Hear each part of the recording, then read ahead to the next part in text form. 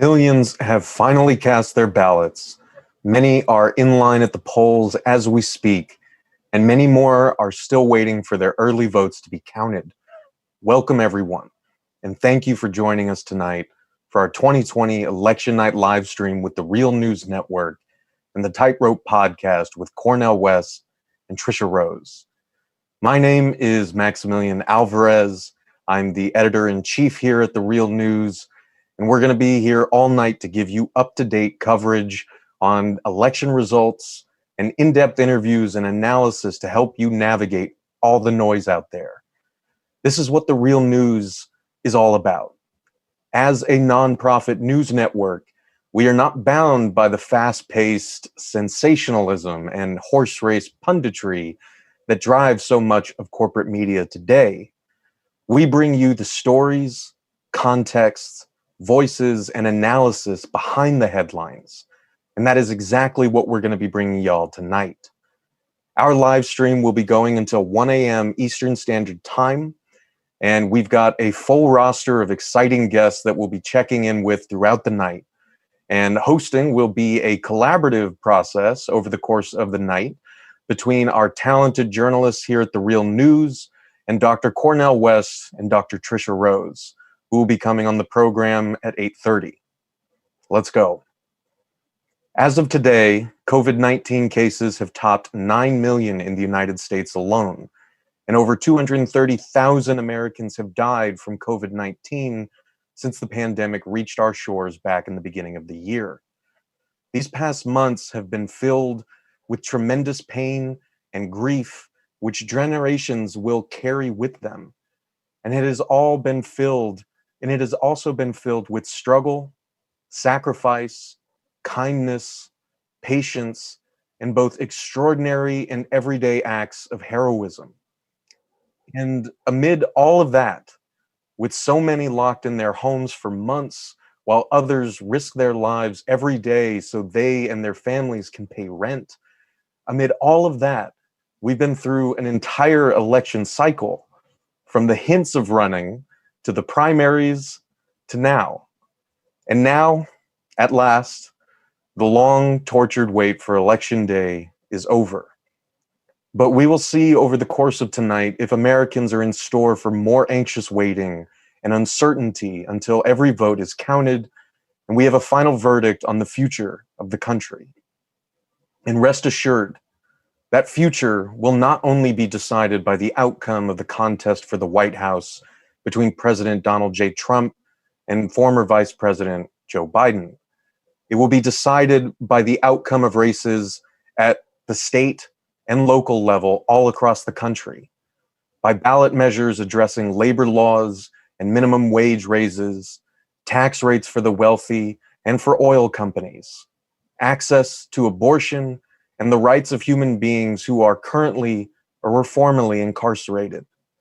The future of the country will be decided by how people have voted today. But as is always inevitably the case, the future of the country and the possibility of that future will be decided again and again by what people do and how they respond after today. So let's get going. Before the October 5th deadline, activist Desmond Meade, executive director of the Florida Rights Restoration Coalition, along with other activists, registered thousands of returning citizens to vote in Florida.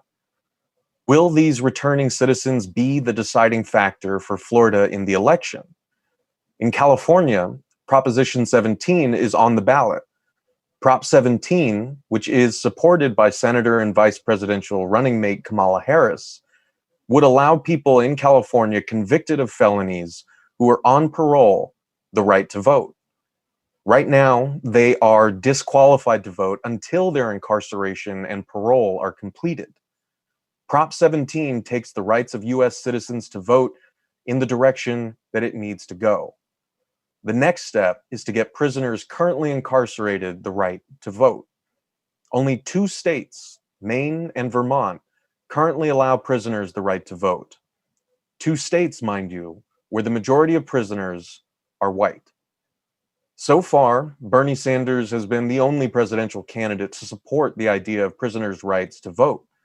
Mississippi, Alabama, and Alaska also give prisoners the conditional right to vote depending on their convictions. To talk more about this, let's go to executive producer at The Real News and host of our show, Rattling the Bars, Eddie Conway, and talk about some of the issues around both prisoners' rights to voting and ex-prisoners' obstacles in their right to vote, particularly in Florida. Eddie, thank you so much for joining us tonight, man. Okay, thanks for having me here. So first off, I wanted to ask you if you could bring viewers up to speed and talk about some of the obstacles to registering returning citizens once they are released from prison or jail. I know in Florida, there is a law that requires former felons to pay exorbitant court costs before their rights can be restored, which, is essentially a poll tax. Widespread canvassing happened in Florida with the help of donors like Michael Bloomberg, John Legend, Michael Jordan, and even LeBron James, among others who helped pay court costs for former felons. So what are the obstacles around court costs for people just coming out of prison or jail? Well, for one thing, and I know some people compare it to the Jim Crow jelly bean jar count that they used back in the past, where they would ask voters to determine how many black jelly beans or how many red jelly beans are in a jar in order to qualify to vote. Of course, they disqualified everybody. Well, now Florida is doing a similar version of that, because there's no way for a person that has spent years in the prison system to come out and negotiate the bureaucracy of finding out exactly what costs they owe, or what bureaucracy they need to be interacting with, whether it's child support or what have you. It's a crapshoot to find out if they owe anything. And if they pay the fines that they think they owe, but some other fines are outstanding, their vote still will be disqualified. So that's a hurdle that ex-prisoners, returning citizens find it very difficult to surmount. Now, a lot of people might not know this, but recently confirmed Supreme Court Justice. I'm not hearing you, Max. Oh. Can you hear me now? Yes, I hear you now. All right.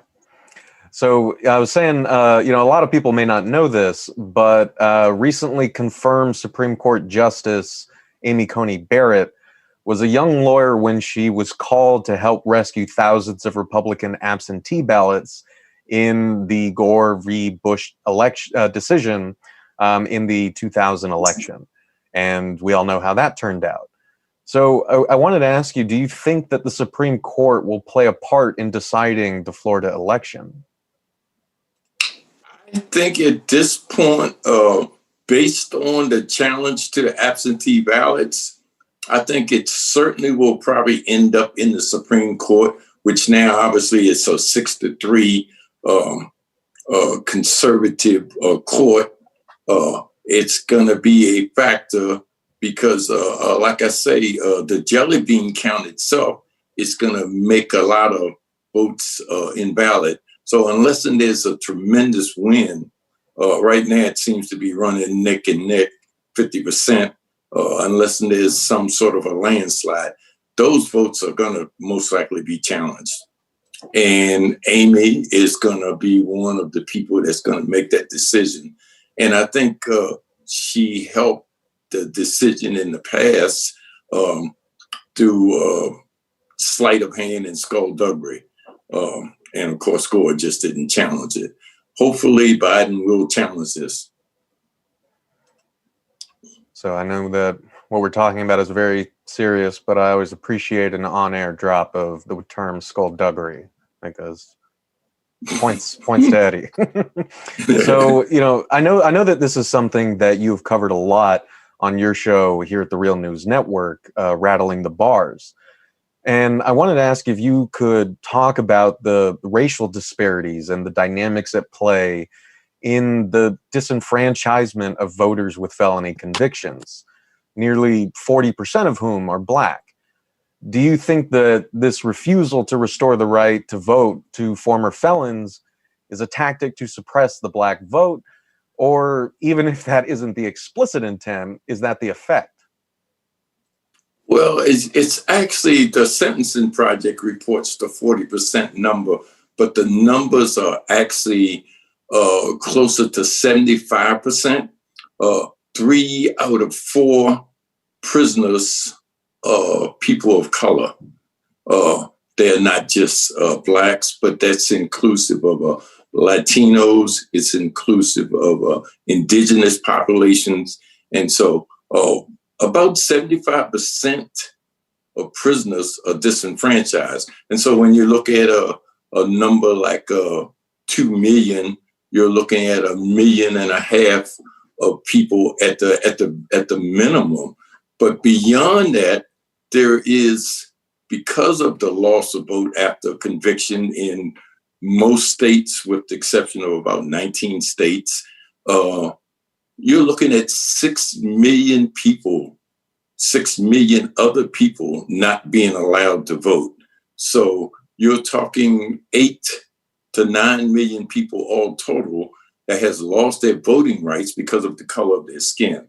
And I'd like to point out that it's not mass incarceration, it's targeted incarceration, because that population, people of color, make up 25% of the American population, but they make up 75% of the prison population because of the institutional racism in the criminal justice system.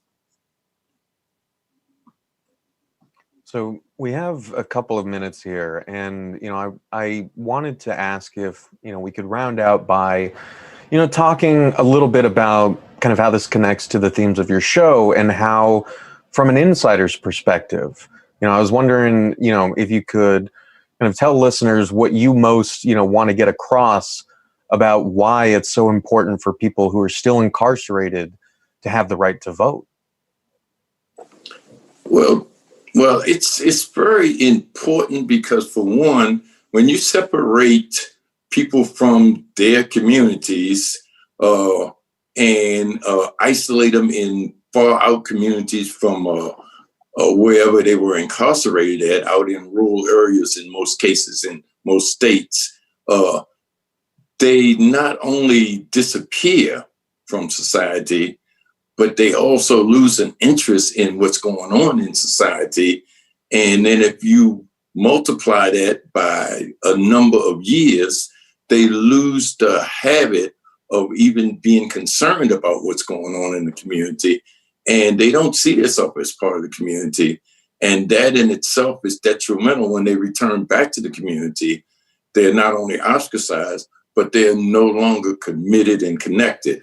The restoring the voting rights within prison systems would, in fact, help them stay connected, stay aware, stay conscious, and upon returning, reintegrate a lot easier. And I know, like I said, that this is, the bread and butter of your show, Rattling the Bars, and you are actually kind of releasing a series right now where you have clips from 40 years ago, where actually to kind of prompt that sort of feeling of civic engagement and belonging that you were talking about, right? There was actually an initiative held 40 years ago where prisoners were encouraged to kind of think about and listen to speakers talk about kind of heavy issues involving politics, capitalism, imperialism. And since, we have a couple minutes here before our next segment, I was wondering if you could maybe talk a little bit about that series and how it speaks to kind of that kind of process that you were describing, where incarcerated folks are not only physically removed from society, but soulfully, psychologically, culturally, socially, in all aspects. Yes, and I think if you look back at those series in the 70s and the 1980s, prison populations were very active in what was going on around the conditions that they lived under, but they were also involved in the larger community, and it created a better return. It created a safer community in the long run. And I think what happens over the years between the Prison Reform Acts and other acts, prisoners have been warehoused, and they have been warehoused in such a way that they no longer have the ability to enhance and enrich their lives. They no longer have the ability to look forward to doing other things other than to return to the activities that brought them into the prison system. That's deliberate. And I think one of the things that 40 Years Ago program shows is that prisons can be an area in which we can educate people, we can organize people, and we can help develop a better society. And at that point, we were talking about the 13th Amendment. We were talking about voting rights. We were talking about conditions, and we were talking about how to stop the exploitation, because that's really what prisons are about right now. They're about making money off of slave labor. That's what the 13th Amendment says. All slavery had been abolished except for those people convicted in the prison system. And so slavery still continues to exist in America today. And now, unfortunately, because most prisons are located in far-flung rural areas, rural white areas, that is, most prisoners are coming from urban areas. They're Black. 75% of those populations are Black or brown. And they end up in an all-white rural area with white guards. And it's a really very conflicting situation, a clash of culture, a clash of race, ethnicity. It's a clash of even religion. And it just creates very hostile tensions outside the cities and inside the cities. And of course, I maintain that the violence we see in the city is created in the prison systems because of the abuse and the destruction that prisoners undergo while they're in those isolated areas. So that is Real News executive producer and host of the show Rattling the Bars, Eddie Conway. You can watch Eddie's show on our YouTube page and on our website, therealnews.com. Eddie, thanks so much for sharing your thoughts tonight, man. Okay, thanks for having me. And now our election night live stream continues, and we go to our managing editor and Baltimore editor extraordinaire, Lisa Snowden-McCrae.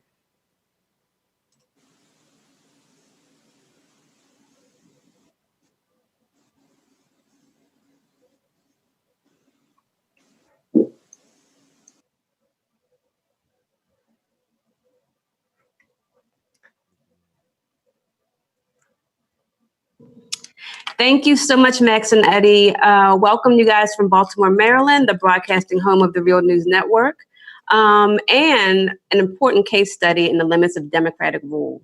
The city's local elections were essentially decided way back in June, which includes the mayoral election.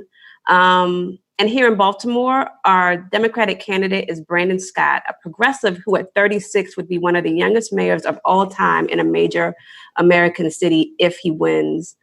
Or rather, when he wins, Scott is expected to be the victor, running against Bob Wallace, a Black millionaire businessman who entered the race after the primary as an independent, and Shannon Wright, the Republican nominee. Both are polling fairly low, but that's in part why it's so important to discuss this election, despite the results being pretty much decided months ago. What does it mean for a city to be so deeply blue? And what are the problems with this kind of one-party rule? To discuss, we are joined by Maryland State Senator Jill Carter, a Democrat, and Baltimore musician DDM. Welcome to you both.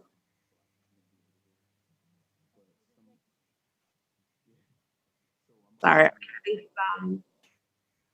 Tech-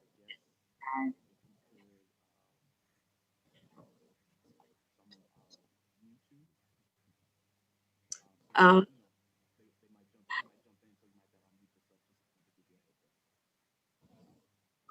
okay, so I think we're just having a little bit of time waiting for Senator Carter and DDM to join me.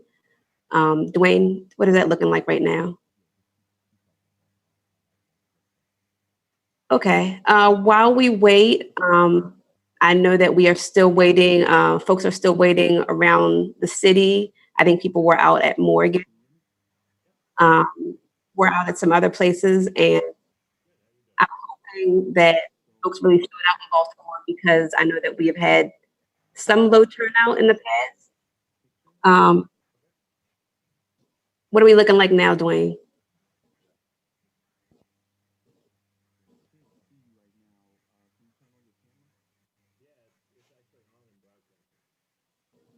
Okay.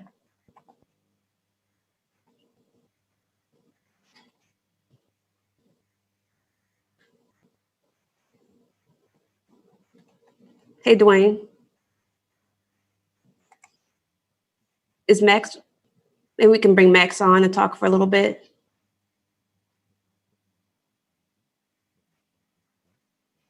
Okay. All right, guys. Myself on the Alrighty.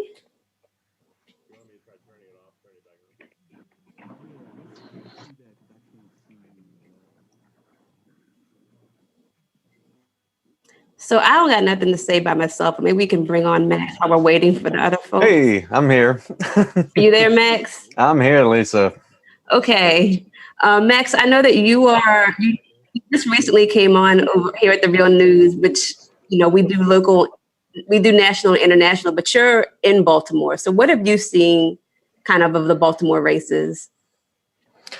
Well, I was actually kind of curious to kind of ask your thoughts about this because you founded Baltimore Beat. You are so well steeped, well versed in Baltimore politics, and I got to tell you, Baltimore politics is unlike kind of any other political scene that I think I've ever been in, and I think that it's been hard to perhaps stay abreast of all the developments because so much of it is colored with just kind of really impressively petty tactics that local politicians take.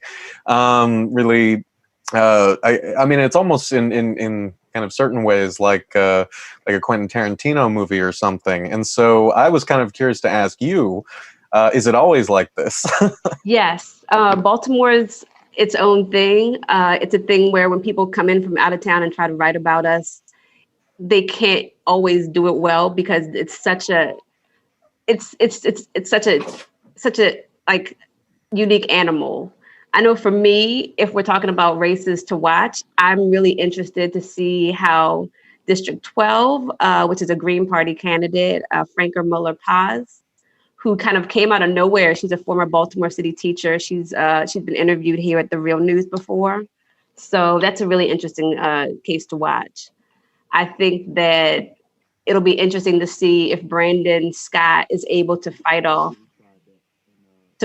his his challengers, Bob Wallace, who's a Black man, independent, wealthy, from the city of from the neighborhood of Cherry Hill, and our Republican challenger, who, Republicans don't often do well in Baltimore City, but she is a Black woman, which I think is interesting.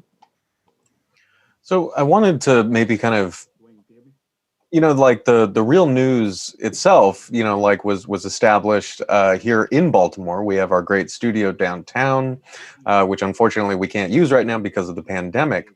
But, I was curious to know, given your kind of storied journalism career, why, you founded Baltimore Beat, what you felt was missing from that coverage that, as you said, is such an elusive thing for journalists who are trying to kind of wrap their head around Baltimore politics and often end up misrepresenting kind of the politics here and the kind of local dynamics. So I was wondering, because I think it applies both to our Baltimore coverage here at the Real News, but also, your work at the Baltimore Beat.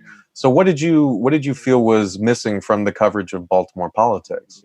I think the thing that was missing was Black people.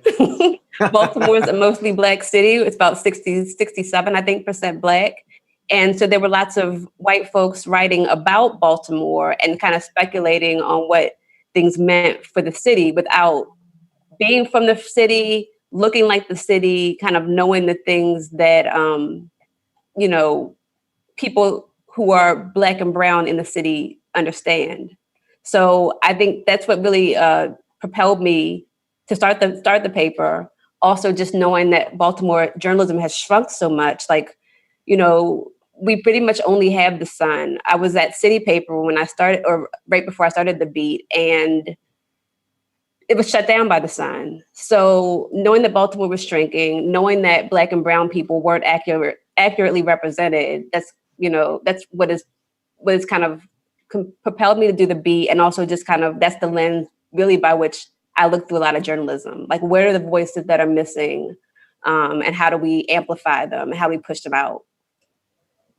Yeah, and I mean, I think obviously the work very much speaks for itself, but that is absolutely what we try. We try to carry that tradition over to the Real News Network, of course, where, as I said in the opening monologue, since we are a nonprofit news network, we are not bound by the same incentives as corporate media. We are not rushing to kind of just get a headline out there and miss a lot of the kind of context and voices and stories behind those headlines.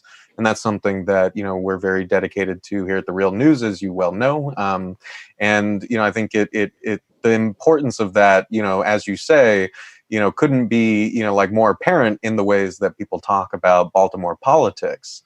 And, this is something that, I know that we've covered quite a bit at the Real News Network across our different shows and, for different segments, focusing on different aspects of, politics, the economy, and social life in the city. But I was wondering if you could talk a little bit about, what is specific to Baltimore? Like, what sorts of dynamics do you think that people perhaps miss when they try to extrapolate, from what's happening in other parts of the country and kind of project it onto the city of Baltimore?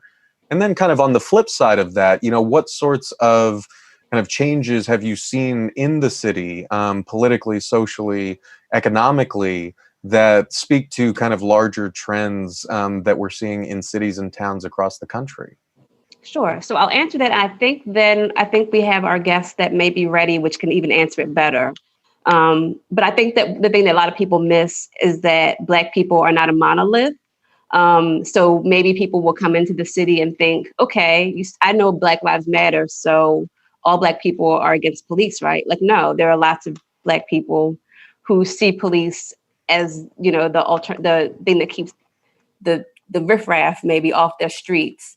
There are people that maybe don't, there are lots of different ways to think. I pointed out that we have a Black woman Republican mayoral candidate. So I think that basically there's nuance that needs to be there and needs to be parsed very carefully. And that's the thing that people need to understand. Like, I think just in general, journalism kind of looks at Black people as like, okay, we can say you are this, and that's not the case. And Dwayne, are our guests ready now? Hey, y'all. Hello. Thank you so much for patience. We're at the end of Mercury retrograde, so I'm gonna say that all that is because of Mercury retrograde.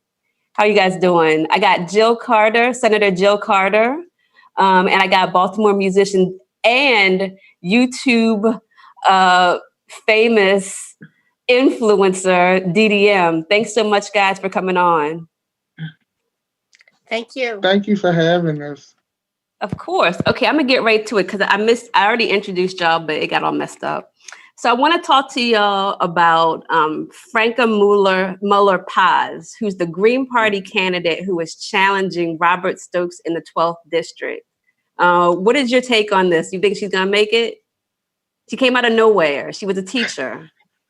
Well, you, I live in District 12.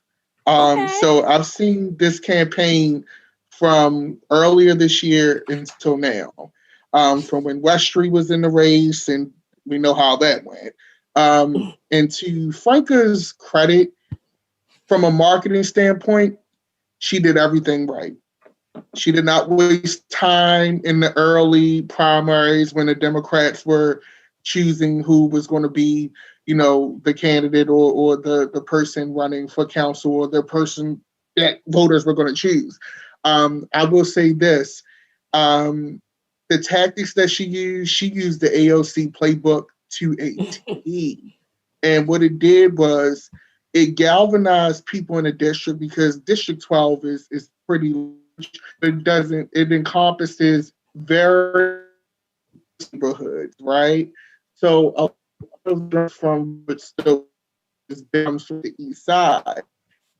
You kind of don't hear a lot about him. People live in Charles Village or Station North or those other areas, and she managed to galvanize that section. And she at least looks like she cares. I think when I talk to a lot of my neighbors and people that live in the area, Robert Stokes is kind of like a ghost to a lot of us. I hate to say that, but even when you look at the campaign finance reports, he didn't raise like any money. Like, you barely saw any campaign material. And you have this young lady come in that's fresh, young, relatable.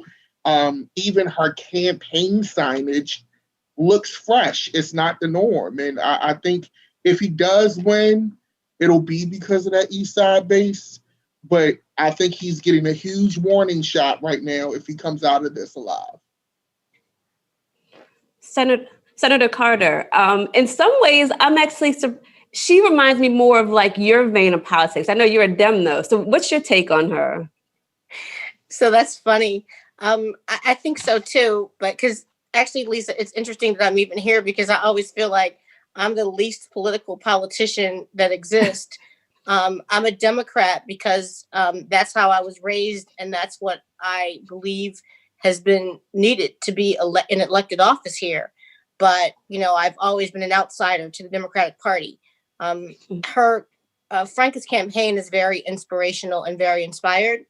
And I think that it will give hope to a lot of people that winning office outside of being a Democrat is possible, and it will inspire more people to do it.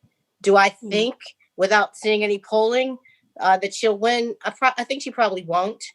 I think because the Stokes name in that district has been a longstanding name, even before Robert Stokes, there was Carl Stokes, who was very popular. And, we've seen in Baltimore before that name recognition carries people a long way. Okay. Well, I mean, that'll be interesting to watch. I'm also thinking about the last, or maybe when was it? The last election when we had Josh Harris run on the Greens. So I don't really think, and he didn't win either, but it seemed like a pretty respectable showing. I don't think that we've seen the last of the Greens in Baltimore. And it seems like with politics, you just got to build on it. Mm-hmm. All right, moving on. I want to talk a little bit about the state, taking out of Baltimore and going to the state. Now, if anybody follows me, I've been yelling at every state representative I could think of, asking why there's not a special session, talking about rent, talking about, the funding that Larry Hogan denied kids all over the state, talking about this pandemic that's still going on. Senator Jill Carter, what is going on? Why didn't we get our special session, and what can people look forward to in the next General Assembly session? So believe it or not, even though we have Democrat majority in both the state Senate and the House of Delegates, we don't have, to my understanding, we didn't have consensus among all of the Democrats enough for the leadership to feel comfortable that they could pull together a special session with a specific agenda that would have Democrats at the numbers that would be able to pass legislation and then also have it veto proof, because they would need a supermajority to do that.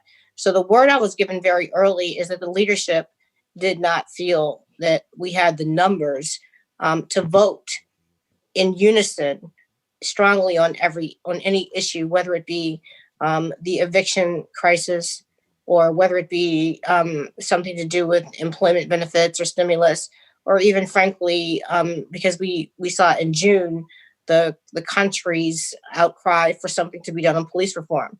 The belief was that we didn't have the numbers and that we should wait until the regular session. It was very painful, very troubling for me to sit back and not be able to do anything about it. But I want to say that what people need to understand, and people don't need to understand anything. But, for me personally, I remember many years ago when I kicked and screamed and hand delivered a letter to then Governor O'Malley calling for a special session without the support of my colleagues. And it went absolutely nowhere. But not only that, it served to alienate me from my colleagues even further. So it made it more difficult for me to be a productive delegate, because it was viewed as, me being like trying to grandstand, self-aggrandizement, like, oh, I'm Jill Carter calling for a special session. So I learned my lesson in that regard. You got to have the support of the leadership in this General Assembly to do anything. You really can get nothing done without the support of the leadership. Okay. Well, I'm going to keep yelling. Okay, last question. And I want to start with you, DM. Miss Kimberly Classic and her race for the seat formerly held by Elijah Cummings. What is our take on her?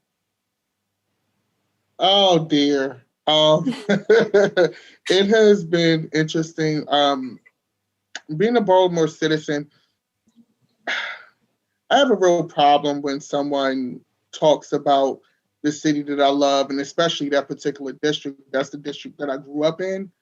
And you're not here. Like, with her, to me, and I talked to a lot of my friends and colleagues about this, it just doesn't seem genuine to me. And I don't like to take Black people and we're this basket case and we're this, that, and the third. Baltimore does have a lot of issues that need to be corrected and we need help with.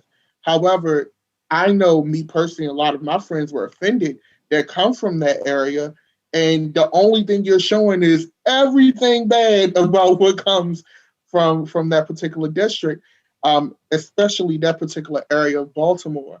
And yeah, she can point out all of the issues, but I'm not seeing any real, or at least she's not conveying to at least the people that I speak with, an actual plan.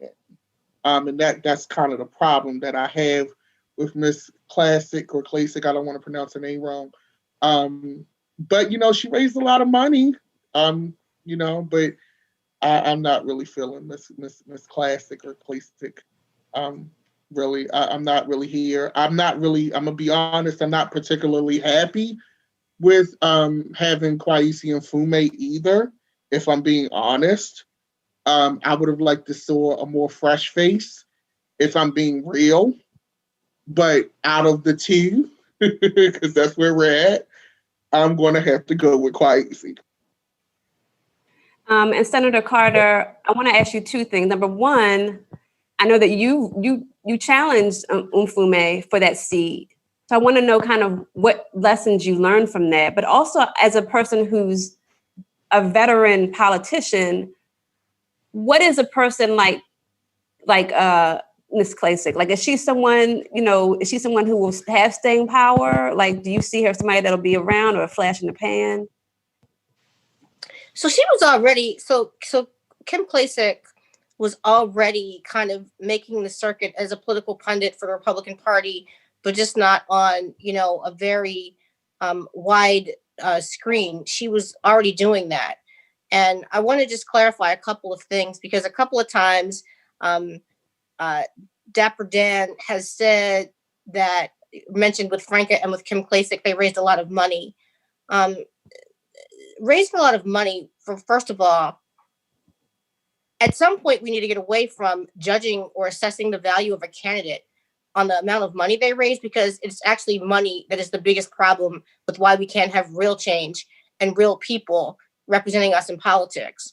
Now, Kim Klacik didn't raise any money, or very much. Donald Trump gave Kim Klacik like $7 million, or, raised it for her, or funneled it through whatever he needed to funnel through to get her.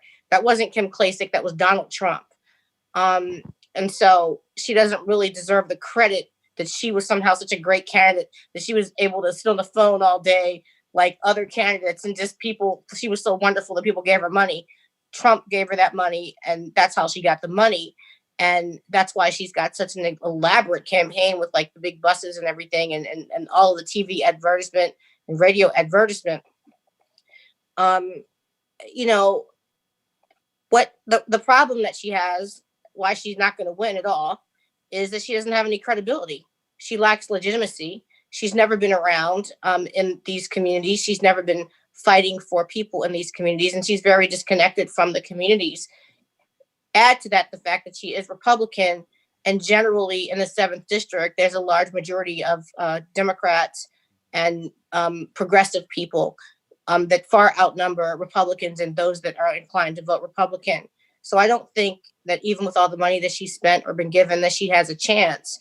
After this, the future, I think she has a future, continuing to be a pundit for the Republican Party and for a conservative agenda in this country, because they're always very happy to find a fresh black face to further an agenda that often serves to or nors to the oppression of Black people, or at least those policies that work in our favor, such as police reform, criminal justice reform, minority business, juvenile justice reform, and just, equal opportunity.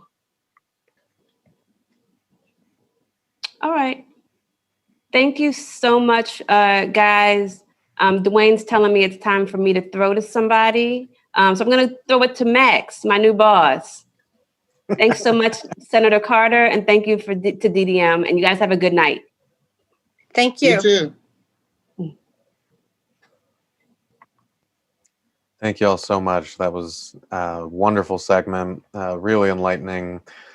So we are preparing to show y'all a live segment, or a pre-recorded segment, apologies, that was recorded by 2 of our journalists in the field who went to Lancaster, Pennsylvania, to get coverage on what was going on in polling stations. Obviously, for the past few months, there's been a lot of talk about, polling stations, and even Donald Trump famously suggested in the first presidential debate that, quote unquote, bad things happen in Philadelphia. And we'll actually be checking in with 2 folks who are at Philly polling stations in Philadelphia later tonight. But as we are live right now, we are queuing up our segment from 2 of our journalists, Stephen and Taya, the co-hosts of the excellent show on the Real News Network, the Police Accountability Report. If you haven't checked out the Police Accountability Report, you definitely should.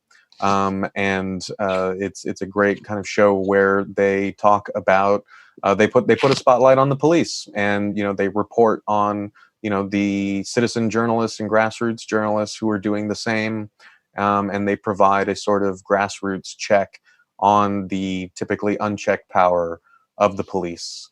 And Stephen and Taya, as I said, went to Lancaster, Pennsylvania to report on polling on the ground over the past 2 days. Dwayne, are we ready for that to roll? Let's do it. This is Taya Graham reporting for the Real News Network in the battleground state of Pennsylvania. We're here in this battleground state, and we've been on the ground for 2 days. We've been going to the polls, we've been speaking to poll workers, we've been speaking to people who go to the polls to make sure that everyone is voting in safety and in peace.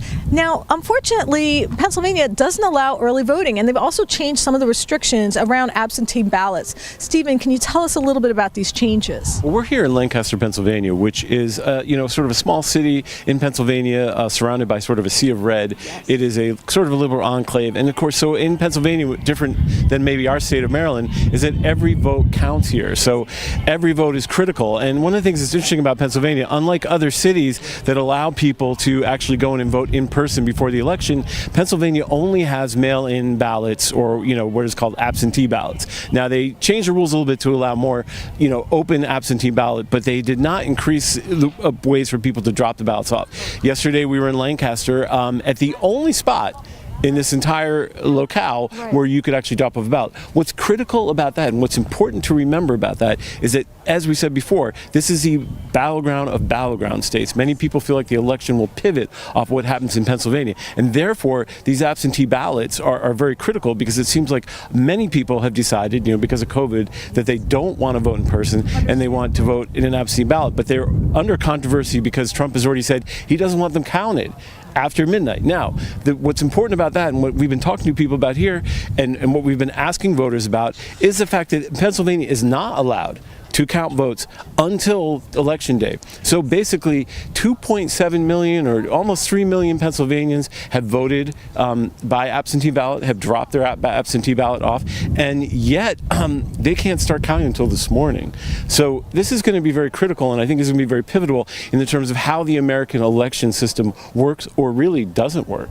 Okay, so before we get into what voters said today, we want to talk a little bit about where we are, which is Lancaster. And Lancaster is a study in contrast. It is a blue city full of minorities and immigrants that is surrounded by the reddest of reds. Stephen, can you talk a little bit about Lancaster and some of the differences in the surrounding counties? Well, when we venture right out of Lancaster, it's extremely conservative. But Lancaster is an extremely diverse city. In a way, these two cities, or the areas sort of representative of the Democratic versus the Republican Party. I mean, the Republican Party is majority white, and the Democratic Party is much more diverse. Yes. And so goes Lancaster. Lancaster has an Hispanic enclave, African-American neighborhoods, and white. But, pretty much when you get outside, from we've seen at the polls, it's much less diverse, let's say. So, it's really interesting because you see sort of the conflict in this country and the conflict over voting side by side here. And, of course, in this state, that conflict or that sort of difference becomes critical because every vote is going to count in Pennsylvania. So what we're going to do is we've been up here before. We came here in 2018 for that very reason, because we saw this contrast, and we were following the campaign of a progressive congressperson, or running for Congress, Jess King, who ran on a progressive ideas package, and she eventually lost. But let's run the package so you can see what we found in 2018, because it's very interesting to compare to what's going on in 2020 now. This is Tara Graham reporting for the Real News Network in Ephrata, Pennsylvania. When newcomer and Democratic candidate Jess King began closing in on the Republican incumbent, we wanted to know how her progressive message was resonating with Trump voters. Our journey started here in the offices of Lancaster Stand Up, a coalition of residents organizing for a progressive candidate, Jess King, who is running a surprisingly close race in the conservative 11th district. When we're knocking doors on Trump supporters, they might not use the same terminology that progressive politicians might, but when you say hey, do you want health care? How are your healthcare bills? Everybody's struggling with that. The group calls voters on the phone and canvasses door to door, but not with a message of Democrats versus Republicans. Instead, the grassroots organization has been focusing on core issues like Medicare for all and getting money out of politics. And so there's been quite a few. I personally know a few people who are registered Republicans that plan to vote for Jess. It's an approach the candidate, Jess King, described as top to bottom, not left to right. And I think what we see is that voters aren't necessarily on a left to right spectrum as much as they are on a bottom to top spectrum. A way of campaigning for issues that affect and appeal to people. It was a theme that resonated throughout a town hall in a small library outside of Lancaster, where King talked about why she was not only shunning big money from Washington PACs, but had concerns about the Democratic Party and its reliance on corporate money. That politics as usual is this, us and them, they're bad, we're good. It's not that way. I think both parties have failed us in many ways at the national level. Well, what we're finding is that issue-based politics, if you will, is much more effective. People here, they think Democrats and they think, the horns and the tail and all that.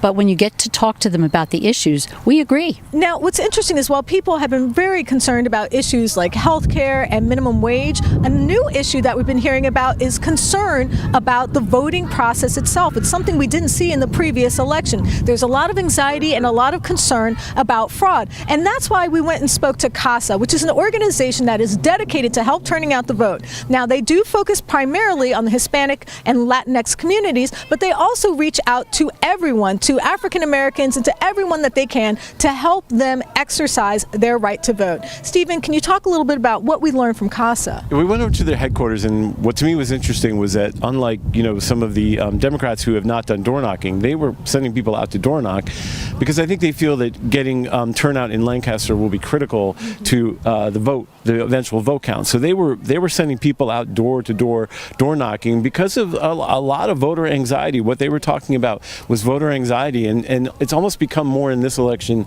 It's just the fact that I get to exercise my right to vote that seems to have superseded any issue. So let's listen to some of their thoughts and hear what they had to say. They're really upset about what's going on. They say, hey, in the modern history, they never have a president who behave like the Syrian president. So they don't want the next 4 years. They want to vote it out. To be honest, in all the doors that I have been going, they are very motivated to go. They are saying, yes, I'm going to vote.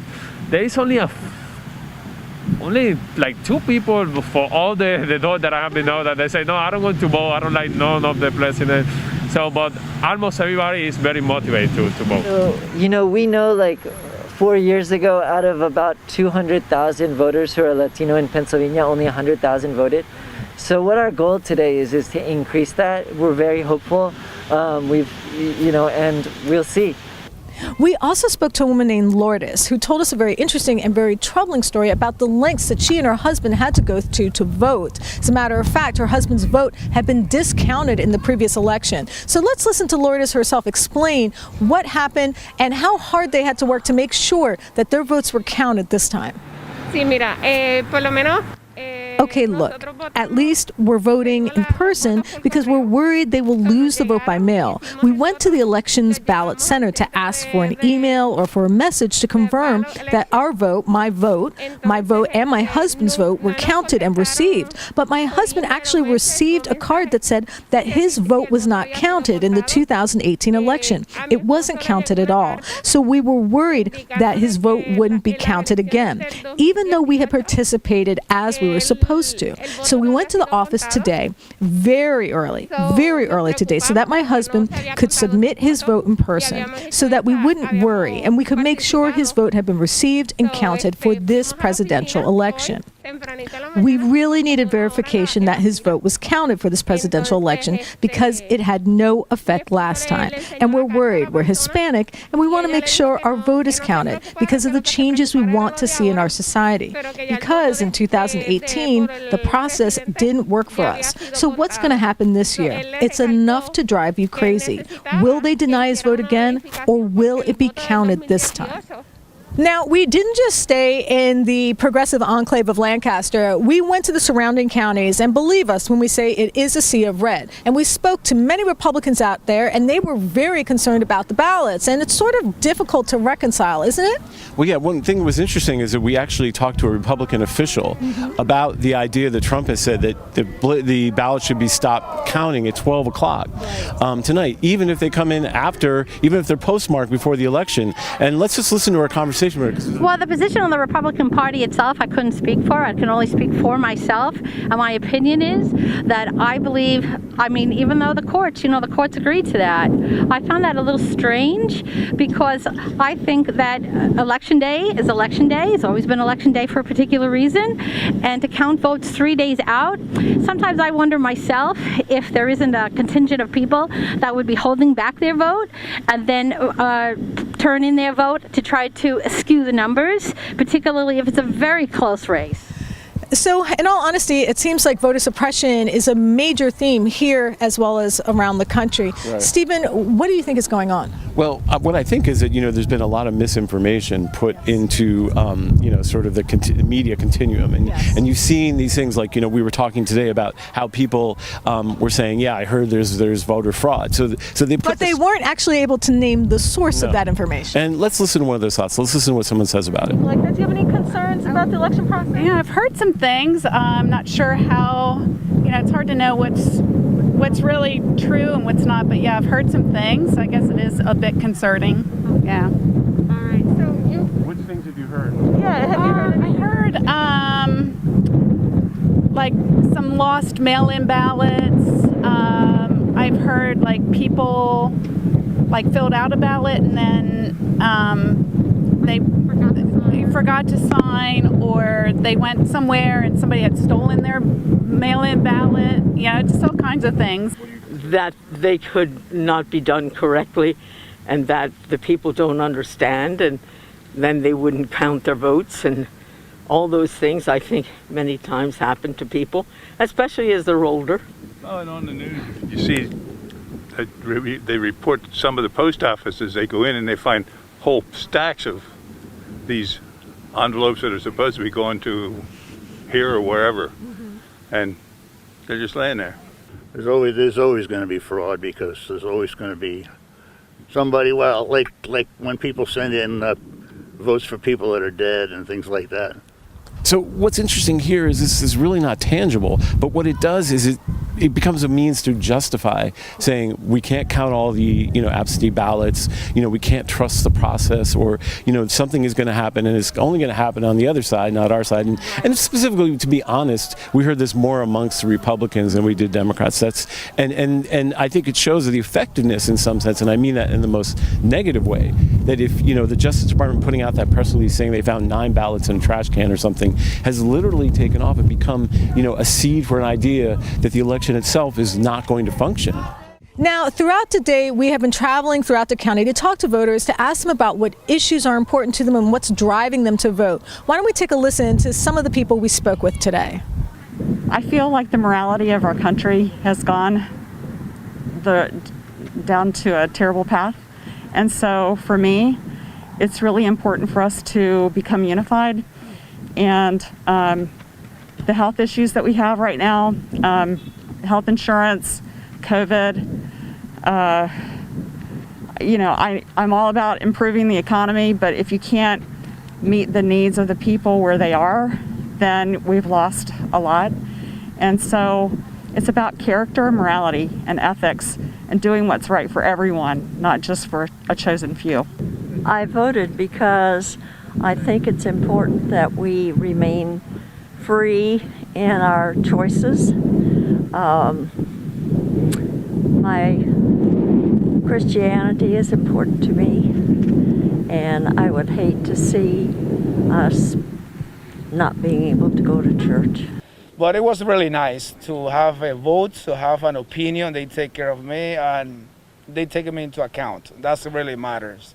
So what's interesting is that people weren't as much focused on the issues as much as they thought this was an existential crisis of left versus right, Democrat versus Republican. Stephen, what was your feeling? Well, if you listen to the SOTs, we hear people talk about freedom of religion and freedom and concepts that I think are far afield from the ideas of like Medicare for all, minimum wage and other things. And to me, it shows that to a certain extent it's become a rhetorical election, an election where rhetorical ideas are, and this is always kind of the case in politics, but to me it's more heightened. I mean, we had some people mention they were anti-abortion, right? That religion was an issue, or their faith and their belief system was an issue. But the truth is, this is an election, to me, at least, and some of the people we talked to, where fear is hanging over everything. Where the issue isn't like, I'm going to vote for a person because they believe in a certain policy, but rather I'm going to vote for someone because I'm afraid of what's going to happen if I don't. We are in such a fearful and anxiety-ridden state that we can barely talk about policy ideas. The voters that we've spoken to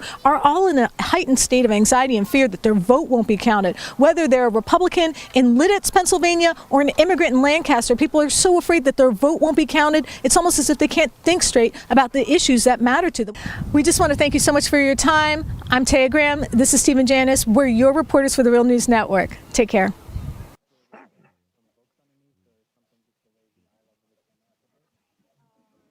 All right. Thank you to Stephen Janis and Taya Graham for that excellent report from the ground in Lancaster, Pennsylvania.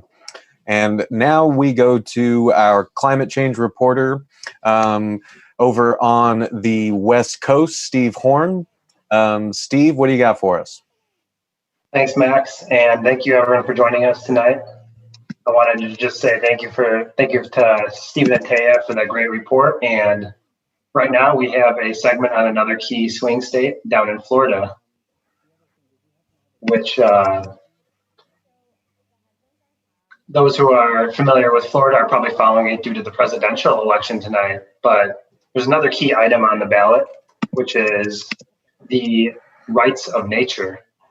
And tonight we have two guests to talk about this particular ballot initiative. It's in Orange County, Florida, which is the house of Orlando and Disney World. These guests are Chuck O'Neill. Chuck is the Director at Large of the Florida Rights of Nature. And the other guest is Thomas Lindsey. He is the Senior Counsel of the co-founder of the Community Environmental Legal Defense Fund. And now he leads a new group that works on the same issues. The name escapes me, so I'll let him introduce his group in a second. But I just want to welcome both guests. I'm sorry. What was your name again? Thank you both for coming here.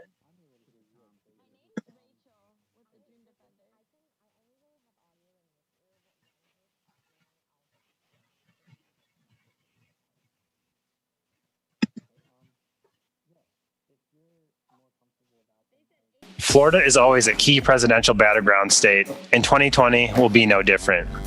It's also a state at the center of the climate crisis. Climate change poses a threat to cities like Miami via sea level rise.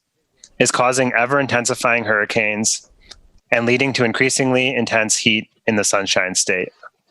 In the midst of these threats, environmental activists in Orange County, Florida, home of Orlando and Disney World, have taken things into their own hands. They say current environmental regulations in Florida fail to protect local waterways. Citing that failure, they're pushing a ballot measure on Election Day, granting rights of nature to Orange County's rivers and other bodies of water.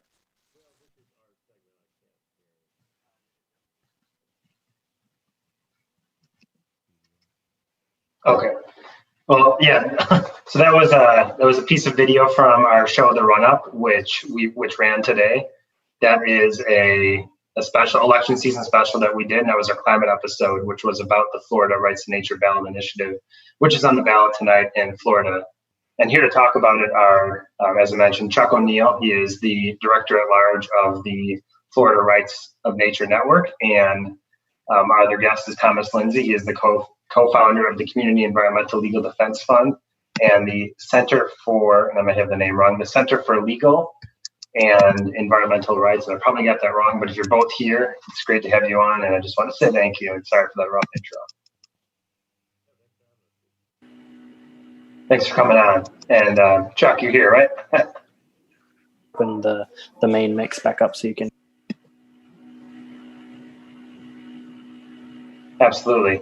So Chuck, yeah, you were featured in this video that we did, the news package, and I just want to thank you first for being a part of that. And I guess just to kick things off, explain more what's in this particular ballot initiative. Why was it important to get it on the ballot? And I guess what's the sense today in Florida for how, in Orange County for how things are going? Are there any initial results? I guess what's the sentiment in Orange County about this ballot initiative among those who are following it?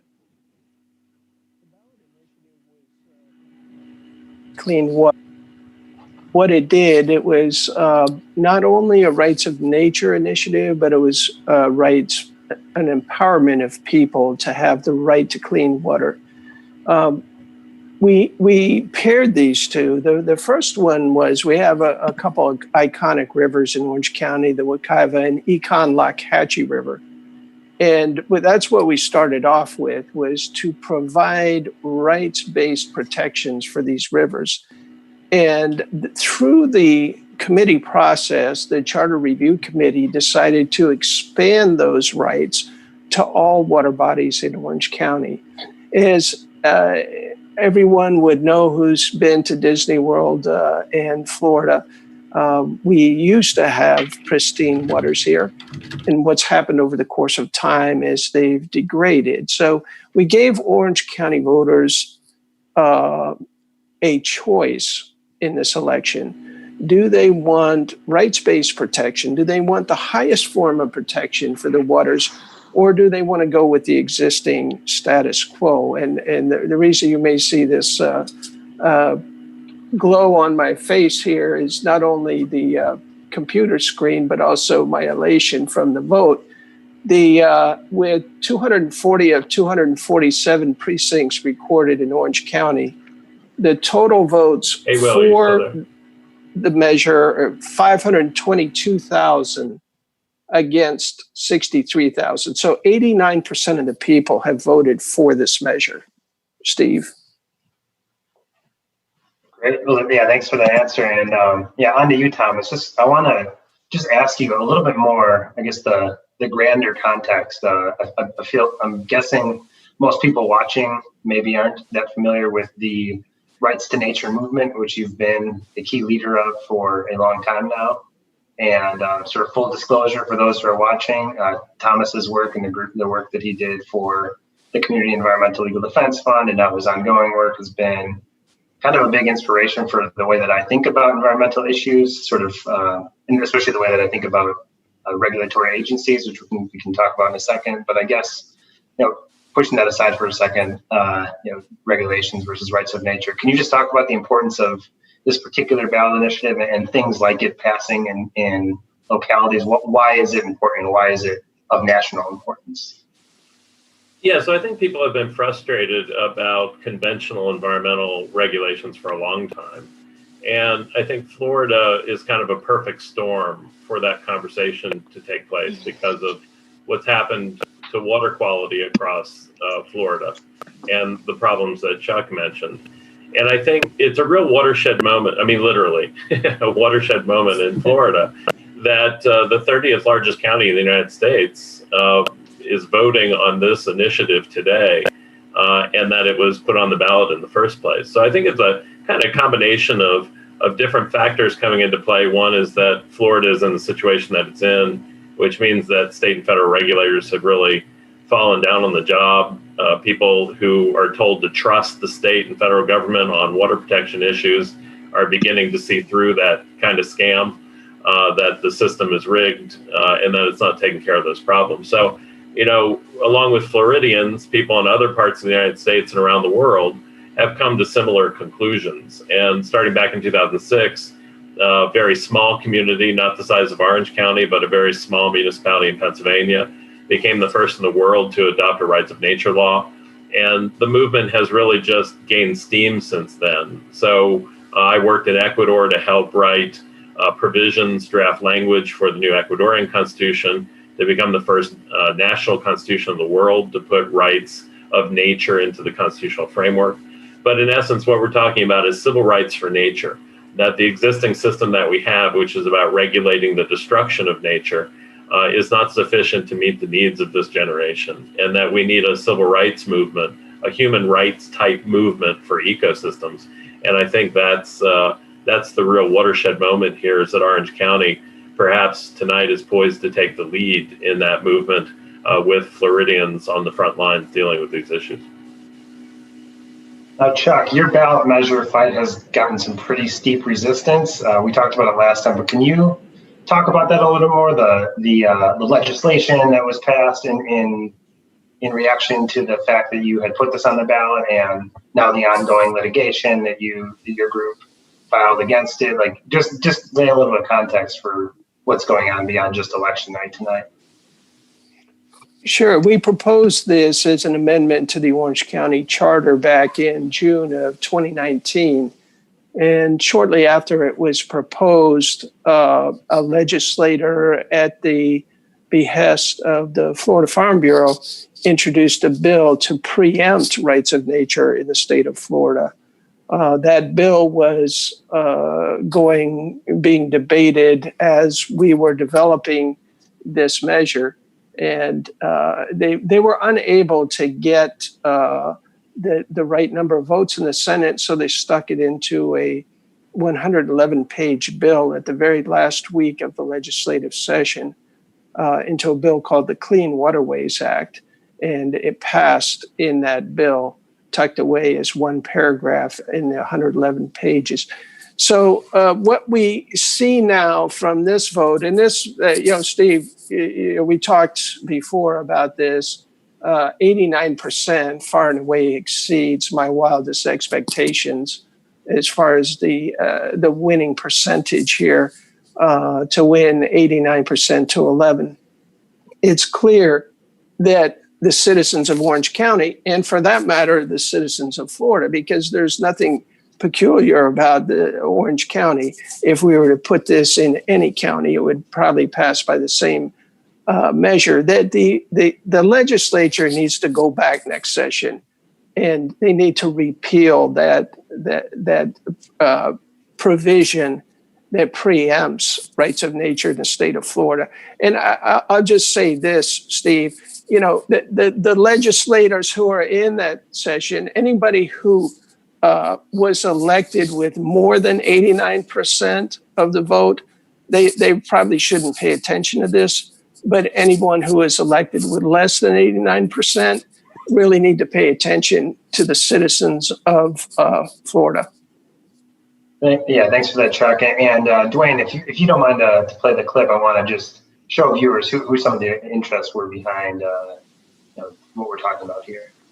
According to a Real News review of committee hearing documents, the legislation received lobbying support from the Farm Bureau and Agricultural Coalition, Chamber of Commerce, and Home Builders Association. Here's Representative Blaise Ingaglio, the former chair of the Florida Republican Party and bill author, at a February 12th hearing speaking on behalf of the law. Issuing permits may be nearly impossible with this heightened standard of review, and the challenges to the issuance of these permits would be much harder to defend. This will be chaos and will damage our tremendous economy. So, Thomas, I guess this is probably an argument that you hear a lot in these fights across the country and maybe even around the world. And it's probably the paradigm through which the fight is going to take place after Election Day in the legal arena and in the broader political arena. I guess, can you sort of respond to that clip of that Republican legislator saying? I think we have about 2 minutes left, and I definitely wanted to put this to you. Yeah, it's the templated attack that they run on these rights of nature laws. But as someone in New Hampshire once said, there ain't no jobs unless there's clean water. I mean, it's a baseline standard that you have to have clean water. And the only way to have clean water is to recognize that ecosystems like the Wekiva and Econ-Lac-Hatchie rivers have rights as well, that people can actually step into court to defend those rights. And so it's nothing we haven't seen before. It's it's just it's in their toolbox, and that's what they pull out. But an Orange hasn't been successful, and with a resounding vote, won't be successful in other places in Florida as well, I think. Well, just want maybe a last quick question for you for a prediction from Chuck. How are things looking in Florida to you for the broader presidential election? I know that's not the main thing we're talking about, but just to close things out, a quick prediction of how are things are going, or maybe even how are things going in Orange County? Anything you want to say quickly? This is a very split state, and it has been for several elections. I think it's going to come down to maybe a few thousand votes one way or the other. I would probably say that Biden will eventually win Florida after all the votes are calculated.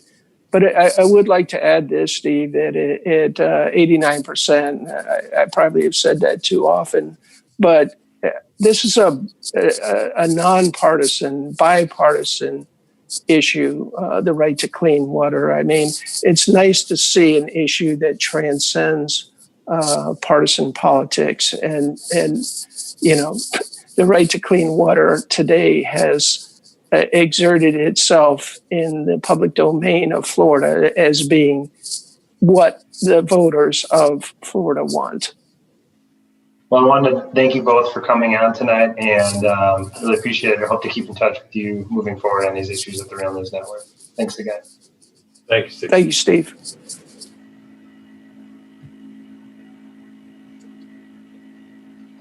And yeah, our next segment is another segment out of Florida, actually, more pertaining to the presidential election and the issues under that umbrella. And it will be hosted by Mark Steiner. So I'm going to toss it to him right now. Thank you all for joining us for this segment. Thanks so much, Steve. Good to have you all with us here. And we're about to have join us here is Rachel Gilmer, who is the co-director of the Dream Defenders, joining us from Miami, Florida. Rachel, always good to talk with you. And welcome back to The Real News. So let's just start with what we're seeing right now. I mean, just very quickly, we're seeing dogs walking under my desk. That's what I'm seeing. So we're seeing we're seeing a really tight race. And I'm just your sense you've been out in the street. You're part of the organizing team for Dream Defenders. Talk a bit about what you're seeing now, what your sense of where this is going. I mean, Florida is always super razor thin margins, so I'm not going to do any predictions yet, waiting for all the votes to come in. But we do know that we've seen historic turnout. Young people in particular, Dream Defenders organizes young Black and Brown people. And as of last week, more young people had turned out than in all of early voting. On college campuses where there's polling sites in 2018, the right was fighting to get college polling sites shut down. We ended up winning that fight. And then in some of the polling sites on college campus, we're seeing nearly 100% turnout. At University of Central Florida, the largest university in the country, they had 100% voter turnout. So that's a really exciting sign. I mean, young people, our generation is the most progressive, the most diverse generation. We are, we have a really clear vision about the transformation that's needed in this country. And so I'm feeling confident and ready to go and just kind of waiting to see what the results are, but excited that we're seeing young people engaging in the political process in ways we haven't seen in previous cycles at the same level. And so I just think there's a lot of possibility, not only for what that means this year, but just for the future in terms of changing the political landscape in this country. Especially, we talked earlier when we talked for a few minutes on the phone, we were talking about the Puerto Rican vote and the vote of immigrants. And your work in Dream Defenders, I mean, that's a big piece of what you're doing is bringing this vote to bear and organizing. Talk a bit about that work you've done and how you see it unfolding today and these last couple of weeks. Yeah, so I mean, Dream Defenders is part of a 7-organization coalition called Florida for All that's been working to build a long-term strategy to build independent political power for our communities in Florida.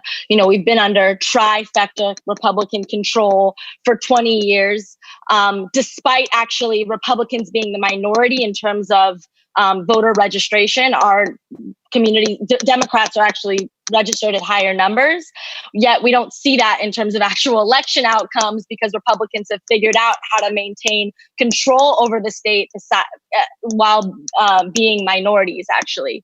And so our organizations are focused on how do we expand the electorate, get more and more people engaged in the political process, and really figuring out a long-term strategy to flip the state. Part of that is engaging new populations. I mean, the immigrant population in Florida is incredibly diverse. Right here in Miami, we have Haitians, Cubans, Venezuelans, Puerto Ricans, and these communities are all, incredibly diverse, do not hold the same politics. And so we're really focused on how do we engage communities, bring more people in, and really build a political bloc that's able to contend for power in the state. And we're seeing that the right is very threatened by that. I mean, in 2018, when our governor won, a Republican beat Andrew Gillum by 20,000 votes. I mean, that's literally, I always say this, like literally smaller than a Beyonce concert. That is like 0.3 percentage points. Right. He immediately, that same election cycle, we passed Amendment 4. And so what did the Republican legislature do? They immediately figured out how to restrict implementation of Amendment 4, which would have brought 1.4 million people into the electorate. And so, there's just huge possibilities to be engaging our communities. And we're seeing the Republicans respond by trying to figure out, further disenfranchisement strategies, further strategies to figure out how they can maintain control in the wake of growing communities that are becoming more and more politically active. So I'm curious what you think the strategy is going forward. I mean, we don't know yet. The race looks really tight in Florida from what I've been watching in different sites before we started talking. I mean, 50% the last time I looked for 50 point something for Trump and 49 something for Biden at the moment.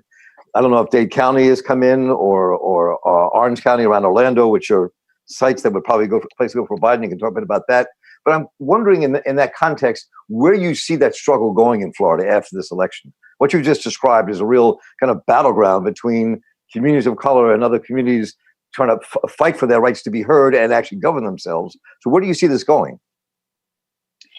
I mean, this is a long-term strategy. And I think what's giving me a lot of hope is, this year when we saw the uprising, the largest uprising in U.S. history, quite possibly, we saw young people taking to the streets in very rural parts of Florida where we hadn't seen, protests like the protests we were seeing, I think in recent history at all. So that gives me a lot of hope. The fact that like young people are taking to the streets in even parts of Florida where, our organizations don't have strongholds. They're like, the red parts of the state. So it's exciting to see that there's organizing potential and that young people, I was politicized around Occupy. That was 10 years ago. And, when I was politicized, I didn't believe in elections. I thought that both, and I still think this, that both parties, the electoral process is the problem. But what's exciting is I think we're seeing young people refine their political analysis and realizing that they have to engage in elections, that there's an opportunity to be in the streets. We need to be in the streets, but that we actually have to figure out how to translate that into political power and get people in positions of power who can actually move the agendas that we're demanding in the streets. And so, this is a long-term strategy. And I think, eventually I would love to figure out how we get young people in our base to actually run for office.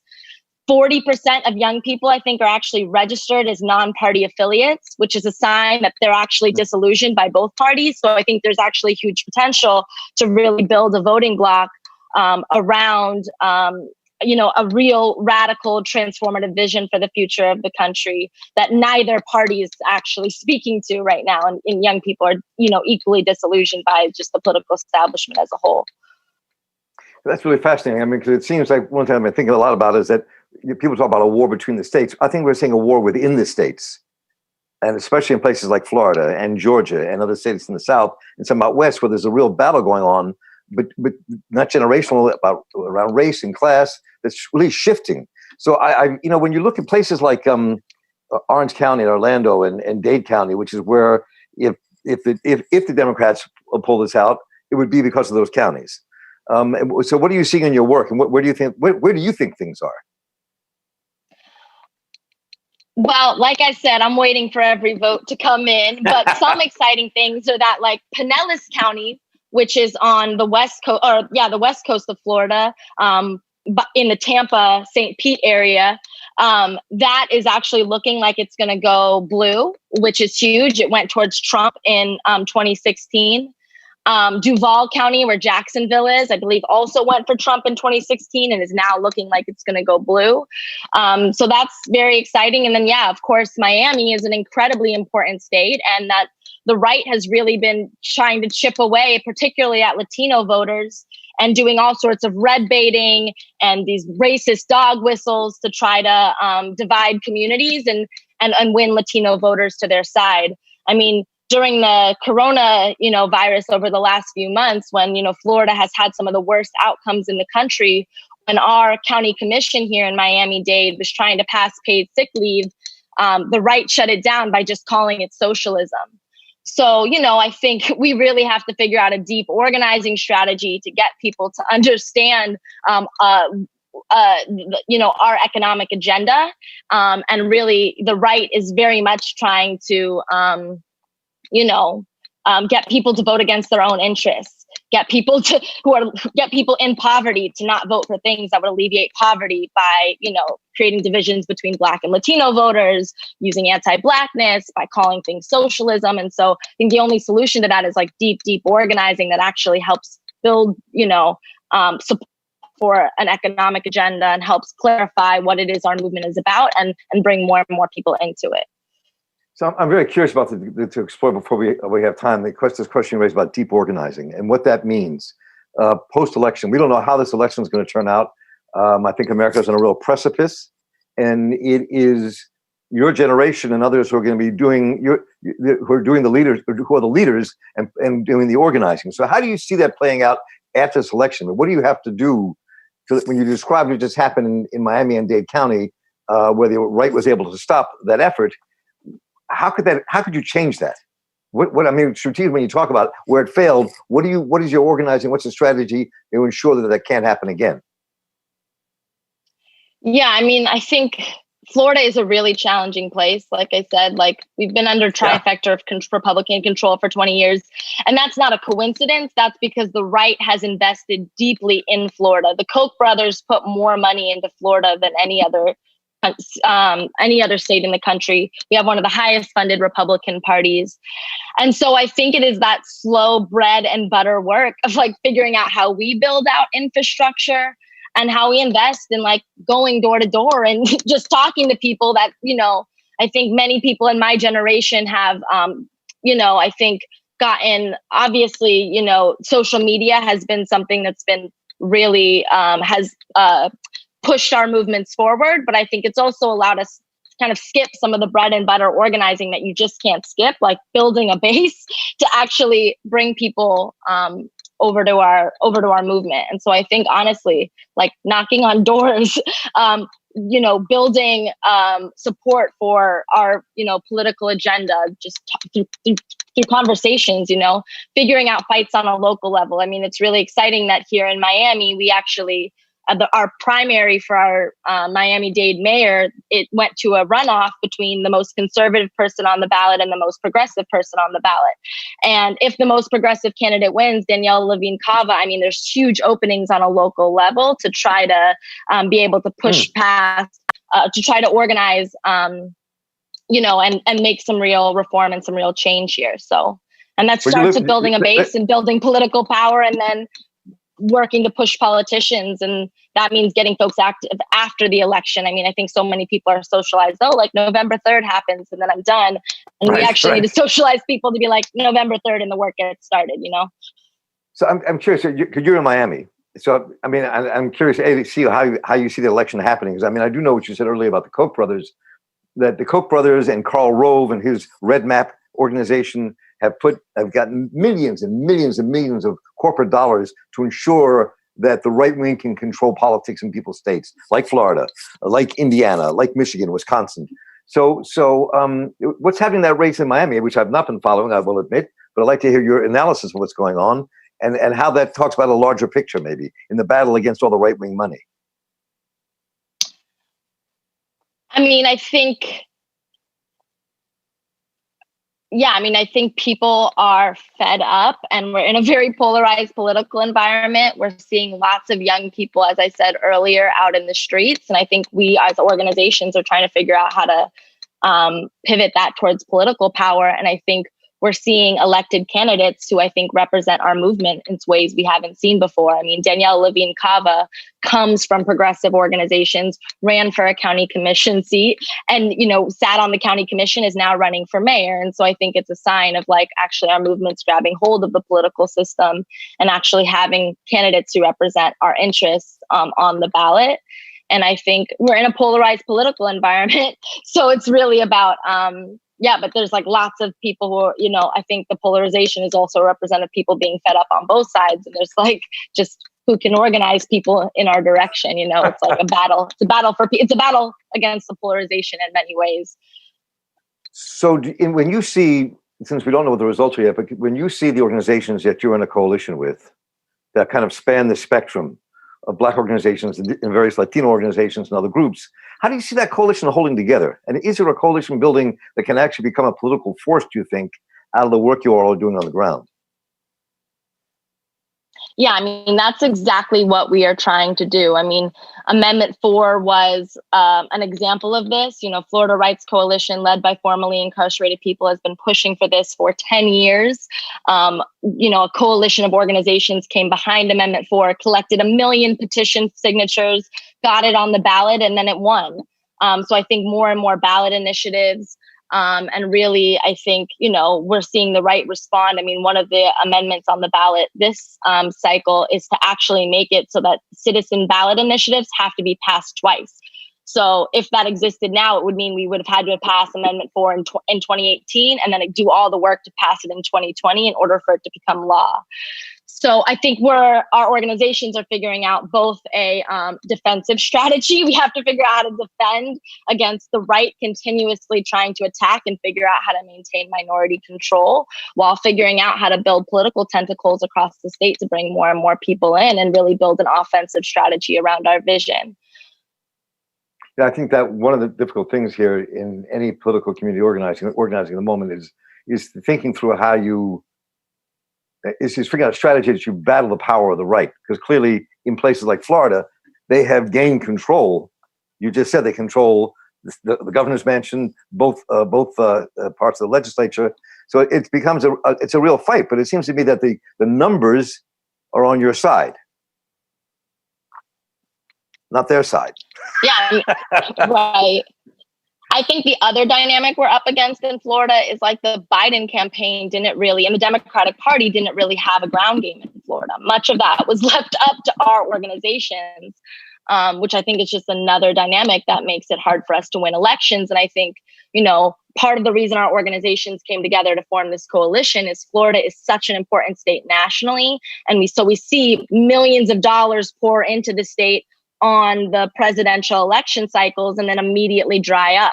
So it's very hard and then much of that money ends up going to national groups that parachute in and don't have a long-term investment in figuring out, in our communities. They don't have long-term relationships in our communities to really be building the type of political power necessary to be able to flip these elections long-term.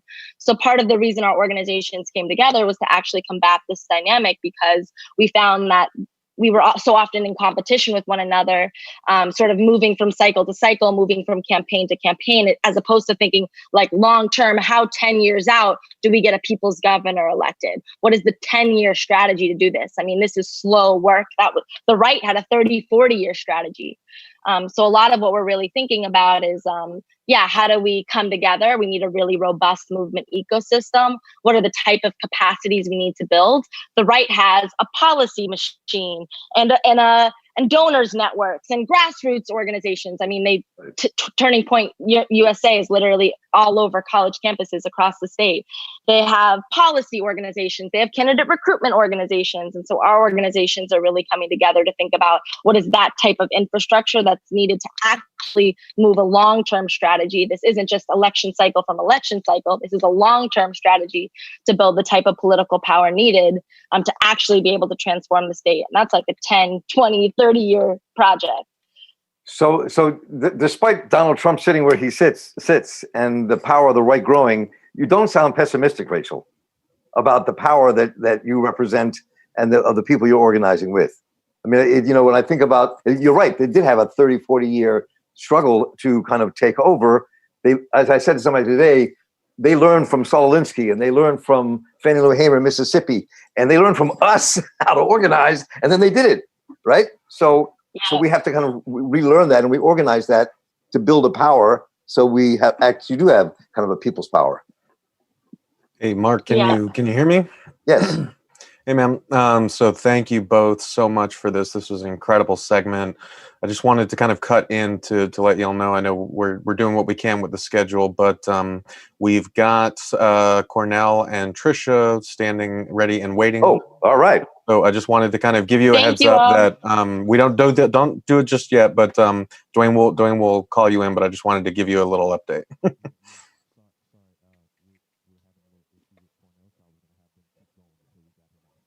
Okay. All right. So I will not stand between Cornel West and your audience. So thank you all for having me. And, I think Trump wants to say that the election is called when he sends a tweet or when he intimidates voters, but really the election is called when every vote gets counted. So like I said, I'm just waiting to see the votes come in Florida. I have a lot of faith based on past election cycles that it's definitely going to come down to the wire. And so I'm just on standby, kind of waiting to see what happens and feeling confident in the fact that, our organizations have talked to millions of voters, that, we just had lived through a movement moment in which we saw millions of people take to the streets all across the country. And I'm feeling confident that that's going to translate into political power and results tonight. So thank you again for having me. No, thank you. And I mean, you represent what the future is in terms of building a movement in this country and making things change. And I deeply appreciate the work you do, the stuff you've been writing, you're organizing with offenders. I mean, you're really doing an amazing piece of work, and we really do appreciate it. I know you got to run, but I appreciate the time you've taken. I look forward to many more conversations and really following what you all do in Florida, because I mean, this is just the beginning. No matter what the hell happens with the Electoral College in Florida, this is literally the beginning of your struggle. Yes, most definitely.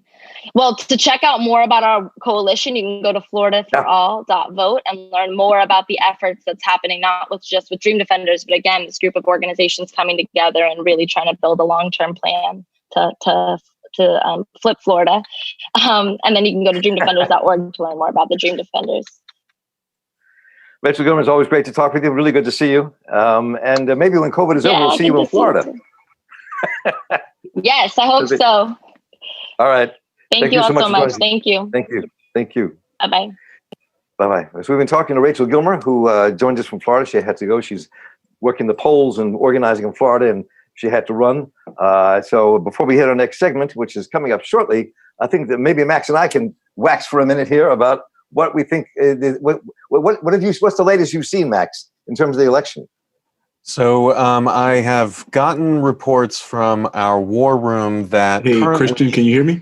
AP is reporting that Pennsylvania has Biden ahead by 63 points with only 5% in.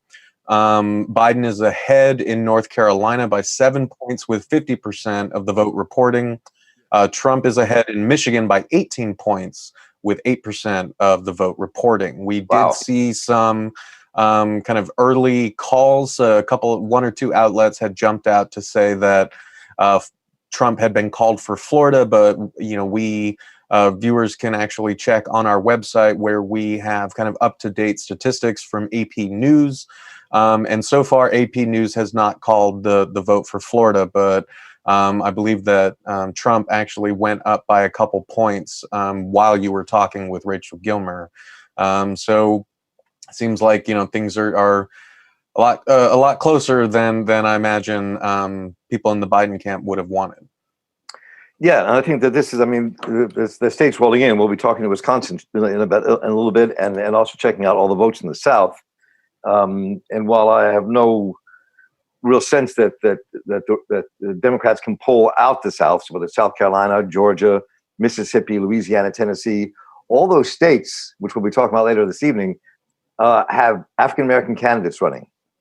It's like this wave of the spirit of Reconstruction coming back again, and running really hard and strong campaigns. I think that whatever happens tonight, and I think Rachel Gilmer gave us that sense that we have to think of this in the long-term struggle, and the folks in her generation, in the 30s and 40s, your generation, they have to. Now's the time to push the struggle. No matter who wins this presidential election, it's going to have to step up. I think that's what we're seeing and hearing around the country right now. I think we are, man. And I think that, your discussion with Rachel was very emblematic of that. And, even the conversation that, I was having earlier in the night with our colleague, Eddie Conway, host of the great Rattling the Bars show, right? This is something that we will, be addressing later on in the live stream, especially with a pre-recorded segment from two of our young producers. But, there are a lot of issues that I think really matter to millennials and to Generation Z that I think really speak to, a larger systemic type politics, a focus on kind of long-term political goals, including kind of curbing the effects of climate change, including kind of student debt relief or cancellation, including, like so many of the things that you and Rachel discussed, and kind of restoring the basic rights and humanity of, currently and formerly incarcerated folks. The problem, as is often the case with every kind of new election cycle, is that sort of long-term political thinking often doesn't translate to the short-term political tactics of, this or that campaign.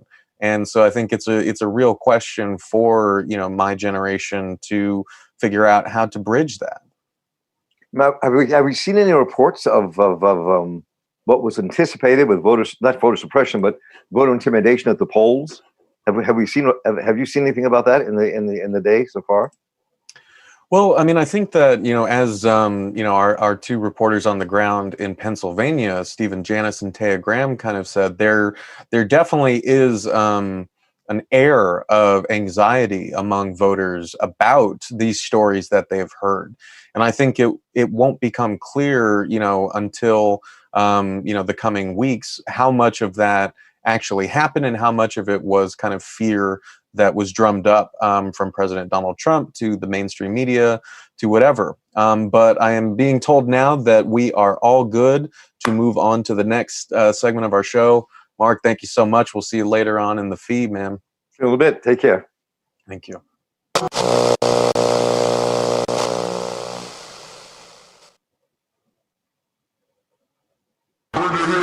We are witnessing America as a failed social experiment. How do we tell this story in a way that builds the kind of emotional momentum that colorblind ideology builds? So many young brothers and sisters of the younger generation find themselves so far removed from the best of their past. What are we going to make out of the nothing we've been given? How do you envision possibility?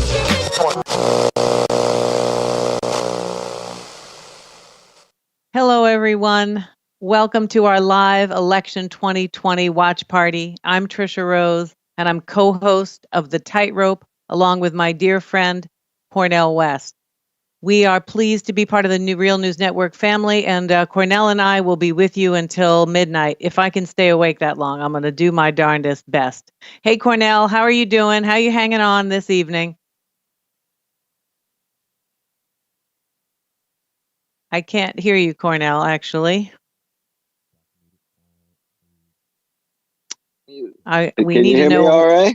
Oh, there you go. Yep, right? perfect. How you doing there? I'm sorry about that. Just get this technology together, but it's always a joy to be with you. And what a night, as the mighty Dells would say from Chicago. Oh, what a night. What a night. What a night. Oh, what a night. And I mean, it feels as though we've all been working ourselves up to this moment for months and months on end. And everybody's so anxious about it. I've never seen so much attention to an election. Do you recall any election that feels as urgent on the ground as this one does? No, I don't. I know Nixon in 68 and Reagan in 80. We were at a fork in the road and we made the wrong turn in both cases. But we didn't have a map, brother. We didn't have a map. I hear you. But no, this is a big one. We talk about the future of the planet, the future of democracy, the future of civilized relations in a certain sense. So we shall see. But I don't know. I don't have my expectations too high. But on the other hand, I'm always welcoming some good news. Yeah. And our hopes tonight are, not to so much get ourselves caught up in, how many points here and there, because that's all going to sort itself out as the night goes on.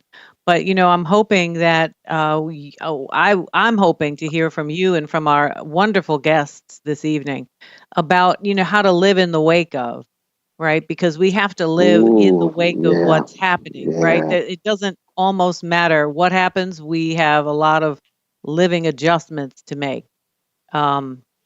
So, that's where my mind is. That and, being hopeful that this is a landslide of some kind away from fascism. But how might you, what are you thinking about one of the key things we might need to focus on in the wake of, right? I'd love to hear what you're thinking in that way. It's at times like these, I think that we have to fortify ourselves to be ready to deal with adverse circumstances, whatever form they are, whatever manifestation they make, so that we are committed to the truth and justice no matter what. And that ought to be a sacred fire of truth and justice inside of us that no set of circumstances can dampen. And I think that's the kind of commitment. I've been reading a lot of Dostoevsky today with The Gambler and Alexis and the Russian roulette, society in Rouletteburg. That was the original title of that great novella. But this whole sense of being intoxicated with the now, with no sense of the past, no sense of the future, obsessed with this certain titillation of truncated, meretricious so-called greatness, and the way in which that leads toward undercutting any serious future. I think that's a sobering kind of reminder of how deep our dedication needs to be in such a grim moment. But we'll see what the election results have to say. We want to be open-minded. But as you say, anyway, we're looking much deeper than just the kind of superficial question of numbers here.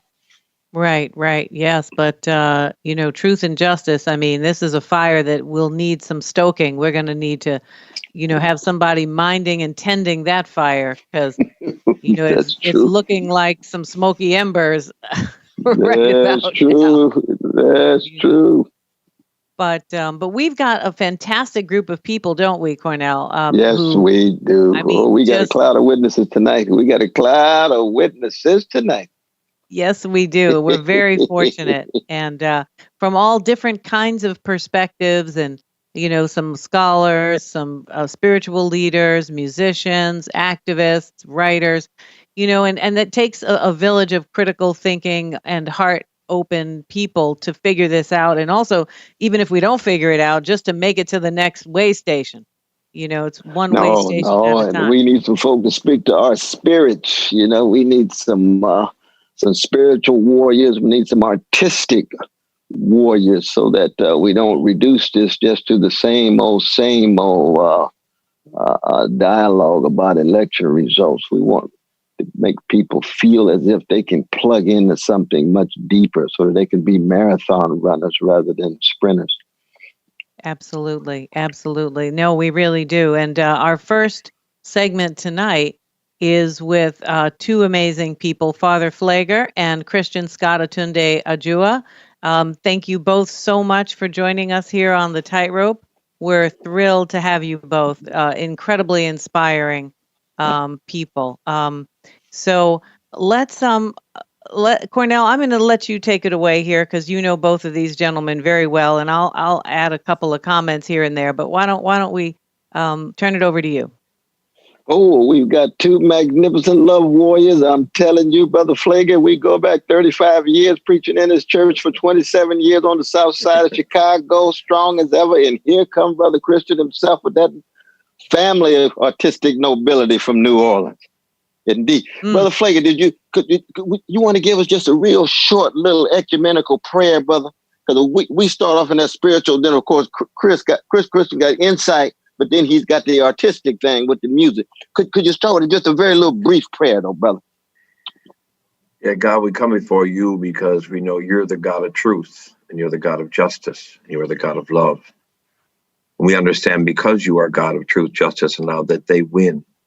And we must never become discouraged with the battle and with the fight, with the darkness or the evils or the attacks that come around us, understanding that the battle is already won and ours is just to continue to pick up and fight and walk to the winning point to be our more than conquerors. So give us the strength, give us the vision, and continue to give us the courage. Amen.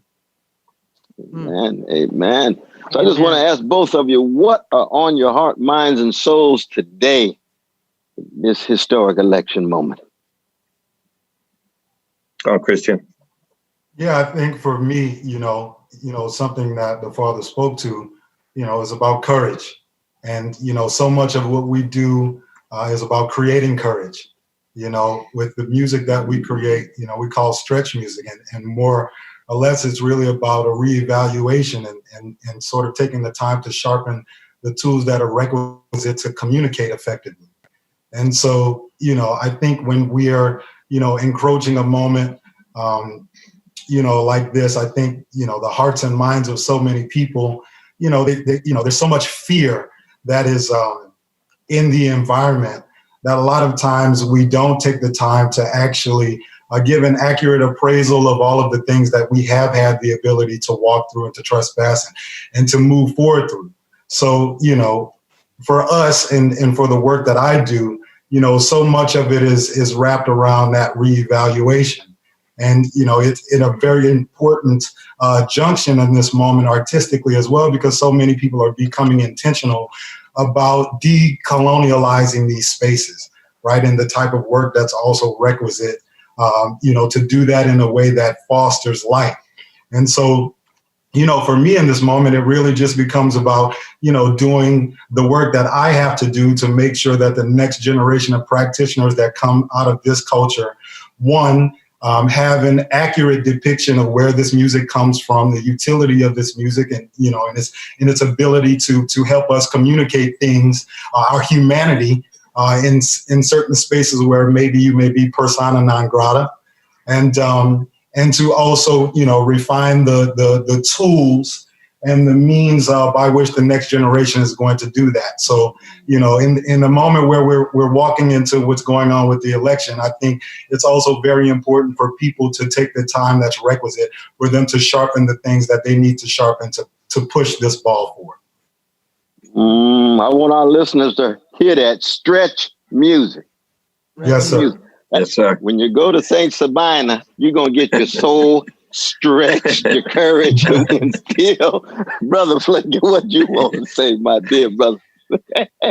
well, Doc, going on what Christian just said, I think we must be about make sure that we're empowering and uplifting those creators of the future, that they don't get overwhelmed or discouraged or heavied by this atmosphere that we're in right now and this darkness in our country. But at the same time, we say that I think we have to look at the real picture tonight. And I think this election to me is really much bigger than Trump or Biden. To me, this is a statement about America and where America is and who America is. And really, there's a sadness. And I think in a sense, no matter who wins tonight, America has already lost. And I say that because I think the fact that this is even a close race is a discouraging statement about the country. I think Donald Trump certainly did not begin racism in America.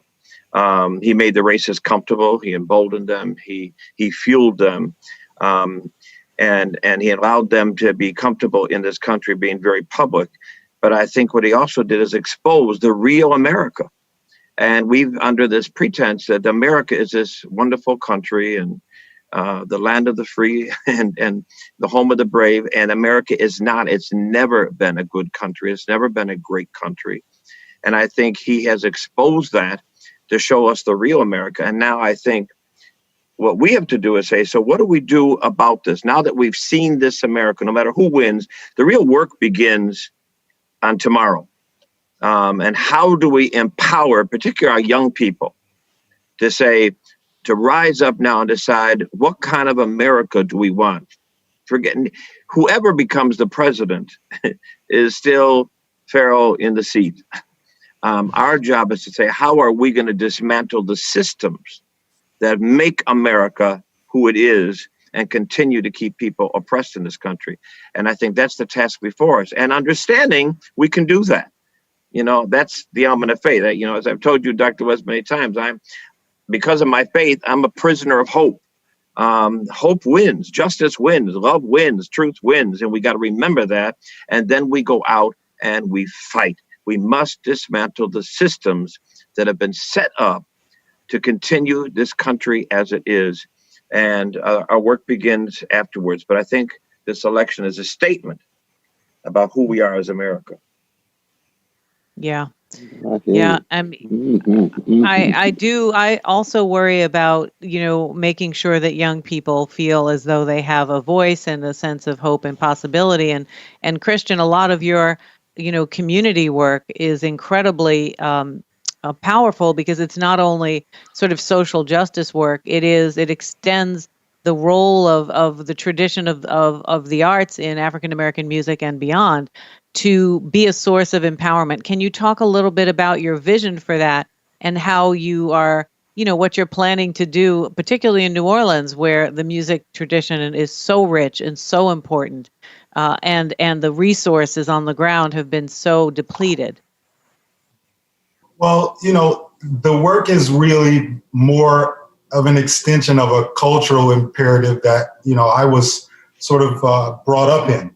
My family, as Dr. West spoke about as well, I come from a space that, it's really unique American space in that my grandfather was a tribal chieftain, maybe arguably one of the most notable Black Indian chieftains of Louisiana.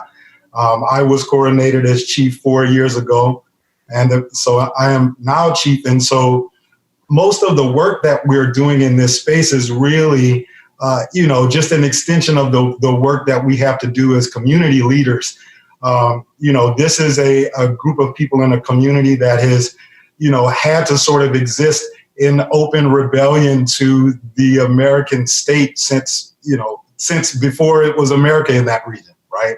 And this is a community that continues that work, to try and make sure that the indigenous cultural arts stay alive. And so, it's just by happenstance that I ended up also becoming a practitioner in the creative improvised music or stretch music, the jazz culture of music. Obviously, being New Orleanian, that's not very difficult to do. You can pitch a rock and hit a great trumpeter.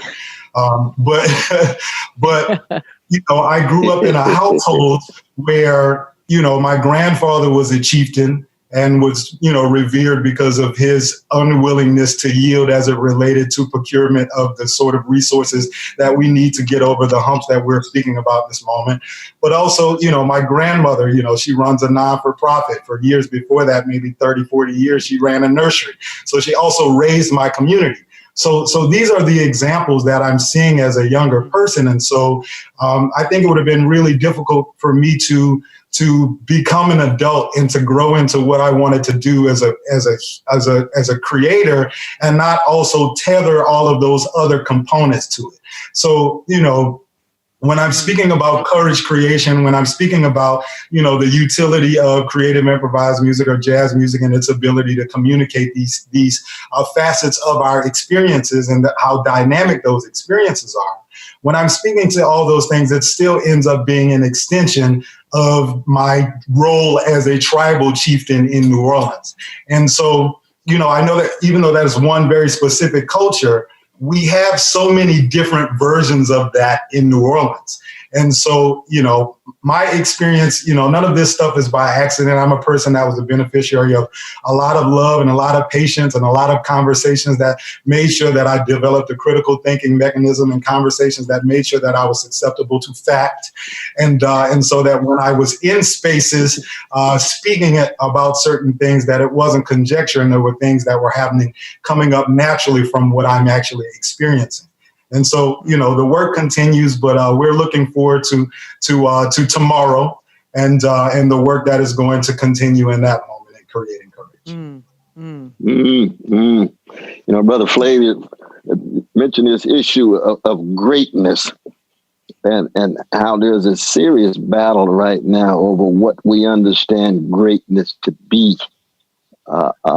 Brother Pfleger's got a number of pictures right there behind him. And I've been blessed to be there many times. And they're nothing but just magnificently great folk. Martin King, Rosa Parks, and so forth.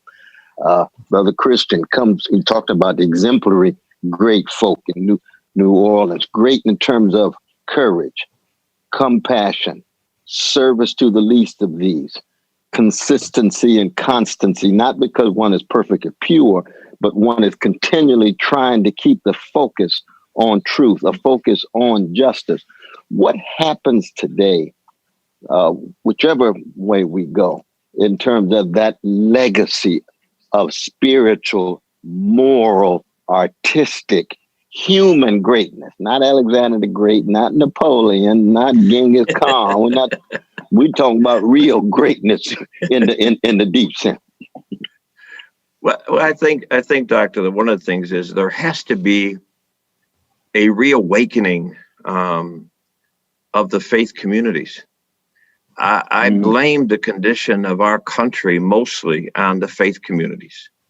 And when you talked about the greatness of a Dr. King or of a Malcolm X or of a Rosa Parks, and you look at that, and you have to understand that Dr. King said, we must and we will pass laws to make racism wrong, to make segregation wrong, to make sitting at the back of the bus wrong, and not being able to vote wrong. But he said it is the faith communities that must change the heart. We can't pass a law to change the heart. And until we change the heart of people and of this country, we are going to continue to be band-aiding the problems. And I think the faith communities on I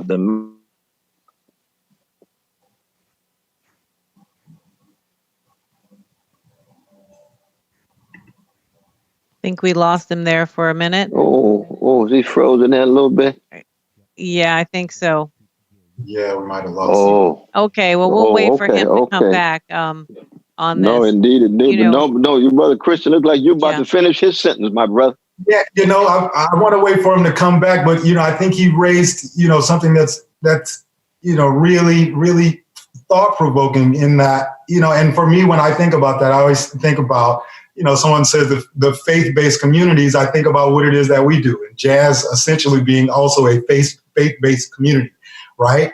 Because of what it has represented for so long. And so I think, when we're talking about what we are contributing, a component of that is also the artistic expression as an extension of faith-based communities, right? And, I think in a moment like this, also where we are also engaging with millennials and, the younger generation is coming up and coming into the fold in a moment where, their relationship to traditional faith-based communities may not be as linear.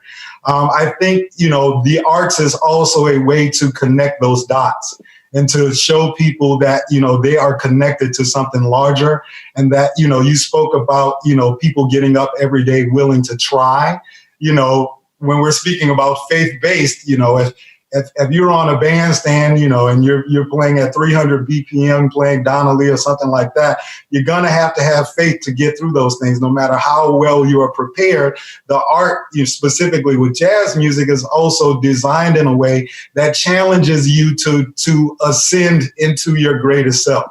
And so, hearing what it is that he's saying in that moment, I think he's absolutely right, but I would just like to pair that with the necessity of the artistic contribution being tethered to those things as a generational marker. Right. That's a very profound connection, because it's not just churches or mosques or synagogues, right? But the notion of faith and also the unknowability, right? Of the kind of, when you listen to amazing music and you just have this feeling that you don't have words for. And there's a certain level of spirit involved there. But I wanted to make sure that I asked you about your March 2020 release of a live performance at the Blue Note in New York City called Axiom. I understand you recorded this last record, a few weeks before the shutdown, sometime in March 2020. Yeah, so tell us about the recording and why you called it Axiom and what the heck happened. Did you get out of the club all right? What happened? Well, the recording, we had an amazing time doing it. We had no idea that what was going to, happen was going to happen. So we were in the middle of a run. The next week we were supposed to go to the Kennedy Center, and then the week after that we were supposed to be in Jakarta. And so, the band was really excited to record and document the record. And, so much of the music that we make in this moment has been sort of designed as sort of studio records. The templates have been designed with a bunch of layerings of, some of the West African instruments that you see behind me to sort of illuminate the harmony and the melody that exists in African music.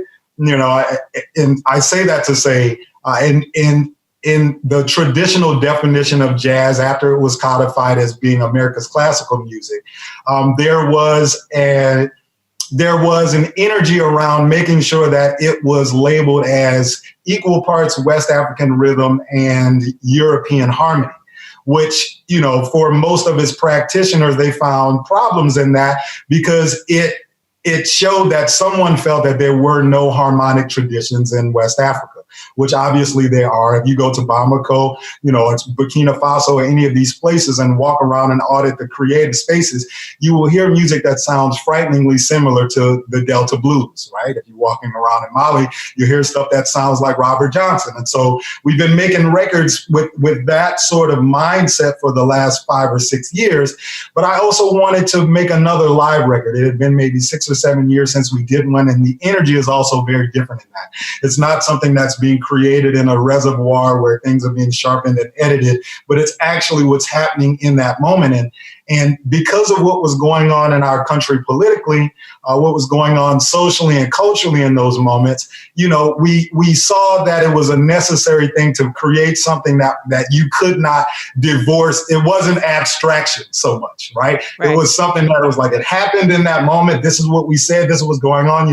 When people listen to the record, I think at the end of the first song and on the recording, I speak to people and let them know, thank you for coming out. We want you to know that you are safe and you're free to express yourselves as long as you cover your mouth when you do it. So the reality of the virus was clear in that moment, and so we had to fight to continue to play in that space. But, for me, what I loved about documenting Axiom in that moment as well is you could hear the sense of urgency in that moment. Some of the stories and things that I say and I bring up about the compositions and the necessity of having compassion and seeing other people and realizing that anytime you engage with another person that you are looking in a mirror, right? And those sort of energies, to be able to actually say those things in a forum like that and to give that to people, walking into a moment where everyone was, had to go inside and to sort of, for lack of a better way of putting it, hide from some of the things that were going on. I think that it was really important to make that document as a courage creating document. And so we had a good time. Absolutely. Well, I'm glad you got that in before they shut everything down. We really had to fight. Yeah, I bet you did. Especially given New York's density. But we unfortunately are going to have to keep moving. We're going to have you back later on in the show. You're going to play something for us, and we'll be able to talk some more in a couple of hours. And we're really thrilled and looking forward to that. And we're sorry that we lost Father Pfleger. I think we had technological difficulties. But he's with us in spirit, and we're with him in solidarity for sure. So at this point, thank you, Christian. We'll see you again in a little while. We're looking ahead to the next hour. And at that point, we'll be speaking with Afro-Latin activist, which is Appalachian African-American activist Ashley Woodard Henderson, as well as Bhaskar Sunkara from Jacobin Magazine. But right now, before we leap to our next set of guests, we have a quick break while Kim Brown updates us on the situation in Philadelphia. Kim, how's it looking over there?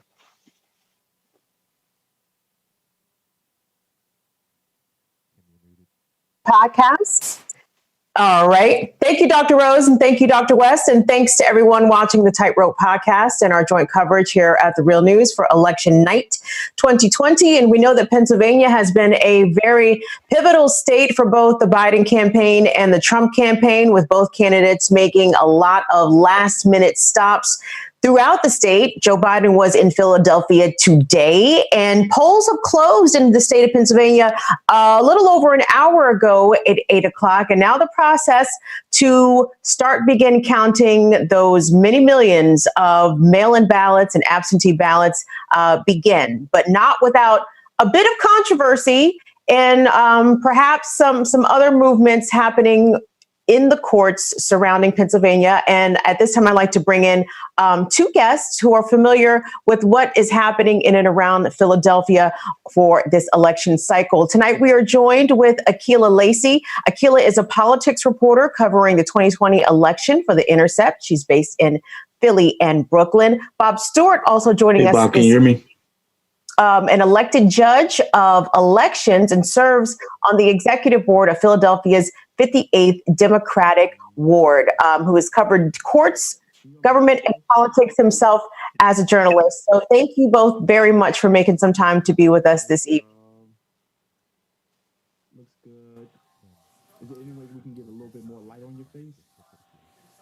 Okay, Akela, are you able to hear me? I can hear because I can hear, I cannot hear Akela. Okay, excellent. So Akela, bear with me here, but thank you so much for making some time with us. I guess the first questions I want to ask are, given the last time that you appeared on The Real News, you spoke with our colleague, Jessel Noor, in early October, and you and Bob and Jessel were discussing Trump's threats for all intents and purposes at the first presidential debate, where Donald Trump said there's a lot wrong, a lot happening in Philadelphia, casting aspersions about the credibility of the Pennsylvania election, and specifically the vote in and around the city of Philadelphia. Have we seen any instances or any reports of any voter intimidation or outright voter suppression that you're aware of? Not a lot today in Philadelphia. We saw, pretty smooth sailing at most of the precincts that we went around to. We were with some election protection coordinators from the ACLU this morning, going to different spots in North Philly. We were down at South Philly High School this evening, a few hours before polls closed. And honestly, in most of the places where I was, there were more election workers and volunteers and people providing food and water and just general, morale boosts than I saw voters. Part of that is because so many people voted early, and there was generally lower turnout, in person today, which isn't necessarily a bad thing. But overall, it sounded like people had kind of prepared, much more, strongly than they would have had Trump not made those threats. And so that ended up providing, more experienced poll workers, more. Oh, sorry, I heard someone talking. More supplies for people that might be waiting in line, and everything moved pretty smoothly. There were some legal challenges filed today, on behalf of Republicans and the Trump campaign in Philadelphia, but that's to be expected, and more, a sign that they're concerned about too many votes being counted and not being able to disqualify, mail-in ballots that have been corrected and things like that, most of which have not been decided yet. Yeah, and it's pretty interesting. I'm following some of the reporting by the Inquirer about this issue because a federal judge, and this is according to, make sure I attribute this properly, according to The Hill, I believe, a federal judge allowed additional time after the U.S. Postal Service the post office turned down the court order deadline to sweep facilities for underdelivered mail ballots. The story goes on to say that the USPS failed to meet a deadline set on Tuesday by U.S. District Judge Emmett Sullivan to sweep facilities in several states for undelivered ballots and immediately send them to election officials. And Pennsylvania is actually one of those states. But an update posted by the Inquirer shortly before 7 this evening goes on to say that the Postal Service turned down a federal judge's order Tuesday night to sweep mail processing facilities serving 15 states, including in central Pennsylvania and Philadelphia, saying instead it would stick to its own inspection schedule. I know this is a recent development here, Akela, and I'm not trying to put you on the spot to ask you exactly what all this means. But as best as you can interpret this, it does sound as though some ballots intended, that were cast in Philadelphia or cast in Pennsylvania will not arrive on time, and yet this judge is ordering them to be counted anyway. I hope I'm interpreting that correctly. What are your thoughts? So my understanding was that there was not going to be a search for the ballots, and so they might not be found in time for the deadline to count them. And today, there is some a lack of clarity as to which counties, what different counties will do as far as counting ballots that were received beyond today. There had been an order allowing them to be received by November 6th. At least one county, I believe it was Lancaster today, announced that they were not going to be counting ballots that were received after 6 p.m. But, there's going to probably be a flurry of legal challenges in the next coming days. I did see some brief reporting from the Post on the USPS thing just a few minutes before I jumped on here. What I saw said that there were only 300,000 ballots that couldn't be traced over, I think it was 15 or 17 states. And so it's never good to hear this, but it doesn't sound like that would amount to that many ballots in Pennsylvania, although we do know that there was a very thin margin that made the difference for Trump in 2016. So, it's very important. And that was what I was hearing from elected officials over and over again today, that they're less concerned about counting these ballots in a timely fashion and than they are with making sure that every ballot is counted, no matter how long that takes. And that, I think they're giving themselves some cushion for, expecting that things like this are going to happen, and that there are going to be a lot of attempts from the Republican Party and Republicans in the state legislature to stop those ballots from being counted.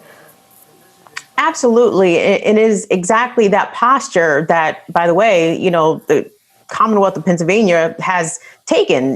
They, according to the Secretary of State, who is quoted as saying, "I want to be clear that elections have never been called on election night." Kathy Boockvar, the Pennsylvania Secretary of State, trying to mitigate expectations, but also putting it out there that, hey, we don't call the state of Pennsylvania the same night of the election. This is something that is protocol for us. We make sure that the absentee and mail-in votes are counted before an official call is made at the state level. But that sort of puts Pennsylvania in the crosshairs of, as you mentioned, not only Republicans, but the Trump campaign at large, because Donald Trump has said repeatedly and loudly that he believes that votes counted after Election Day or after Election Night are perhaps somehow less valid, which we know is false and not true, but also this insistence that an outcome, a decision from this election be made the same night of. Are people in Pennsylvania, I would imagine, are satisfied with the Secretary of State's position on the issue of the election not being called the same night, at least from the state level, because that's just not how it operates in Pennsylvania? Yeah, I mean, at least in Philadelphia, from people that I've been speaking to, and I spoke with Rep. Elizabeth Fiedler today, who's a state house rep in the South Philly area, and then Rep-elect Nikhil Saval, who won a seat in West Philly. Today, they were both at the South Philly location. I mean, everyone is kind of very much like, this is normal. And the reason that there are so many questions about whether or not Pennsylvania will be called on election night, what will happen about this is because the president has been trying to sow fear and incite people to anger and chaos, and that, they're trying to just remind people that this, again, is normal. This is what happens, most of the time.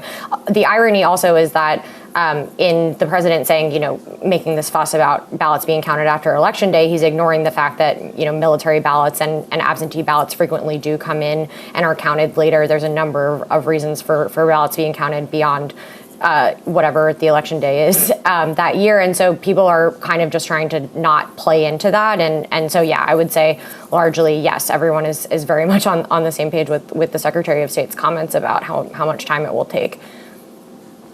And interestingly enough, NBC News is reporting that the Pennsylvania Secretary of State has asked the FBI to perhaps investigate or at least look into inquiries made by the Trump campaign to at least 3 different Pennsylvania election offices, inquiring about election security, and this seems pretty improper, but at the same time, this could open the door for a number of legal challenges, which you've already alluded to. Are people sort of bracing themselves for that Pennsylvania in 2020 could be the Florida of 2000, where there are either discrepancies or people who are not satisfied with how the process is operating, despite it being well laid out in advance, people already knowing that this is the way that things operate in Pennsylvania in terms of not counting the mail-in ballots and the absentee ballots until after the actual polls have closed. Is the state or the Commonwealth sort of prepared for that, for it to be in the crosshairs of any sort of election uncertainty for this cycle in 2020? That's certainly, part of the conversation, what some people are talking about. But I also think that, not wanting to feed into the idea that a Florida could happen again in a way that would be like the I think what people are mostly focused on right now is like the integrity of the election is not necessarily as much at stake as the president wants it to be. And as long as we kind of allow him to, get away with saying, look at all these legal challenges, look at all these potential discrepancies in mail-in ballots, look at all these things that are happening, and kind of distracting from the vote counting process, which, as far as I've seen today, is going as planned. Republicans in the House did stop the state from being able to canvass earlier than they would have liked to, which they were able to start today. But other than that, I mean, there hasn't really been we didn't see, voting machines breaking down. We haven't seen any, a number of the things that the president has been, spouting kind of like misinformation about as far as fraud and intimidation and things like that. We haven't seen many of these things coming to bear out. So I think while people are bracing for that, I think they're more concerned about just making sure that people felt safe today, that they aren't necessarily going to go out. And I think they're more worried about people who might support the president being angered by his comments and kind of swept up into this hysteria and then lashing out in the coming days than there being any sort of legitimate legal issue with the ballot counts, as long as things go, according to law. But of course, there are going to be challenges to that, if that makes sense. Yes, it does. In a dizzying sort of way, it does make sense. Talking to people in Philadelphia today, they said Center City was super quiet. So, I feel as though the country and, of course, Pennsylvania, Philadelphia in particular, are bracing themselves for the outcome of this election. We have been speaking with Akela Lacy. She is covering the election and she covers politics for The Intercept. Akela, we appreciate you making some time for us this evening. Thank you. Thank you, Kim. Thanks for having me. All righty. Now it's time to toss it back up to the tightrope folks. Dr. Tricia Rose, she is standing by. Hello, Dr. Tricia. Hey, how you doing, Kim? How's it going? I'm still sober, Dr. Tricia. I'm working on that, though. You're still sober, you said?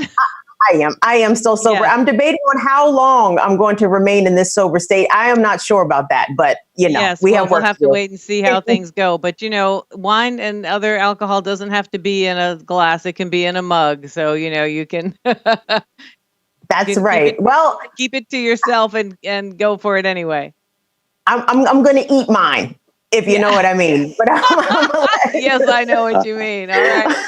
All right. Well, I'll check in with you in 45 minutes then. Absolutely. Thank you. All right. Take good care, Kim. All right, everyone. Too. Welcome back to the Tightrope. I'm Tricia Rose, and I'm here with Cornel West, my fantastic, amazing co-host. And we have two terrific guests in this segment for Election Night Watch Party 2020. We have Miss Ashley Woodard Henderson, and we have Mr. Bhaskar Sunkara. Ashley Woodard Henderson is the co-executive director of the Highlander Research and Education Center, is affiliated very closely with Black Lives Matter and Freedom Road socialist organizations, including Liberation Road, and very active in a variety of political activist organizations, Working Families Project, and so on. And Bhaskar Sunkara is the creator, editor, and publisher, that's quite a trifecta, of Jacobin Magazine, and author of the Socialist Manifesto, The Case for Radical Politics in an Era of Extreme Inequality. And so thank you both for joining us on the Tightrope.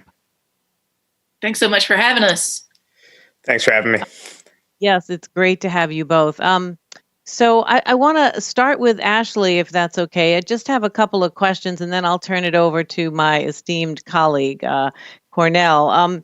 So I'm wondering, Ashley, if you can talk a little bit about, the complexity of being Black, Southern, rural in a time not only of COVID, but also in the context of the political environment that we're in, when there's so much assumption about rural counties being particularly racist, Black, Trump supporters and so on.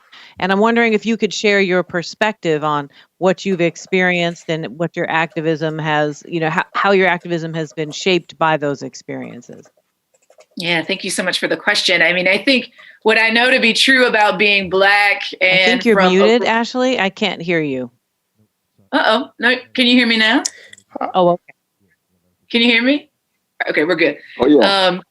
All right. Thank you for that. So I think I love this question. And where I would start with answering is that what I know for sure is to be Black and Southern, to be from Appalachia, to be a woman, to be from the working class is actually the greatest blessing of my life. I wouldn't be here talking to you if I wasn't at the intersection of those identities. So I just want to start from the perspective of recognizing that as being a gift from the God that I believe in. And then what I would say to folks that wonder about what it is to be in this skin, in this bodysuit, in this place, is that it's been a magical experience. But what is also true is that it's a very American one, a very US-centric one. White supremacy, though, having a very particular legacy in my region, in Appalachia and in the South. What's also real is that white supremacy is the American way. White supremacy isn't particularly special or isolated in my region. And what I also know to be true is that the inverse of the story, right, is that actually there's a long legacy of resistance to white supremacy, to capitalism, to heteropatriarchy, and on and on and on, right? The first abolitionist newspaper was actually produced and published in Appalachia, right? That the movement for labor in this country is actually rooted in a Southern and a particularly Appalachian story of resistance. It's actually my inheritance to win, right? It's my inheritance to be a part of liberation struggles for our people, not just in the US, but globally. And I think that the last thing that I would say about what it's like to be Black and Appalachian is that it's a lifetime of wondering why the question is posed this way. The question of like, who does it serve to believe that Appalachia or rural communities is really just a white story? Why is the actual long legacy of Black, Brown, Indigenous folks creating struggle with working class white people consistently dismissed while focusing on a story that is actually as true as every other community in the US? When I think about the South, I think about the largest geographic region in the United States. When I think about the South, I think about the highest concentration of Black people in the United States. So if you believe in the movement for Black lives, and if you believe that Black lives matter, the South should be critical because you can't live freely if not focused on what is happening in the Southern freedom movement. I believe that as goes the South, so goes the nation is not an opinion, it is a fundamental fact. Well, what a blessing to have both of you all on, the two grand freedom fighters of, I could say, younger generation. It brings joy to one's heart in that regard. The legacy of Miles Horton, your leadership there at Highlander, and then our dear brother who is the editor of the leading left-wing journal, seriously concerned with the life of the mind, connecting it to struggle, especially multiracial solidarity around issues of class, issues of empire, and the ways in which homophobia, transphobia, white supremacy is faced, but then predatory capitalism at the center. What are the prospects for those of us who believe in empowering poor and working people in the form of multiracial solidarity at this moment, given the elections? Well, I want to echo some of that by saying that I think it's important that we look at our history as a history of not just defeat, but a history of a lot of successes too. I mean, God knows that this is not a good society to live in if you're a working class person, especially if you're a Black working class person or Indigenous working class person. But this is not the worst of all possible worlds, because we are standing on the shoulders of those who came before us and those who struggled for a better world. When the modern workers movement, I guess if you want to put it that way, came into being in the middle of the 19th century, a lot of the core demands were for things like an 8-hour day, were for things like actually getting universal suffrage, were for the most meager and basic welfare state and labor protections. And we've actually won a lot of those things. They're constantly under attack. The right wing would love to push us back deeper and deeper into vanquished forms of oppression and exploitation. But I think on the left, we need to simultaneously be discontent and see the need for radical change and rupture with the status quo, while also seeing the way in which, through mass politics, we've made victories in the past. And I have a lot of hope. I have a lot of hope that we can build a majoritarian coalition in this country. I see a lot of hope in the Black Lives Matter movement and the fact that there's a lot of support among working class white people for that movement, that a lot of the dog whistles that's coming from the far right in this country are not actually being responded to. Obviously, we have a long way to go. I'm, like everyone else, I think tonight, looking at these election results, and I'm a little bit worried. We'll see what happens. I think Biden will still eke out a victory, but eking out a victory against a candidate as flawed and incompetent as Trump makes me worry that Bidenism and that form of centrism that, of course, we want to defeat Donald Trump, but this form of politics might not be able to defeat the type of right populism that we're going to get in 2024, 2028. Like what happens when they actually have a competent politician, when they have someone like a American Modi or Bolsonaro, someone who's a lot stronger than this buffoon we have in the White House right now? Right. Yeah, that's a very, very good question. Very, very true. Yeah, go ahead, Cornel. You look like you were gonna. No, I mean, I think both of you all speak with such power and eloquence. I just wonder, though, the white supremacy does cut so deep, and the predatory capitalism does blind so many working people, so that it's hard to come together around issues of class exploitation. One wonders whether this new kind of neo-fascism, even if it loses tonight but bounces back 4 years later, is going to be a foe that we can overcome. You wonder about that. What kinds of evidences do we have that we can create a majoritarian left in such a sick country like the United States, such a sick empire that we live in?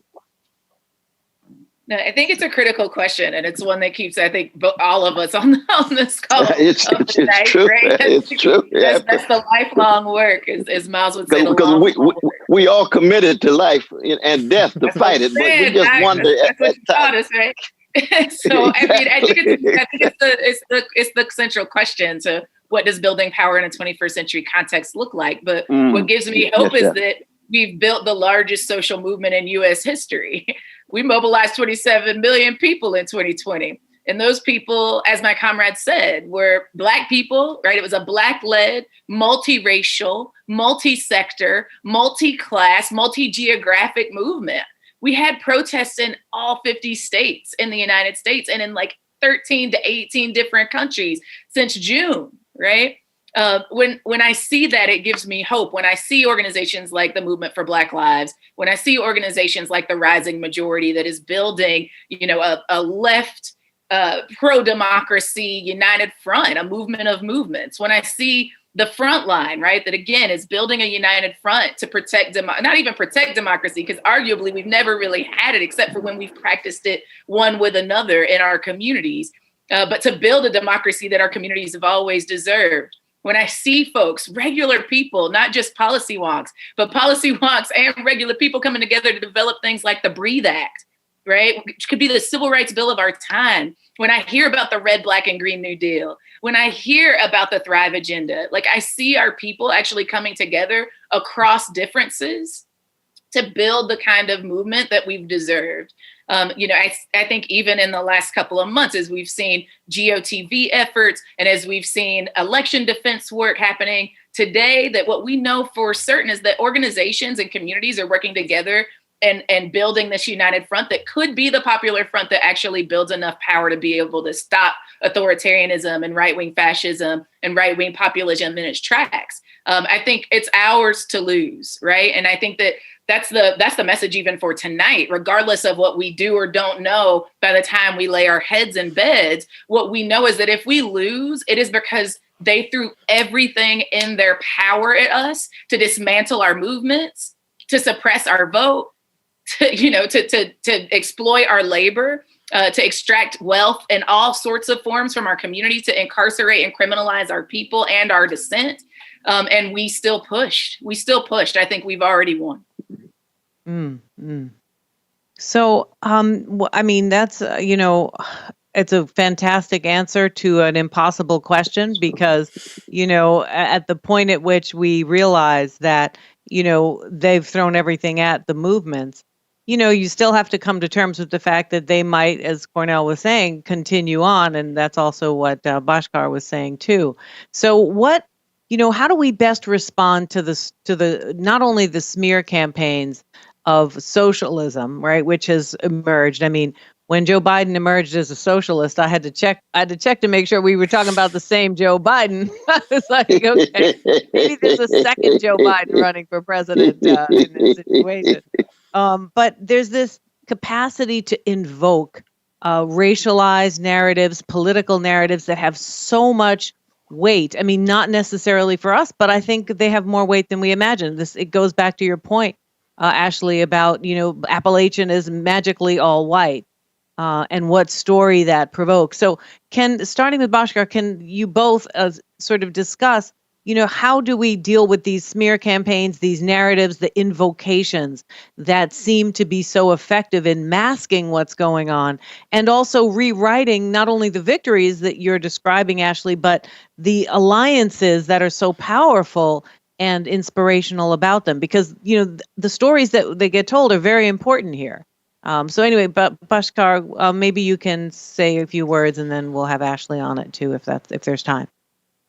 Well, I think there's a reason why all of us actually talk about socialism and talk about the socialist tradition, because in this country, at least, we have nothing to be ashamed of. Socialists have been on this right side of every struggle for a little bit more justice and a little bit more dignity for working class people of all races in this country for decades.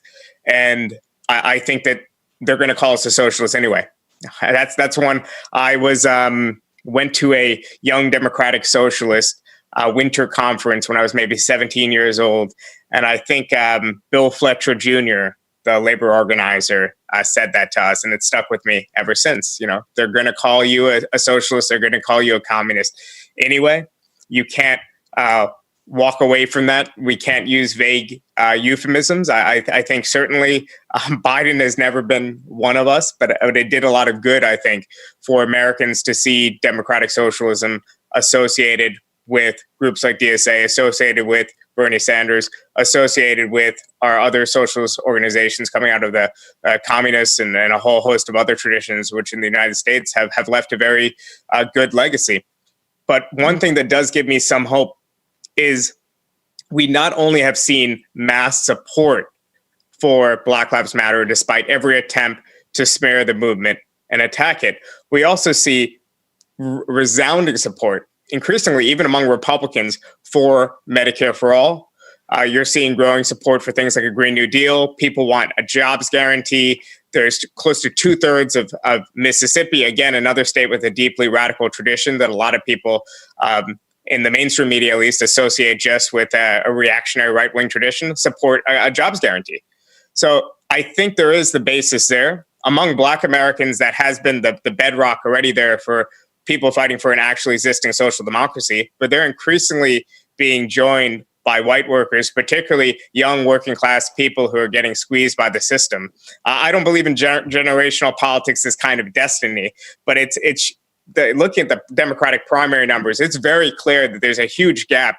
And it's not just among people under the age of 30. It's people under the age of 45, 50, basically, are all well to the left on a lot of these economic issues. I think there's a materialist reason for it.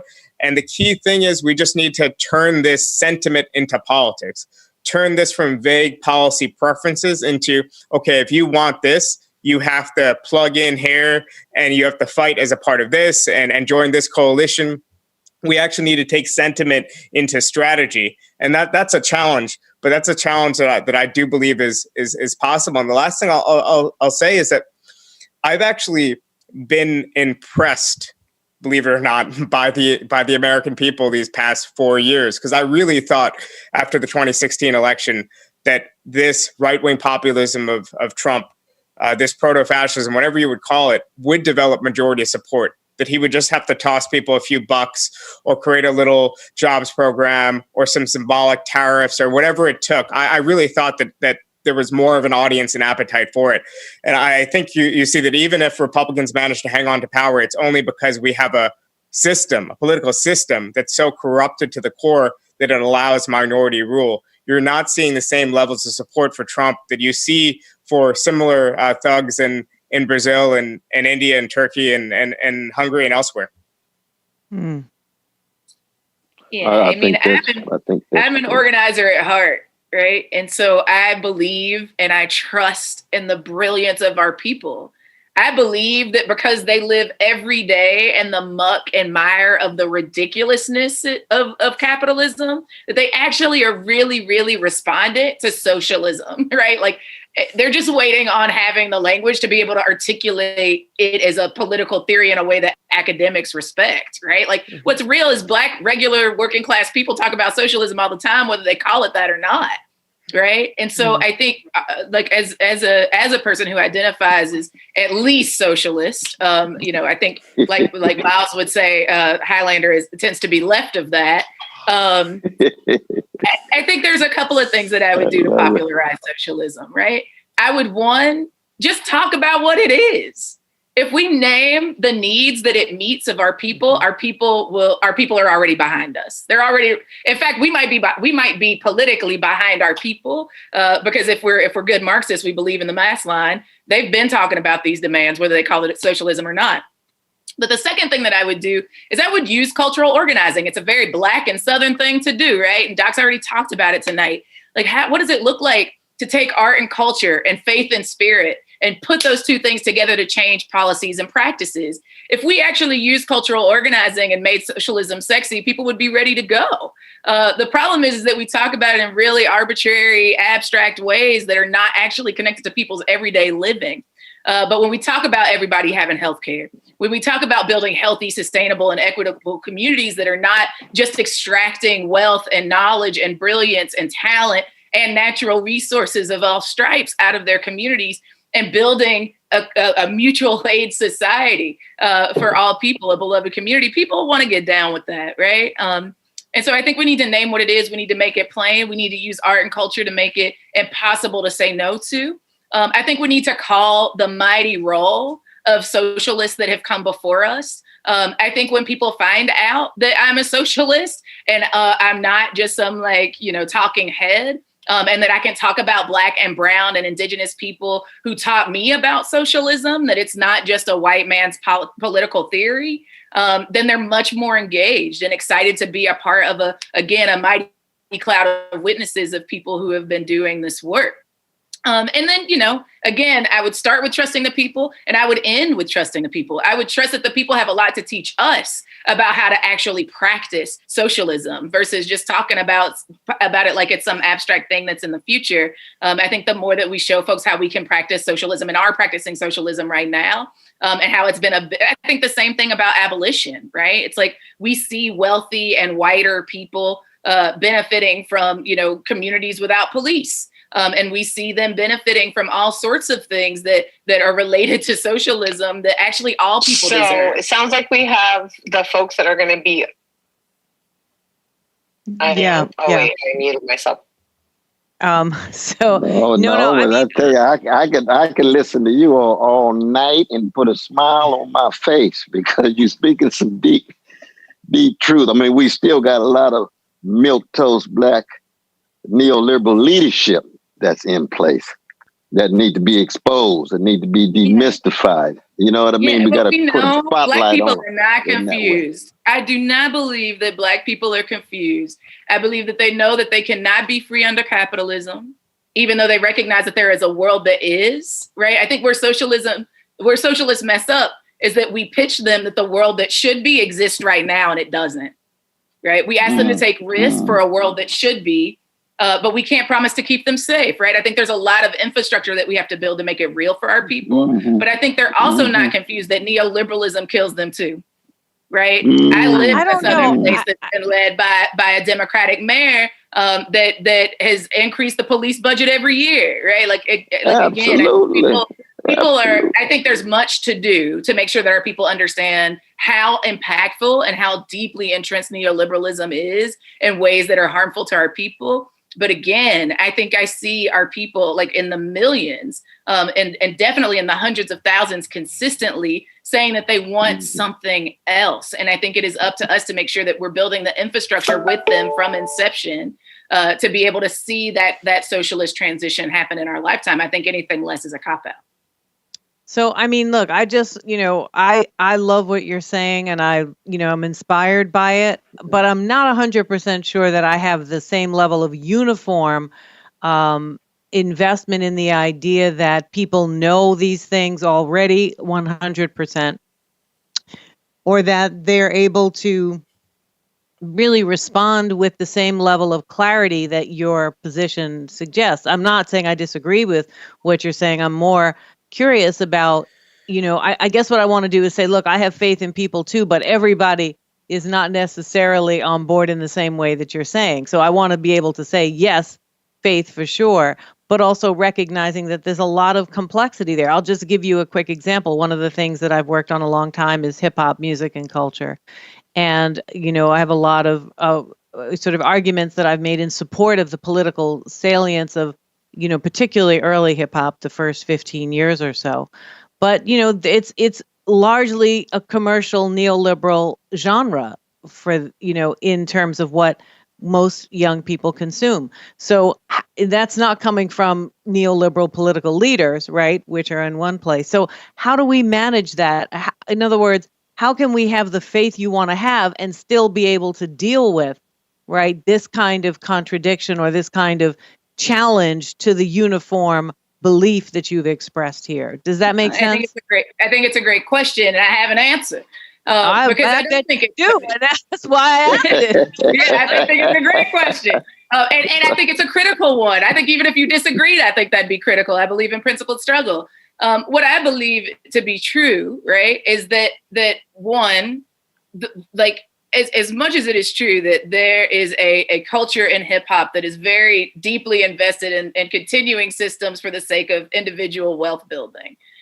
What we've also seen is folks starting to push the levers, not even start. Like, we can't talk about hip hop and not talk about folks like Dream Hampton, who've been pushing from the inside out for radically different anti-capitalist hip hop, right? We can't talk about hip hop and not talk about folks like Cutting Candy, an Asian woman who's been throwing down on the left for decades, right? There's so many examples for every mainstream hip hop. Actually, I love for every Ice Cube, there's folks that are actually throwing down, like Tefpo.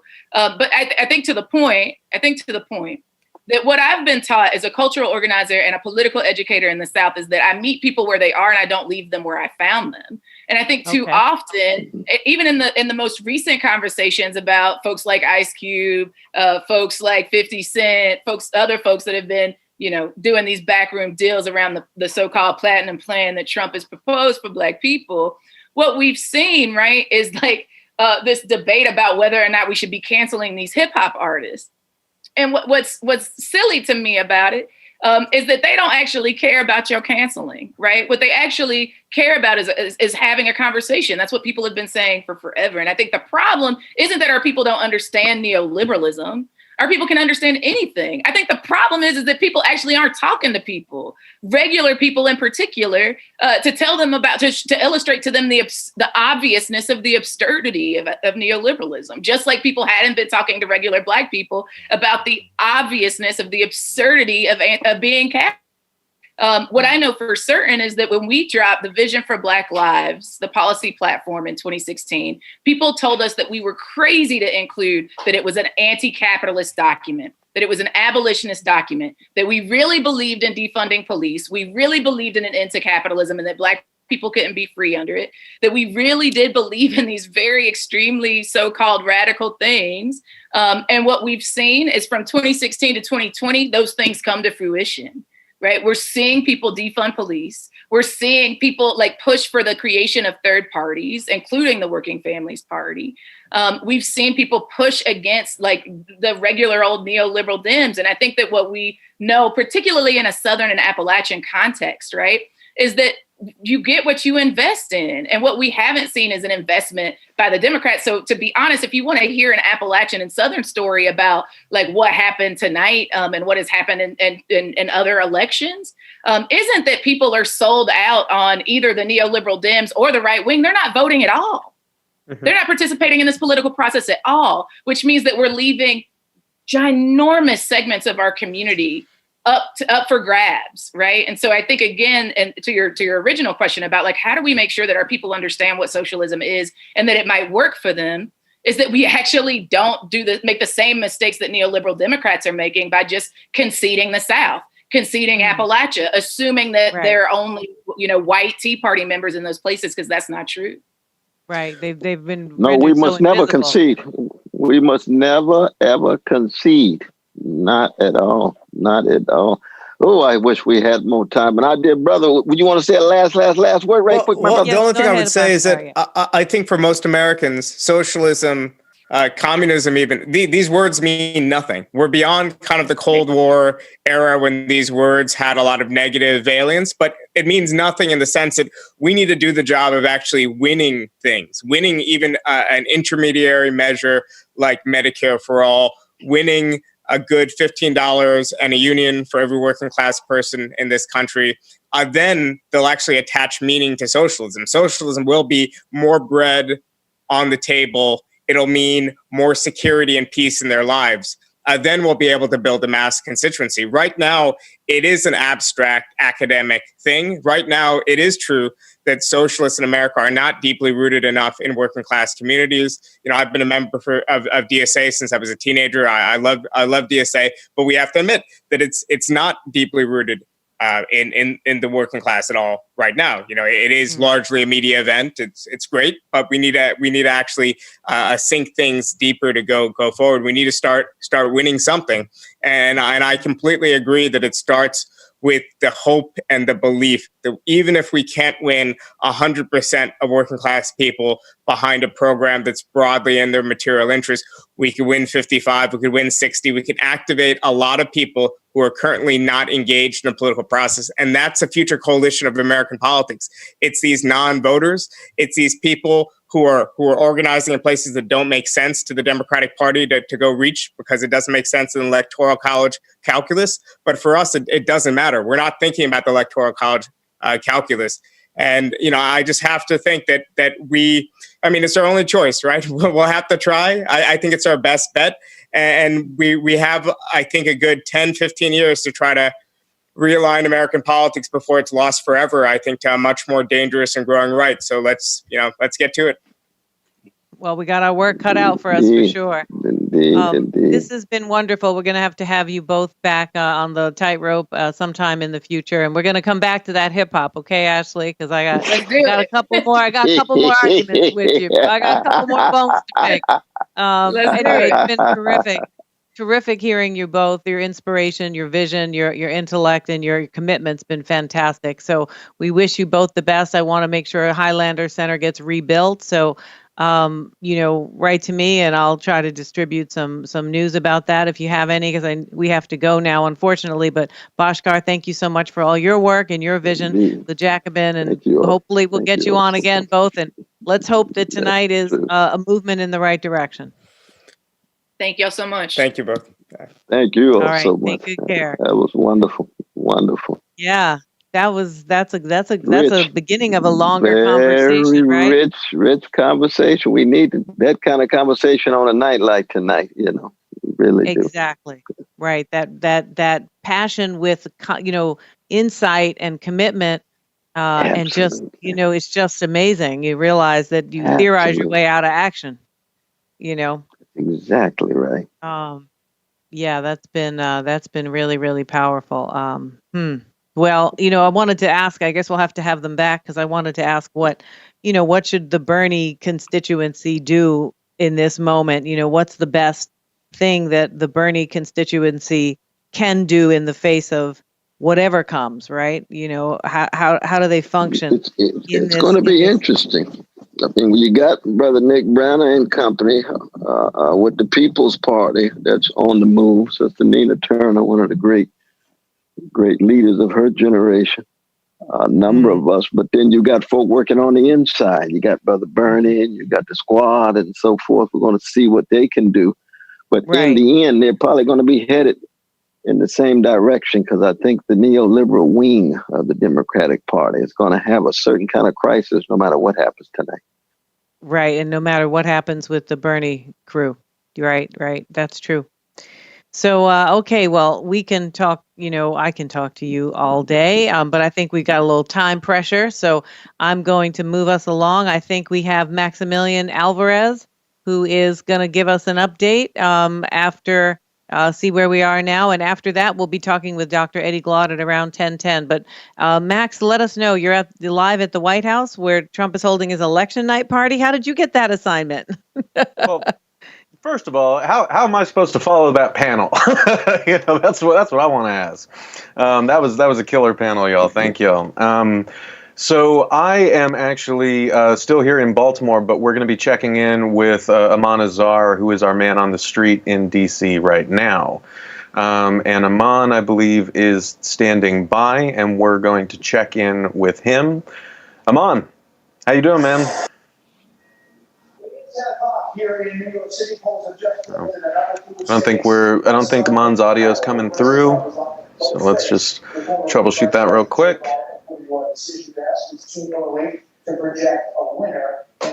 So I can see Aman. I can see him with that fantastic hair, but unfortunately I can't hear my man Aman. But I do know that if any folks have been following him on Twitter, he's been going all over D.C. today and posting pictures of what he's been seeing.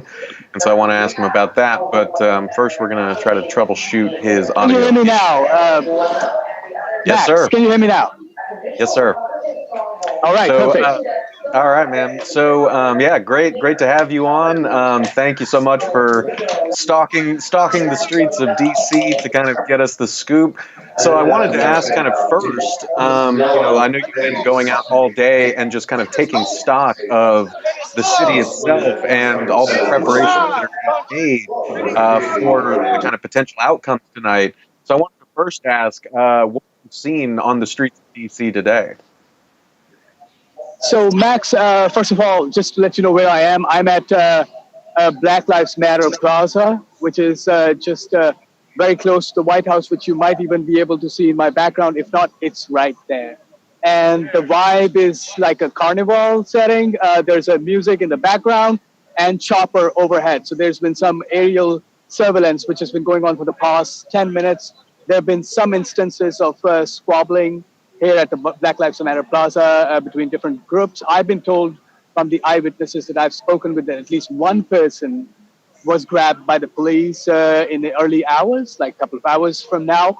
And other than that, it's been a fairly decent kind of environment here. People are still settling in, but I can see the crowds growing. As for what's been happening during the course of the day, I've been speaking, of course, like you said, with various people from various backgrounds, all walks of life across DC. And I can tell you, Max, that people are taking this election very seriously. People have had their personal reasons, like they've told me, and their political reasons to be here, come out and vote. Many people voted early, but many actually came out today, and they told me that they wanted to do so that there are no inhibition, there are no problems with their ballot, and they wanted their ballot to be counted. Also, some people were telling me that they felt that in the last 4 years, the country has gone completely south in a wrong direction. It has led to international isolation. Also, it has led to a lot of hatred because of the divisive kind of a rhetoric which has been coming out of the present incumbent at 1600 Pennsylvania, right behind me. And people have actually come out. There were actually musicians on the street. So that was quite a therapeutic experience to see also that while there was a bit of an unease in the air, by and large things were calm, and yet you could hear some of the musical notes out on the street on different corners, and people were coming out. But I can tell you that this time around, you could feel that sense of commitment from people actually coming out and making it count, and knowing that they want it to be counted this time around. Is that you? So, Aman, I wanted to follow up on that and ask where people are going. Like, is this kind of a kind of general show of people power? I know that you were posting pictures in front of the Supreme Court earlier today. And then I know that they are building a wall around the White House. Where have people been focusing their energies today? So, Max, this is right now where the party is. Everybody is coming here, and the crowds have grown. I've been here for the last couple of hours, and I've seen people growing. So as the night passes, I'm anticipating more people will turn up, because I actually spoke with somebody from Tennessee, and the guy and his girlfriend had come all the way here, and they wanted to celebrate. They said that, well, unfortunately, this cannot happen in Tennessee, but we want to be here, and we want to get the man out. So in that sense, people have been scattered, but it's been smooth, I gotta tell you. And I have to say that I spoke with people and I asked them if they felt that this is going to be any problem with a peaceful transfer of power. And people said that they had an expectation that things might happen that might lead to a little bit of chaos. But by and large, people were hopeful that this time around, despite this divisive rhetoric and a lot of propaganda coming out of the White House, there will be peaceful transfer of power. But people are concerned that this might happen. And this is going to be the spot where things probably will happen. As I told you earlier on, there have been a couple of scuffles, there have been some squabbling, and just right now, 10 minutes from right now, there was another squabbling, and there was a lot of police all of a sudden swarming around. There was a chopper overhead so things are cooking here. Things are a little tense, but it's still cooking. I could see that pressure and energy, but otherwise, people are hopeful, people are doing what they want to do. All right. Well, that is our man on the street, Aman Azar. Follow him on Twitter where he is posting. Thank you. Thank you. Follow Aman on Twitter. Yeah. Follow Aman on Twitter where he's been posting kind of pictures from what he is seeing on the streets in D.C. and where he'll be keeping us up to date. Aman, thank you so much, man. And please stay safe out there. Really appreciate it. Thanks, Max. Good to be there. So hopefully everyone was able to hear that. I got to hear it. I got to have a great conversation with Aman. If there were any kind of audio problems, just to kind of fill people in, Aman was reporting from the streets of D.C., where he was currently at Black Lives Matter Plaza, where he said, this is where the party is right now. We have gotten reports from Aman and others that protesters or even just people out on the streets have kind of been walking around the Supreme Court, around the White House. But where Aman is right now, it looks like people are kind of really showing up. And according to him, in case anyone was unable to hear, he said the general vibe that he has seen and heard from people on the street is that people want to make their presence known. They want to really kind of make sure that their votes were counted today, which is why a lot of people decided to vote in person because of kind of fears that their votes might not be counted in time.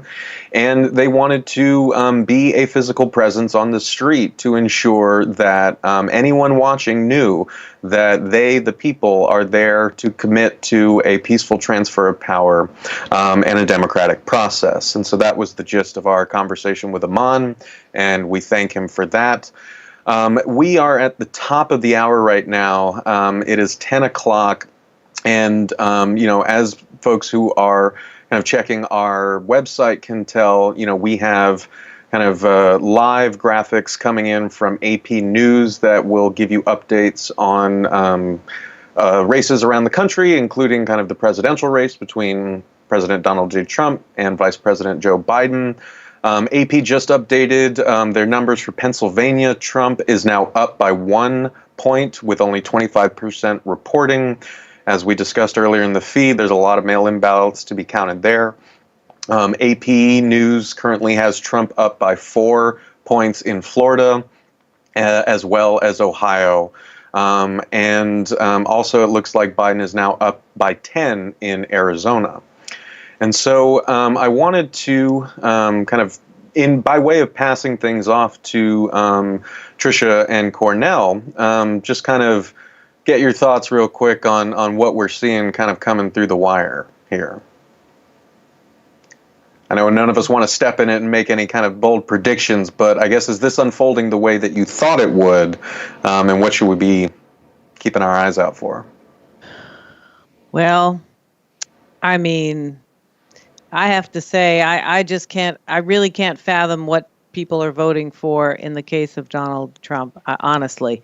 I could make a case for, many different Republican competitors in the past in which I could say, well, here's what people are voting for. I just am honestly fairly flabbergasted about what feels like a level of denial and confusion and an investment in things other than what they're claiming. So that feels a little too close to me in those key places. That's my thought. And I remember how I felt in 2016 when the whole thing ended that night. And I'm really not looking forward to that tonight. And I'm gonna have to go off the air because I can't say all the things I said in 2016 on the internet because my parents are still alive. So I have to keep it sane. Anyway, Cornel, what about you? What are you thinking? Oh, I think I resonate very much with you. I resonate with but what Brother Pfleger had said. The very fact that it's this close, just let you know how sick so many of our fellow citizens are. And by sick, I don't mean anything psychic. I mean how willfully blind, how the thickness of their denial in terms of poverty, the thickness of their denial in terms of how white supremacy operates and is impacting people, the thickness of the denial of the wealth inequality and so forth. Now, that doesn't mean that Biden won't win, but I think it also means that there's just such a massive contempt for neoliberal elites, not just politicians, but neoliberal elites across the board. They're losing their moral legitimacy across the board. But why, Cornel? I mean, 100%. That's a fantastic analysis. But why are neoliberals losing their sort of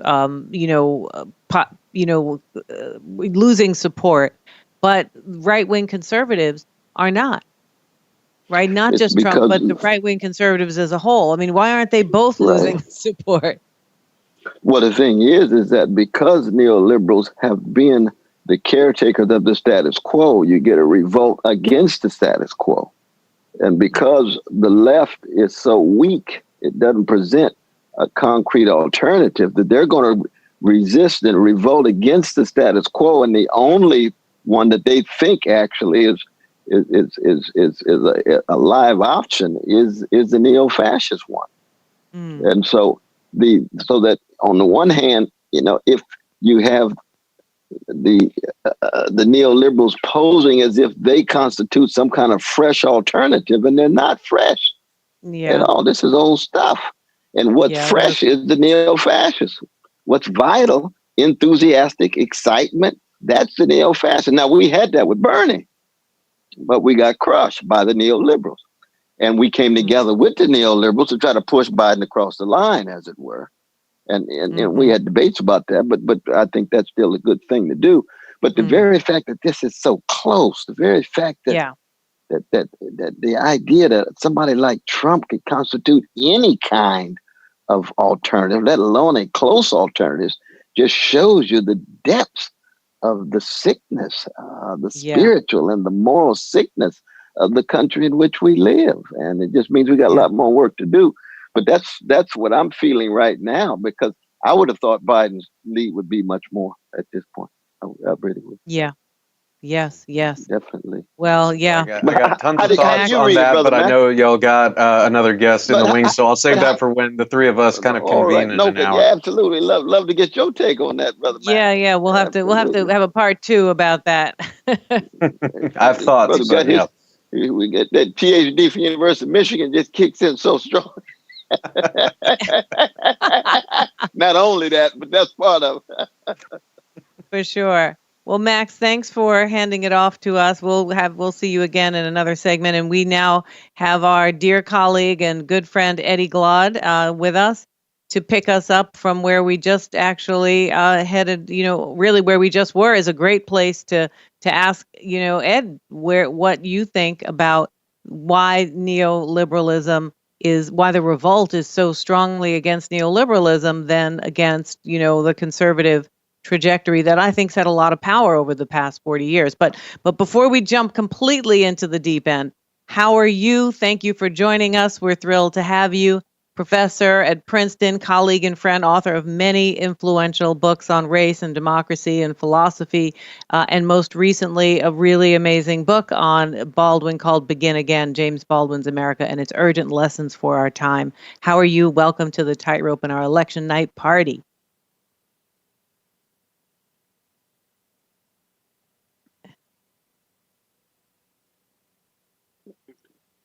I should know about unmuting by now.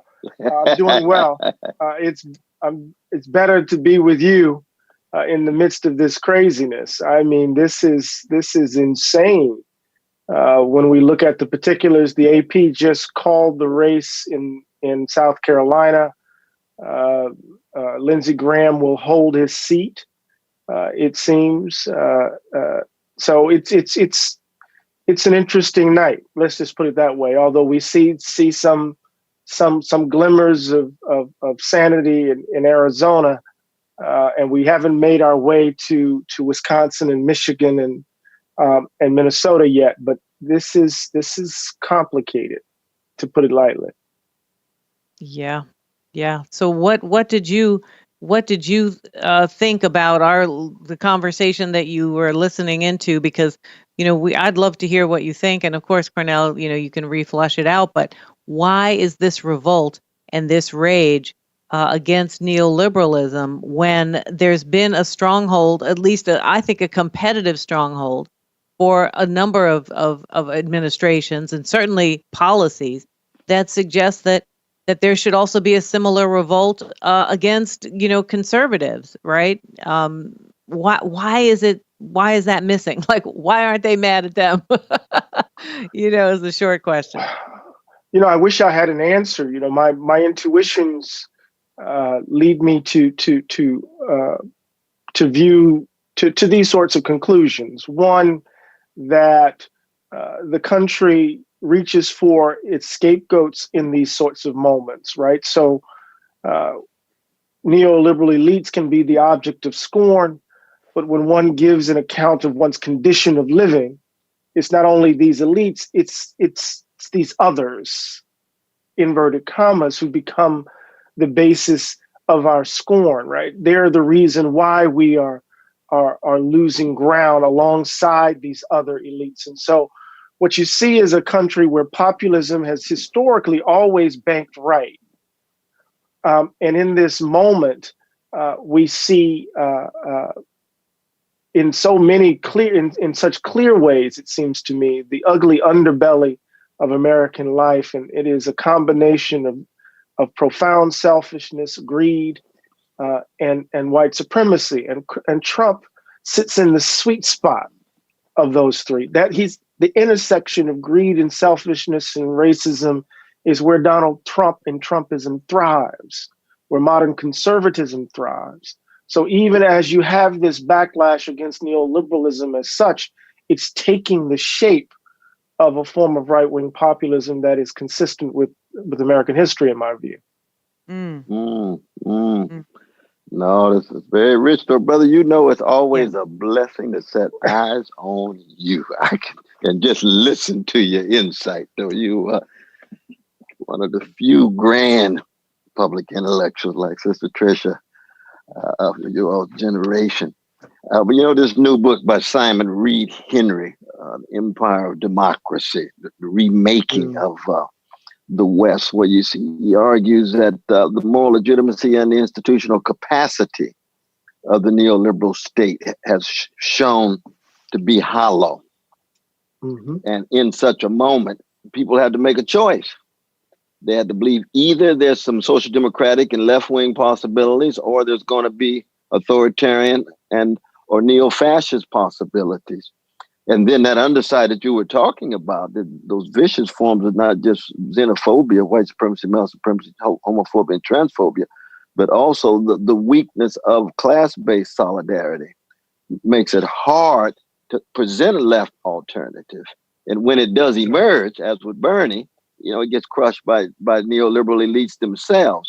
So they leave themselves the only alternative, but they're the very ones whose policies have lost legitimacy and don't have institutional capacity to deliver the needs.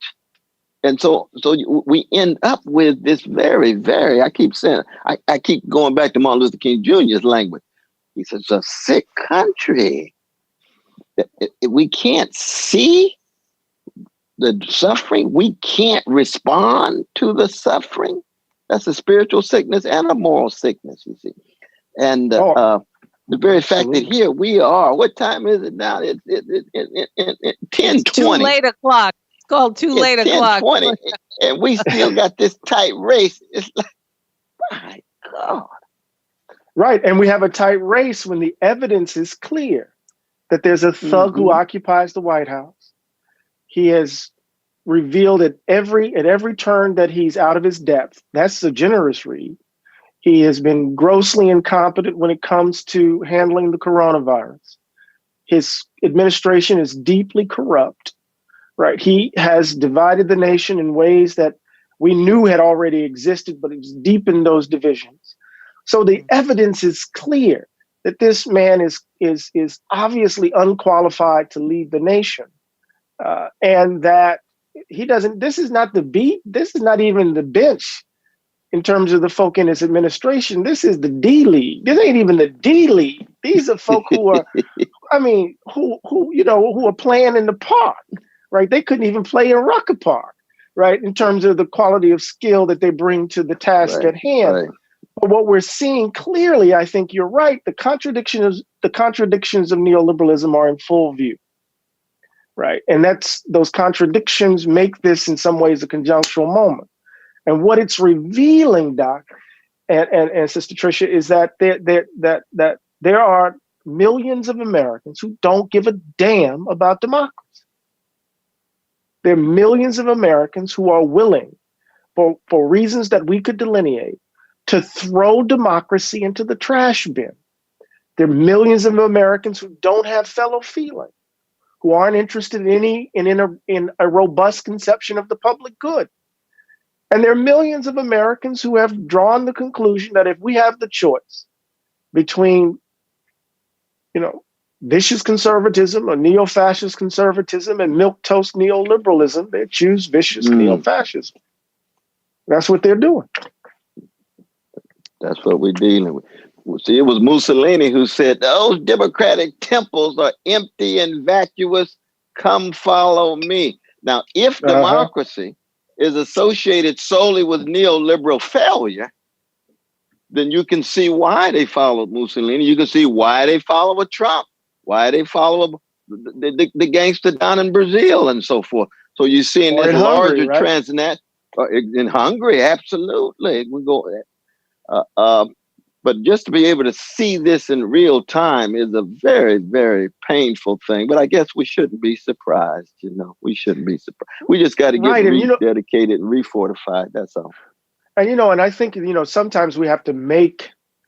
Oftentimes how can I put this? There is a blurring of liberalism and democracy, right? That we tend to identify the two. Right. Exactly. And the failures of liberalism are then mapped onto democracy as such. Right. And so part of what our work what we probably have to do in this moment is to begin to not only articulate a vision of a more just society, or the New Jerusalem, as Jimmy would describe or Baldwin would describe it, but begin to disaggregate liberalism and democracy. Begin to show some of these folk that these things. We need more Shell and Wolin. We need more Shell and Wolin. You know exactly who I'm invoking. Between democracy versus liberalism, and liberalism has some beautiful things. Go, either one of you, unpack that a little bit. Why are they collapsed, and what are the significant distinctions that would need to be developed in order for those spaces to flourish, the space between? I'll defer to my teacher. The brother, he got John Dewey, he got Sheldon Wolin, he got Judas Butler, he got Bonnie Honig, all of those folk, Wendy Brown, who's been trying to teach us that democracy is the empowerment of poor and working people around a common purpose with a robust public life. And once your public is vacuous, and once anything is in common is called into question, it's just individualistic and much more predatory, and it's all about money, money, money, wealth, wealth, wealth, status, status, status, then that liberalism becomes feeble, and any democratic possibilities are trumped, and we can say that in a whole lot of different senses, they're trumped. And the alternative becomes this right-wing populism or neo-fascism. And so it's the difference between a John Dewey and a Wolin on the one hand and neoliberal thinkers on the other. They're always looking at it from the vantage point of poor and working people as citizens. And when we begin to think about, for example, how an idea of negative liberty can easily morph into, right, a kind of selfishness as virtue. This is Ayn Rand, right? She thinks of selfishness as a kind of virtue. That's right. The virtue of selfishness, right? And so, and you know, remember the former Speaker of the House was a Rand fanatic. That's Paul Ryan. And so you have it such that selfishness becomes a synonym for liberty. So much so that it becomes a tyrannical act on the part of government to tell people to put on masks to protect their fellows. And so when you have selfishness as a superordinate value, it becomes very difficult to imagine a robust conception of the good. That's right. So that's right. So this notion of liberalism has eviscerated a sense of common feeling, a sense of genuine community that will allow us to imagine what it means to live in right relation with our fellows. And so what you get in effect, right, is, rampant greed, corruption, domination. And then what you get are folk who are catching hell and reaching for the easiest answers to account for that hell that they're catching. But isn't I'm sorry. No. I'm curious about this to both of you. So, but do you think that the sort of rampant, selfish, anti-public, collective common good that you're describing could possibly flourish without a multiracial democracy as the context? Because it seems to me that once you layer in a very explicit kind of, white privilege / supremacy / expectation that the world works for them appropriately, then you see, it seems to me, that the rejection of the public is a rejection of a multiracial democracy in a post-integration era. Right. And if that's the case, then it's not just about liberalism per se. It's about liberalism taking up a multiracial narrative and allowing what looks like, the reduction of a certain kind of white autonomy to control the public sphere in their own image. So how does that interrupt the sort of liberal argument or the argument about the way you were understanding liberalism there, or maybe it doesn't? Well, remember I said what's interesting was Trump sits in the sweet spot of the intersection of selfishness, greed, and white supremacy. That's the fuel to his ascendance, right? So it's precisely, and we could tell a story where when we think about the last 40 years of a political ideology, whether you call it Reaganism or Thatcherism or neoliberalism, what it has involved is transforming citizens into self-interested persons in pursuit of their own aims and ends, right? In competition and rivalry with others. And when you move from, and citizenship, of course, is in inverted commas, but when you move from people living in community with others with a robust conception of the public good animating their living together, to this idea that folk are just self-interested agents in pursuit of their own aims and ends, right? In competition and rivalry with others, overlaid with the history of white supremacy, you're going to get precisely the society that we currently live in. But what I'm trying to argue, and I'm messing with y'all too, which is ridiculous because this is y'all's area. This is good.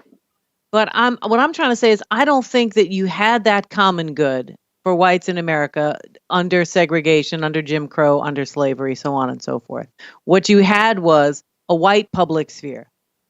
And because it was marked as white, it could look like the common good.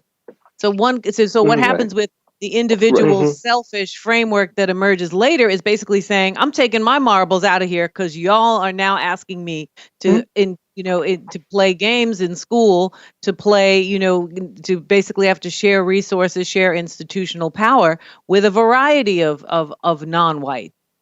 To me, I think it's about you're absolutely right. I do too. But absolutely. the difference is this, though. But the difference is this, and the dear sister, what's her name, Sarah Chase, in her recent book on corruption in America, that since the 1970s, there has been multiracial neoliberal corruption tied to the system of big money and big military, and that's what people are also rejecting.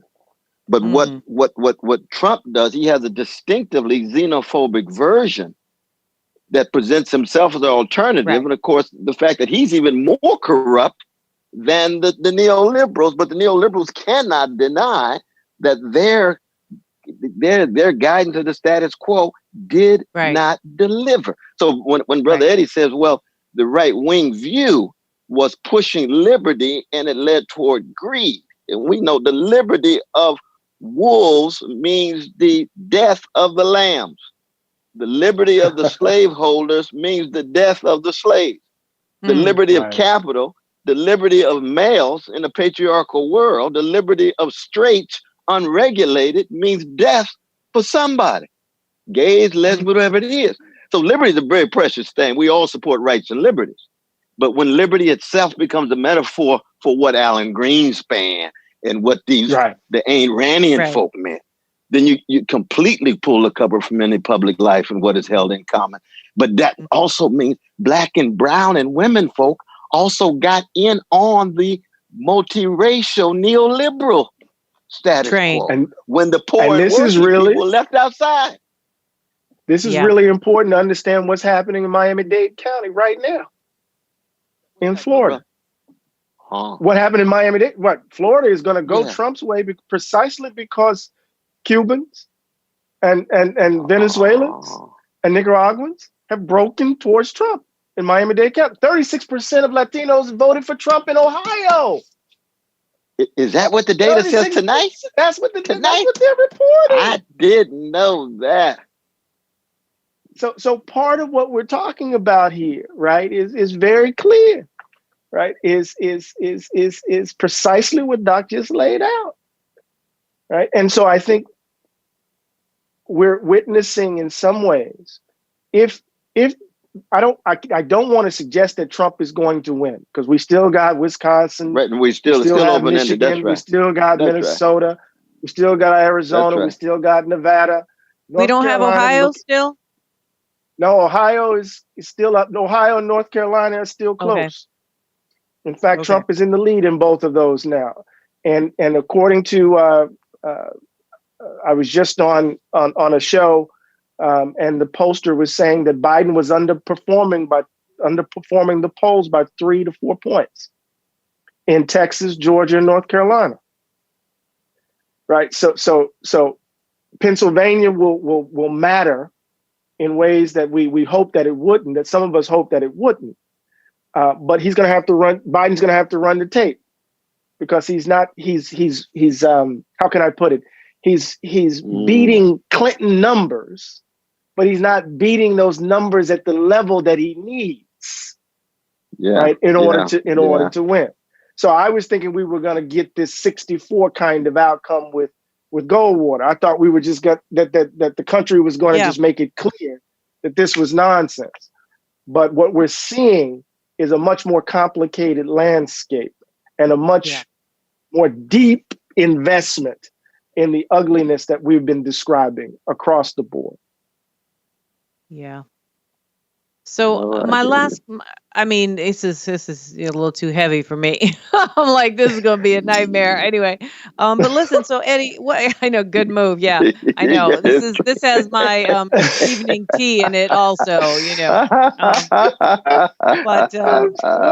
But what do you say to people who've made the argument that we had to choose Biden. We, as in liberals / Democratic Party, as in anybody in the anti-Trump alliance, had to choose Biden because to choose someone farther to the left would have only left this centrist group, who is also fed up with all the things we're talking about, but would have left them nowhere to go but toward Trump.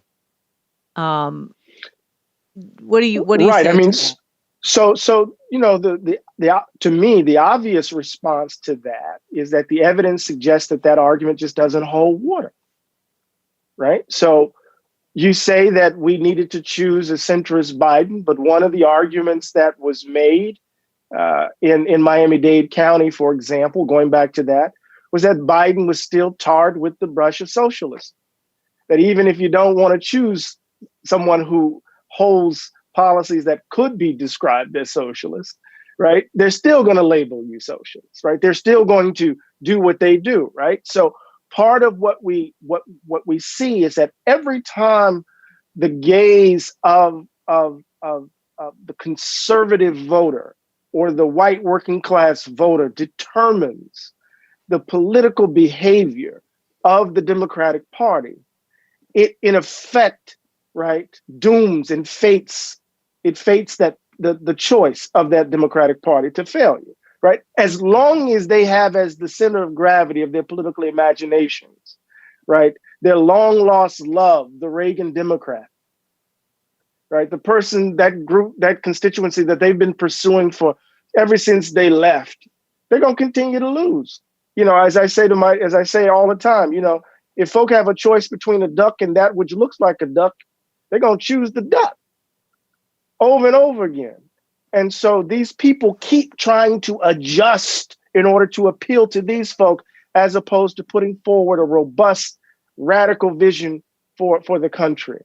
And until they do that, we will find ourselves in these positions over and over and over again. If that makes sense.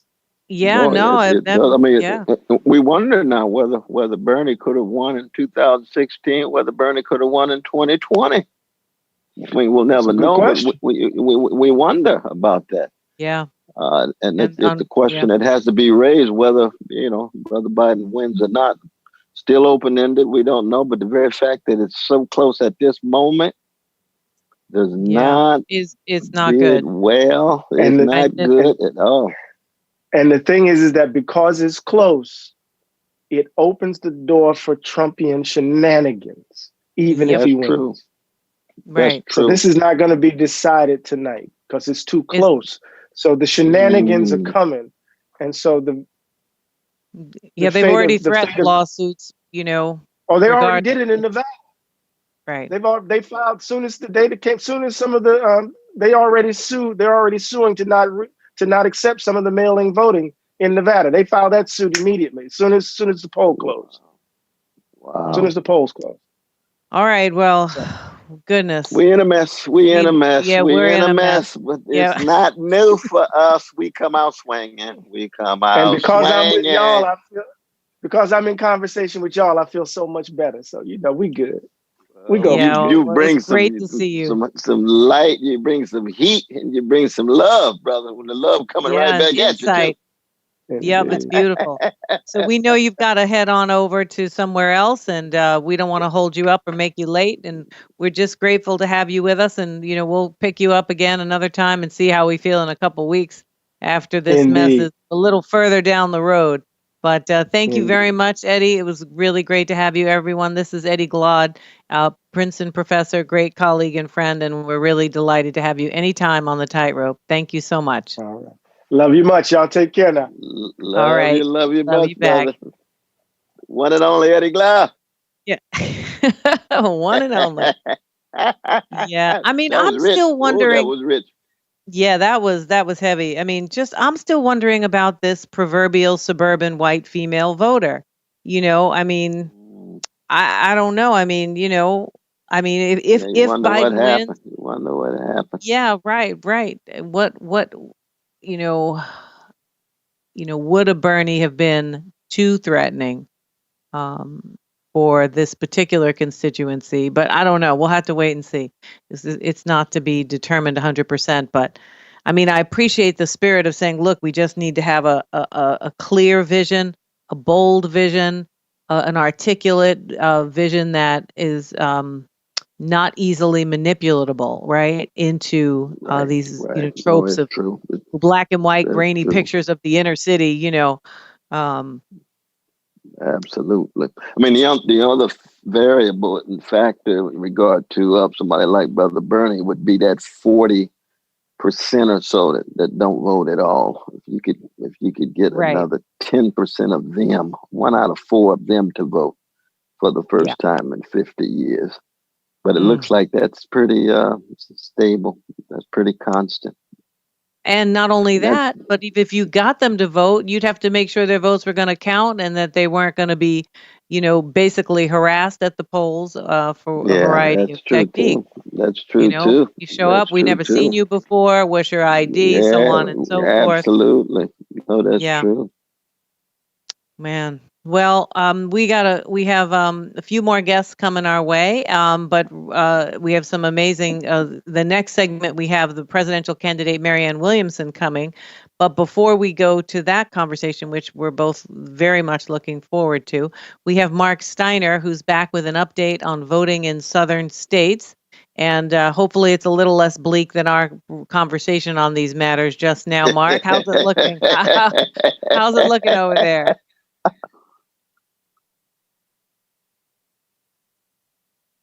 Oh, I can't hear.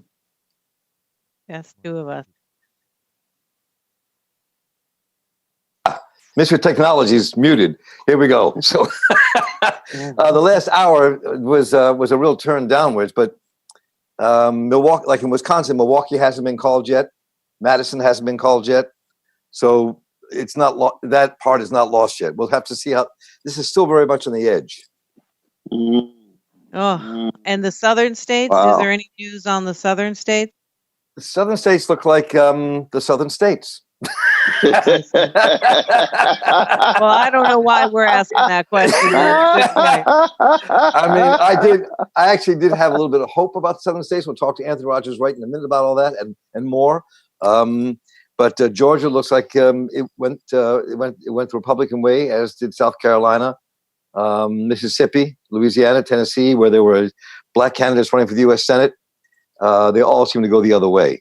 So I know that, and I was talking earlier to Anthony Rogers, right, who'll be joining us here in a second, and he thinks part of it is because Democrats didn't care about the South, put enough effort into making the fight or organizing. Somehow the left has forgotten how to organize. We were the ones who started the organizing, but the right seems to be doing a better job. We got to switch that around. Wow. Yes. And what about the Senate race, though, brother, in Georgia? No, I think right now it's going to be a run-up between Warnock and Loeffler. Oh, it looks like at the moment. Okay. Yeah. Right on. See where that goes. Yes. Okay, let me bring on Anthony Rogers. Right, Anthony is joining us here. Good to have you, and he's in exile now in Nebraska. And good to have you with us, Anthony. Well, thank you, Brother Mark. Of course, always a distinct honor to be on with you and my vicarious mentor. I guess he'll be here in just a second. There he is. Hey, man, how are you doing? Good to see you, Brother Mark. I think you might still be on mute. Oh, I'm off mute. I'm not sure. Can you hear me? So just to let you all know, Anthony Rogers, right, is a national racial climate justice advocate. And he's been advising presidential, Senate, local campaigns, and office holders, and is joining us now to talk about the South and a bit more. And Anthony, welcome. Good to have you with us. It's good to be with you, Brother Mark. And of course, it's always good to be on with my vicarious mentor, the good brother, Dr. West. Good to see you, brother. And of course, yes, sir. And I just completed reading the good brother Eddie Glaude Jr.'s book on Jimmy Baldwin, which is something that everyone must read.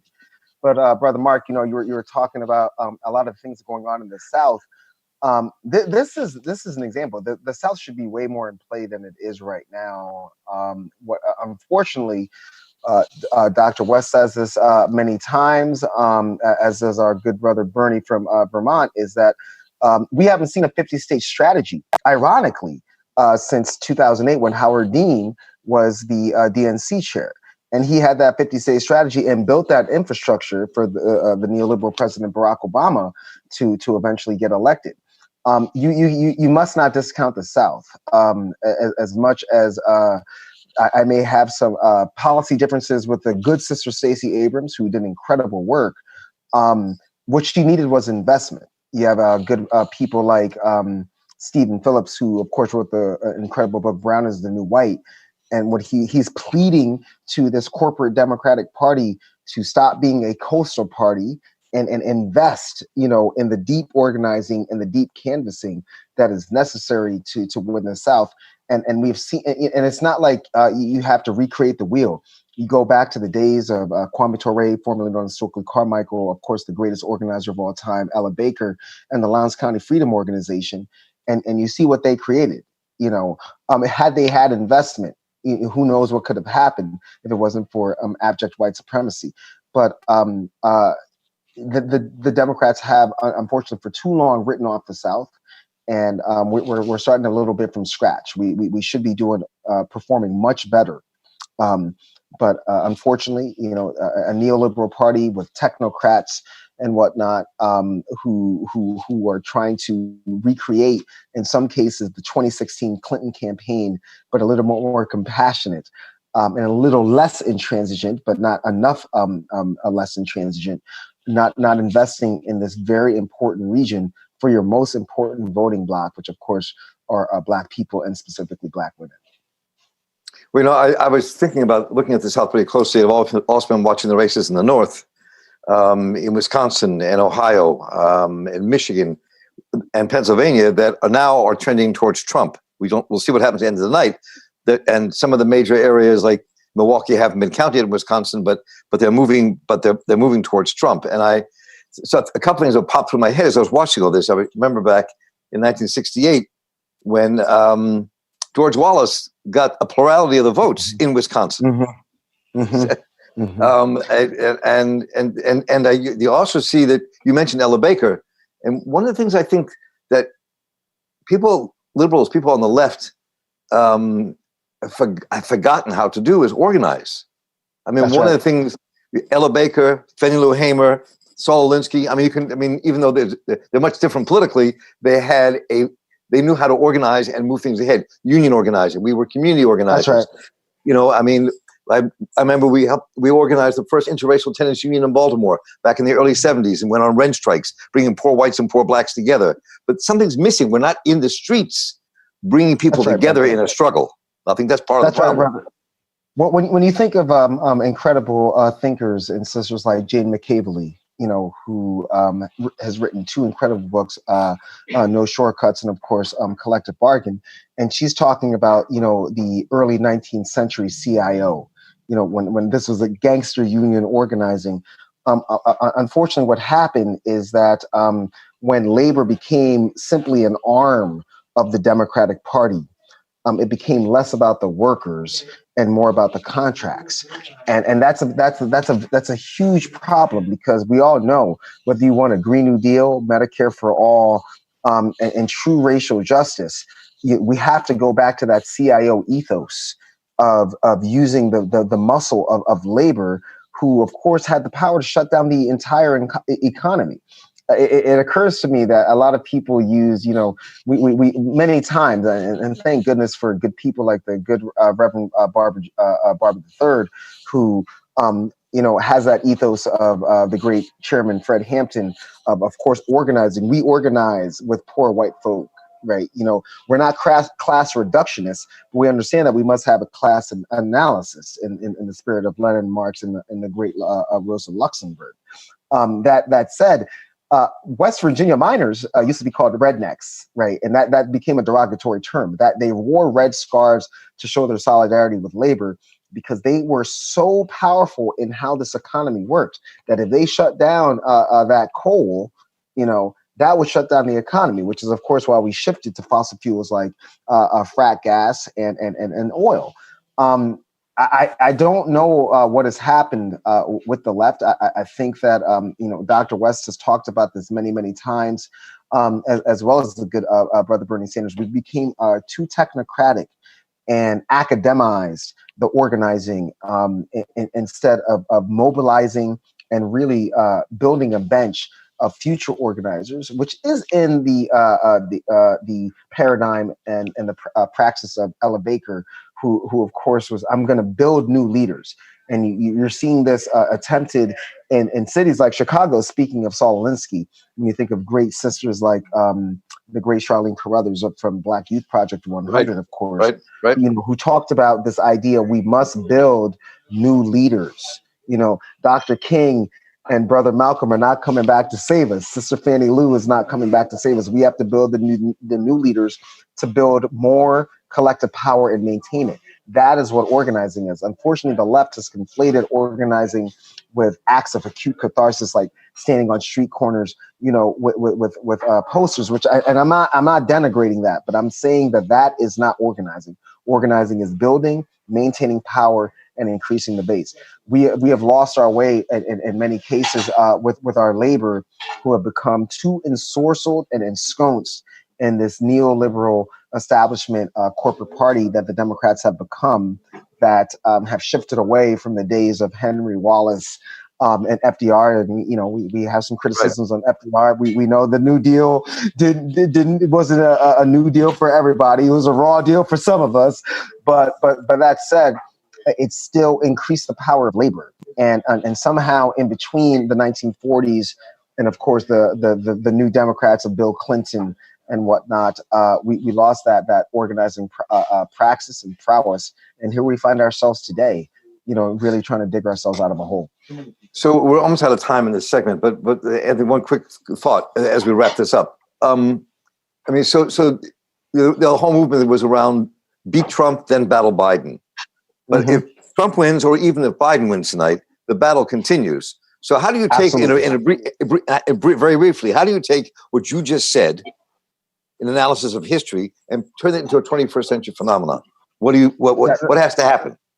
That's an incredible and very cogent and important question. I think that it's just like you said. I mean, for those of us who are true abolitionists, for those of us who are anti-capitalist, for those of us who are anti-racist, as Dr. West said, anti-patriarchy, and bringing into the covenant, of course, Black transgender women whose life expectancy is far too low, we understand that our approach is not going to be vastly different if Biden wins or if Trump wins. We are still going to have to agitate, intercede, and intervene because, as both all of the previous guests have said, is that we have reached this level of peak neoliberalism.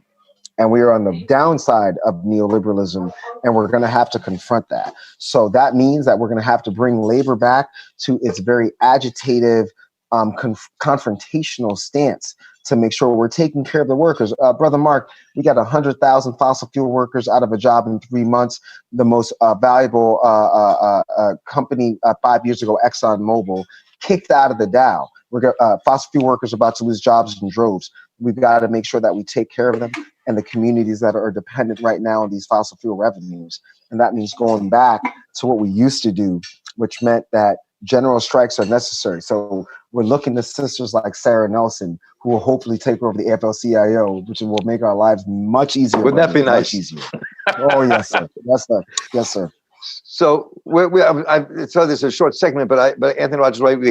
We're relaunching the Mark Steiner Show, and as we do, I really want you to come back on for a much longer conversation to explore this in some depth with some other people. This is much too critical, and we'll see where this night goes. We'll see. Anytime, brother. Anytime, brother. My time is yours. It's always great to talk to you. Thank you so much for being with us tonight. I really appreciate it. Anthony Rogers, right? Take care. And now we're going to turn this back over to the folks at Tightrope. Bring in their next guest and see who they have. And thank you all so much for bearing with me a little longer than we expected, but want to let Anthony have that final say in there. So take it away. Very powerful and important conversation. I hope you have him back for sure. We are back on the Tightrope here. Tricia Rose here with my dear colleague Cornel West, and we have our next segment, which is really something I'm very much looking forward to. We have Marianne Williamson, who is going to be with us for the next few minutes. Hey, fantastic. How are you? I think you might be muted.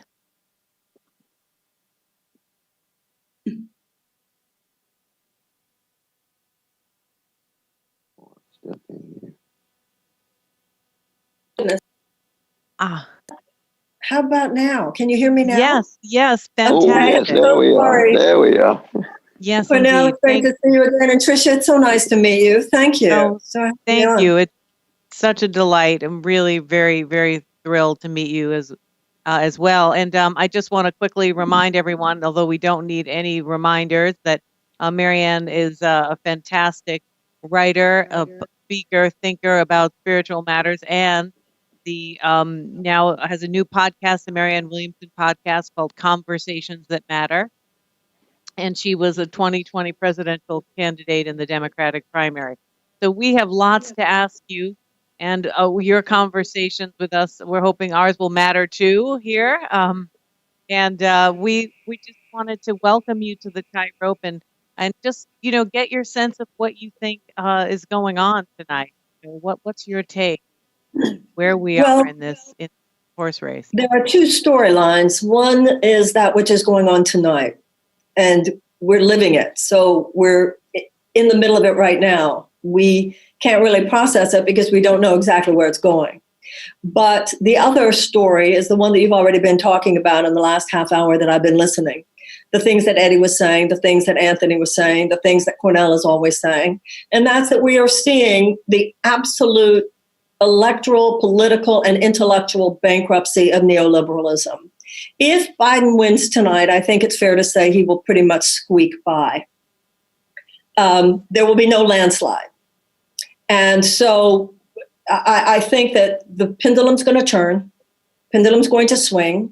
And I agree with everything that Eddie was saying. Maybe the Democratic Party will think in terms of playing to its own base and not peripheralizing progressives anymore, and stop this delusion about trying to capture the old Reagan Democrats and really give an opportunity for people such as, I agree with what Anthony was saying about the South. I come from Texas. When Lyndon Johnson signed the Civil Rights Act, he said, we just lost the South for a generation. He didn't say we lost the South for 40 years, but the Democratic Party just packed up and left. And the progressive energy, the progressive Shakti, the progressive ecstasy is with the left within the Democratic Party. And, when you said before, Tricia, you were saying, the question is exactly what the neoliberals would have us think, which Bernie is too extreme. Bernie has conviction. That is what wins elections. People like some energy. They like some conviction. Yes, it's true that the Republicans don't walk their talk, but the Democrats don't talk their walk. The corporatist neoliberal is, even when they try to say something deeply, authentically true, sounds disingenuous because they are. One of the things I said throughout my campaign was that the only way to defeat big lies would be with big truth. The Democrats tell the truth, but too often what the corporatist neoliberals do is they tell the truth, but they don't tell the whole truth, and they don't say nothing but the truth. And that is what is going to win back the heart of America for the left. Let's say it like it really is, that the economy is rigged, which you guys know anyway, but the populists, the authoritarian populists are saying it's rigged one way. The progressive populists will tell you how it's really rigged. The Democratic Party will admit the part that it's played. Let's get real. Let's tell people what's really going on. Let's hold people to the idea that we can do politics from a noble and intelligent place. And then I believe the Democratic Party will get its power back, or the left will get its power back, whether Cornel, you and I have been in a lot of conversations, whether that means the Democratic Party or a third party, I don't know. Absolutely. Absolutely. No, my dear sister and I were with Brother Nick Browner with the People's Party, and we had a similar kind of conversation for hours about this. It was very, very rich.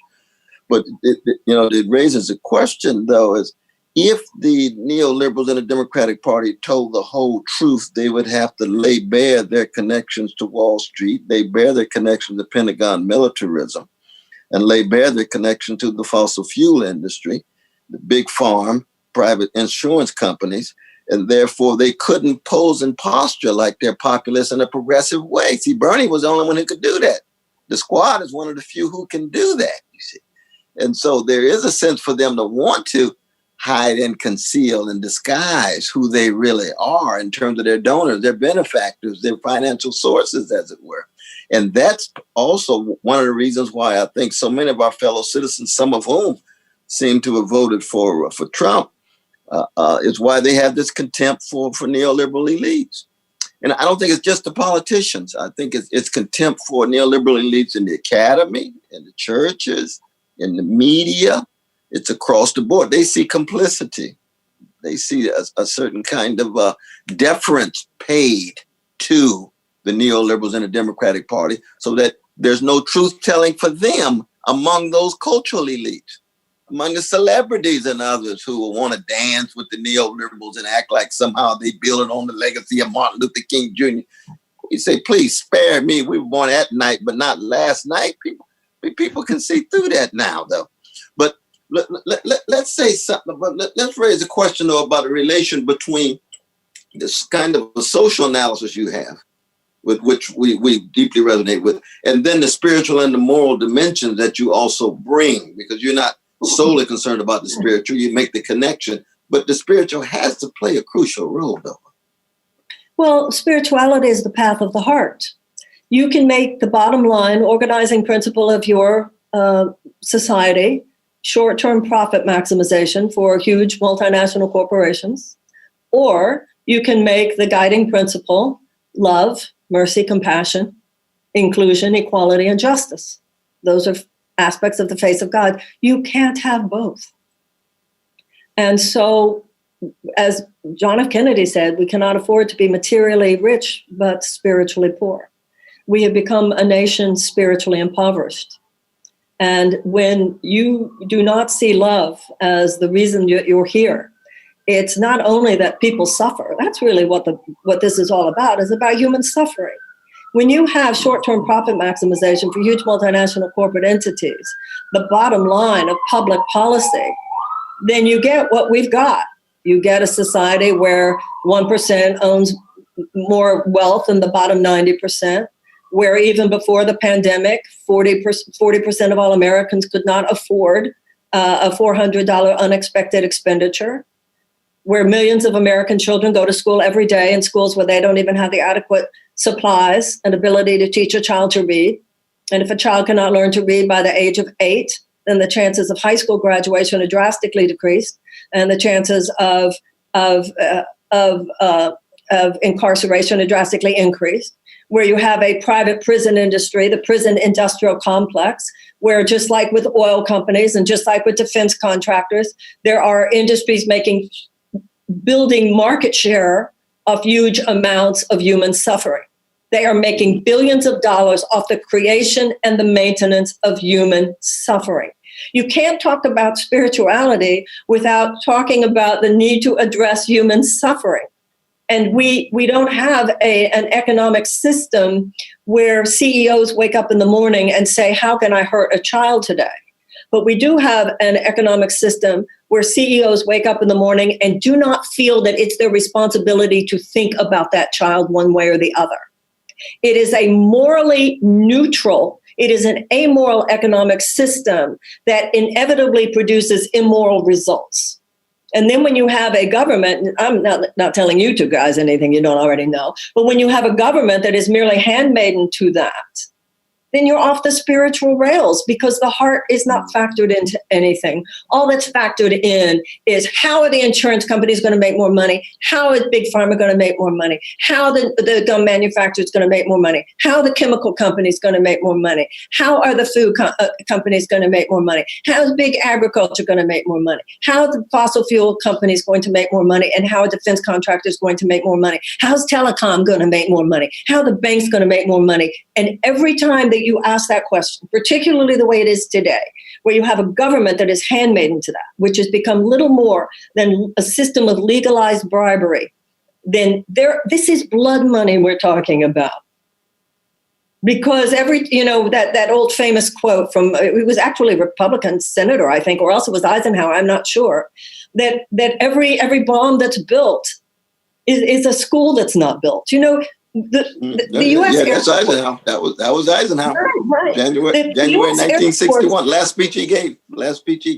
Exactly. Well, somebody was saying recently that you could look at the economic policies of Eisenhower today, and he'd look like Bernie Sanders.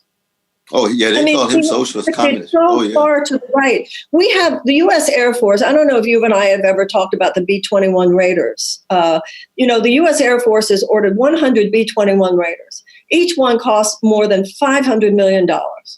And the thing about the B-21 Raiders is that they carry not only conventional bombs, but also nuclear bombs.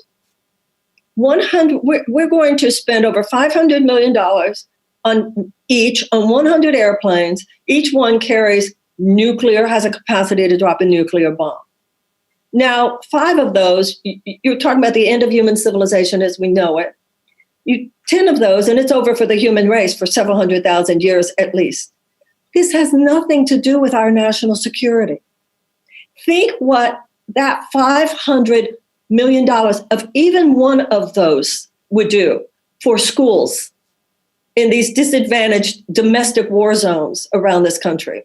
Think what that money would do to cancel the $1.5 trillion college loan debt, to provide tuition. You're talking about the Trump winning or Trump even being as supported as he is. The main difference is between college-educated and non-college-educated people. This should be a motivation for educating your people. Think what that could do to provide Medicare for all. The whole thing has become so corrupt and so rotten to the core. And that's why people like you are important, both of you. That's why people like Eddie saying it like it is. That's why people like Anthony saying it like it is. And I think we can all go to sleep at night feeling like, well, at least we're saying it. We might be peripheralized. We might be scolded. But you know what? The pendulum's going to swing in our direction. I remember when I was young, and I remember a time when people said Ronald Reagan would never be president because he was too conservative. But you know what the Republicans do? You know what the right does? If they say something and you don't like it, they say it again. The corporatist neoliberals, if they say something and you don't like it, they scurry over to see if maybe John Kasich will like what they say.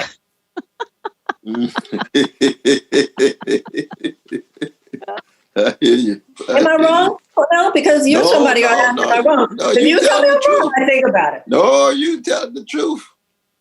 You telling the truth. My dear brother Maulana Karenga say, rescue me if I'm wrong. Well, no, you don't need no rescue. But you telling the truth. Very, very much so.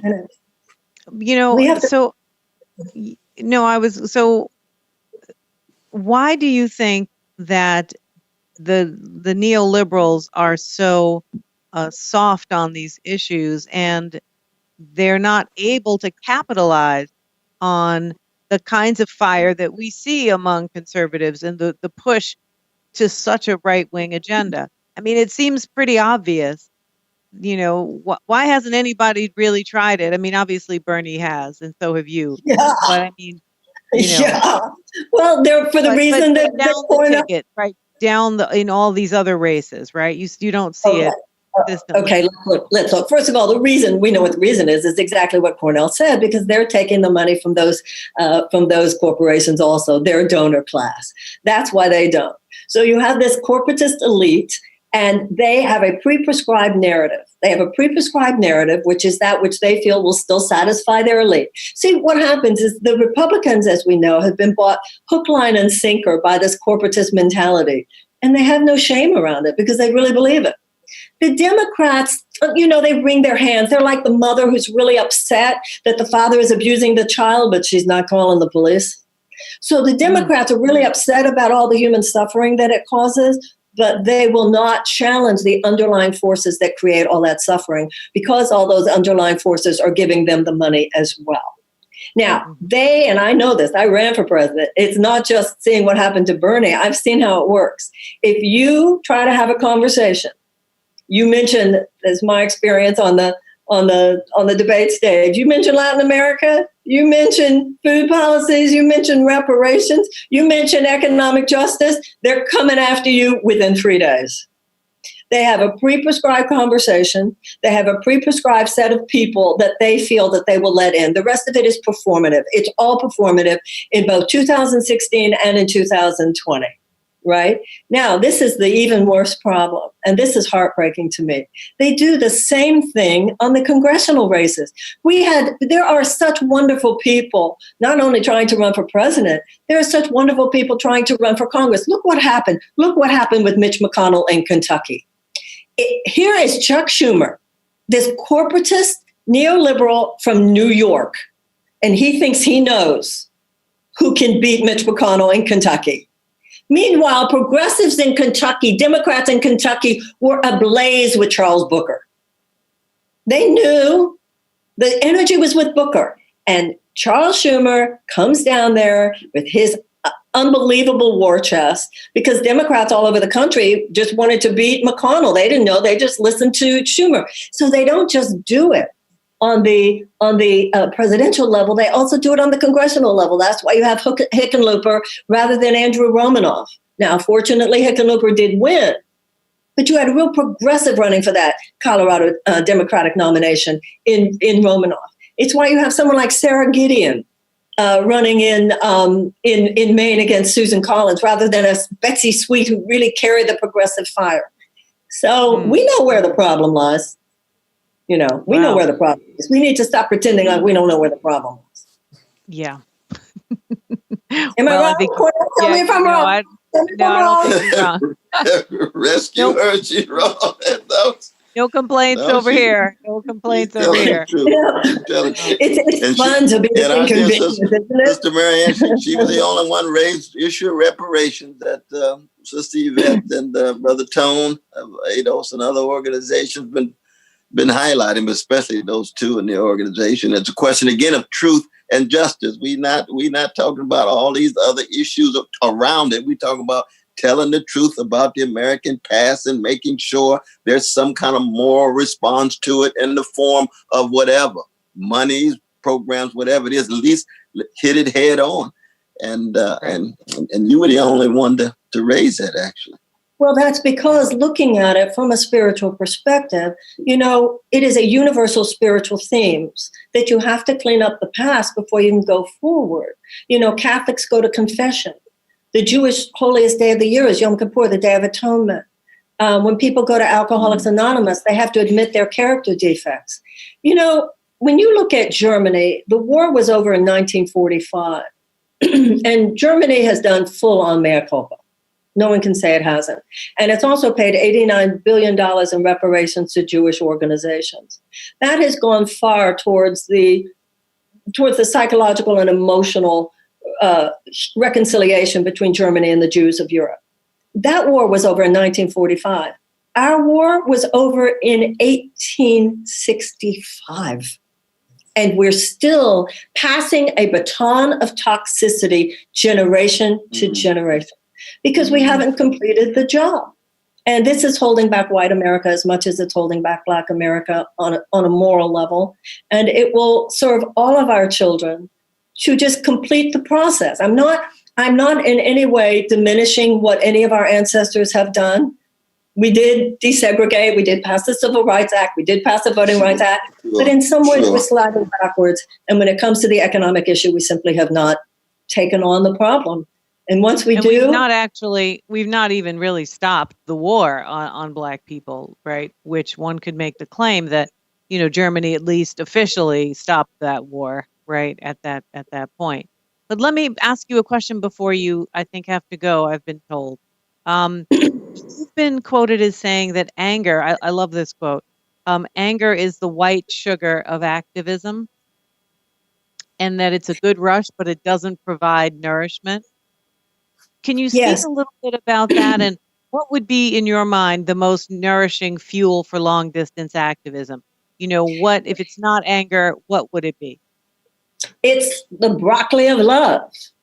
It's a love for what could be. Anger is, as you said, it's like an adrenaline high, but then you crash. It's like white sugar of political activism, and something that all three of us know, and that sometimes I think younger people are just learning, is we have to be in this for the long haul. This is not something that's going to, this is a lifetime process. serving the ages to the best of our ability. So we're not going to win every fight. We're not going to win every race. You just keep going. And for that, you need nourishment. And that is where love comes in. It's love for the possibility of democracy, love for the possibilities of justice. You know, in the Talmud, the Jewish book of wisdom, it says, you are not obligated to complete the task, but neither are you permitted to abandon it.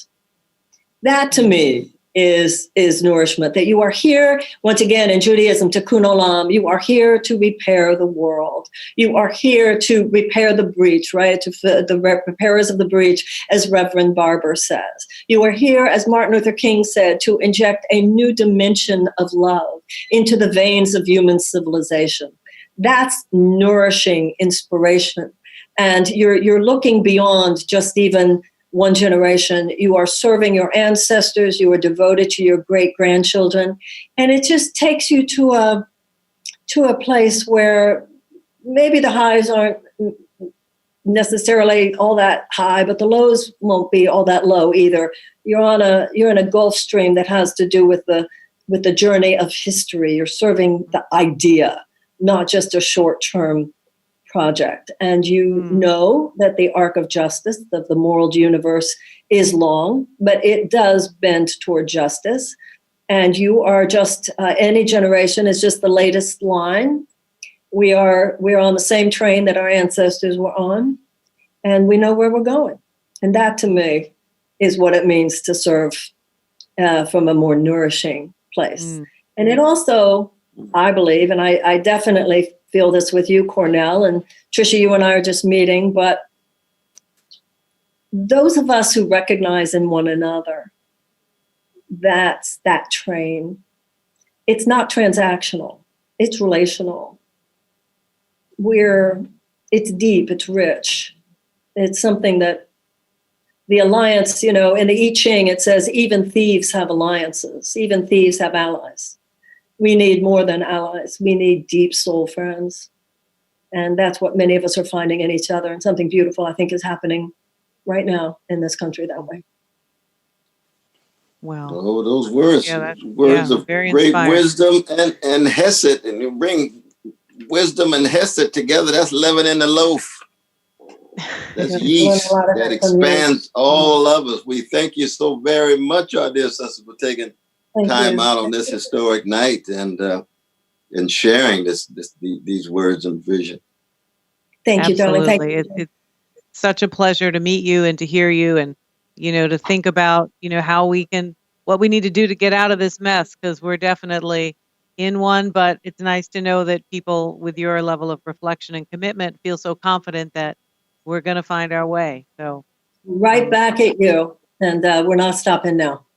All right, ain't no stopping us Thank now. you. All right, sounds good to me. you. Thank you, Marianne Williamson. It was wonderful to meet you. Thank you for joining. All right, have a good night.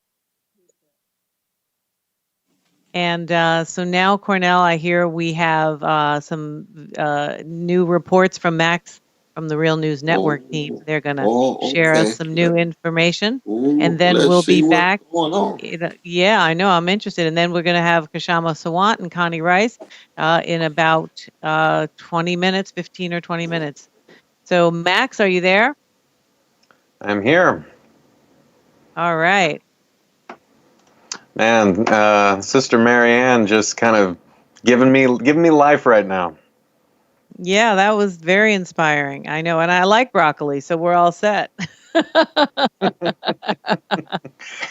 Well, and I think that the conversation that y'all had really got to something that, it speaks to the question that's on a lot of people's minds right now, right? Which is like, how is it this close? How after kind of the catastrophic failure of the Trump administration to handle the COVID-19 pandemic, how after everything this country has been through over the past 4 years, from kind of just police brutality to working people getting screwed over and having their rights in the workplace stripped.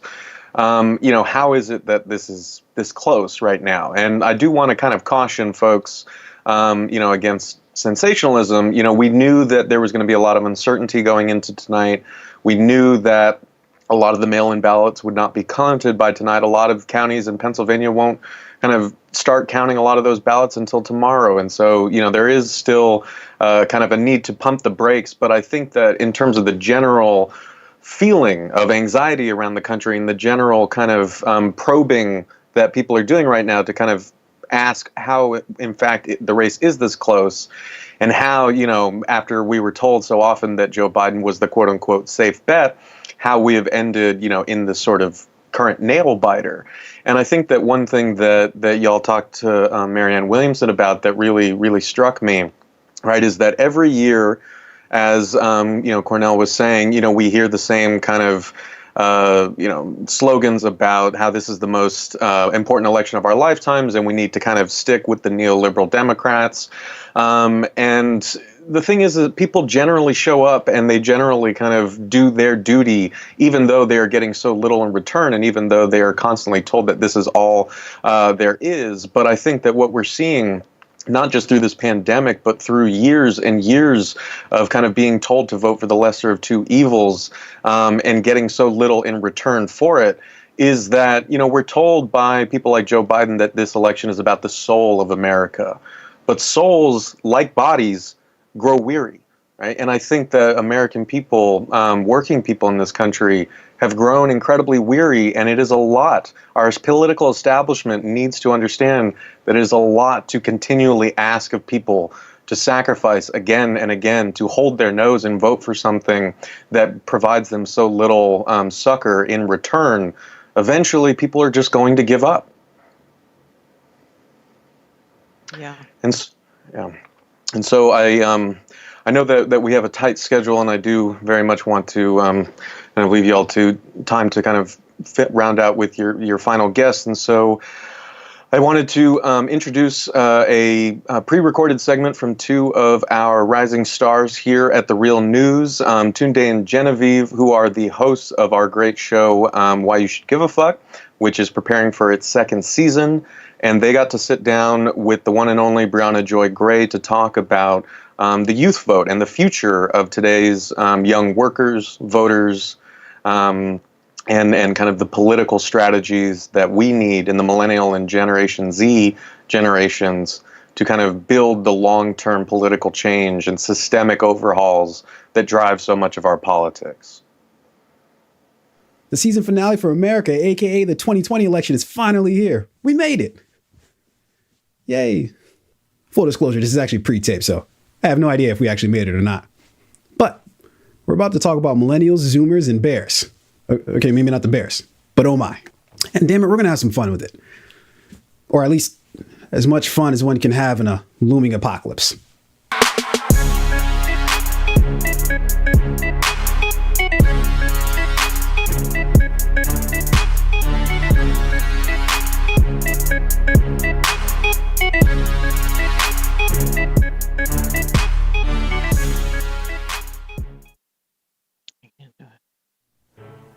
Okay, G-Money.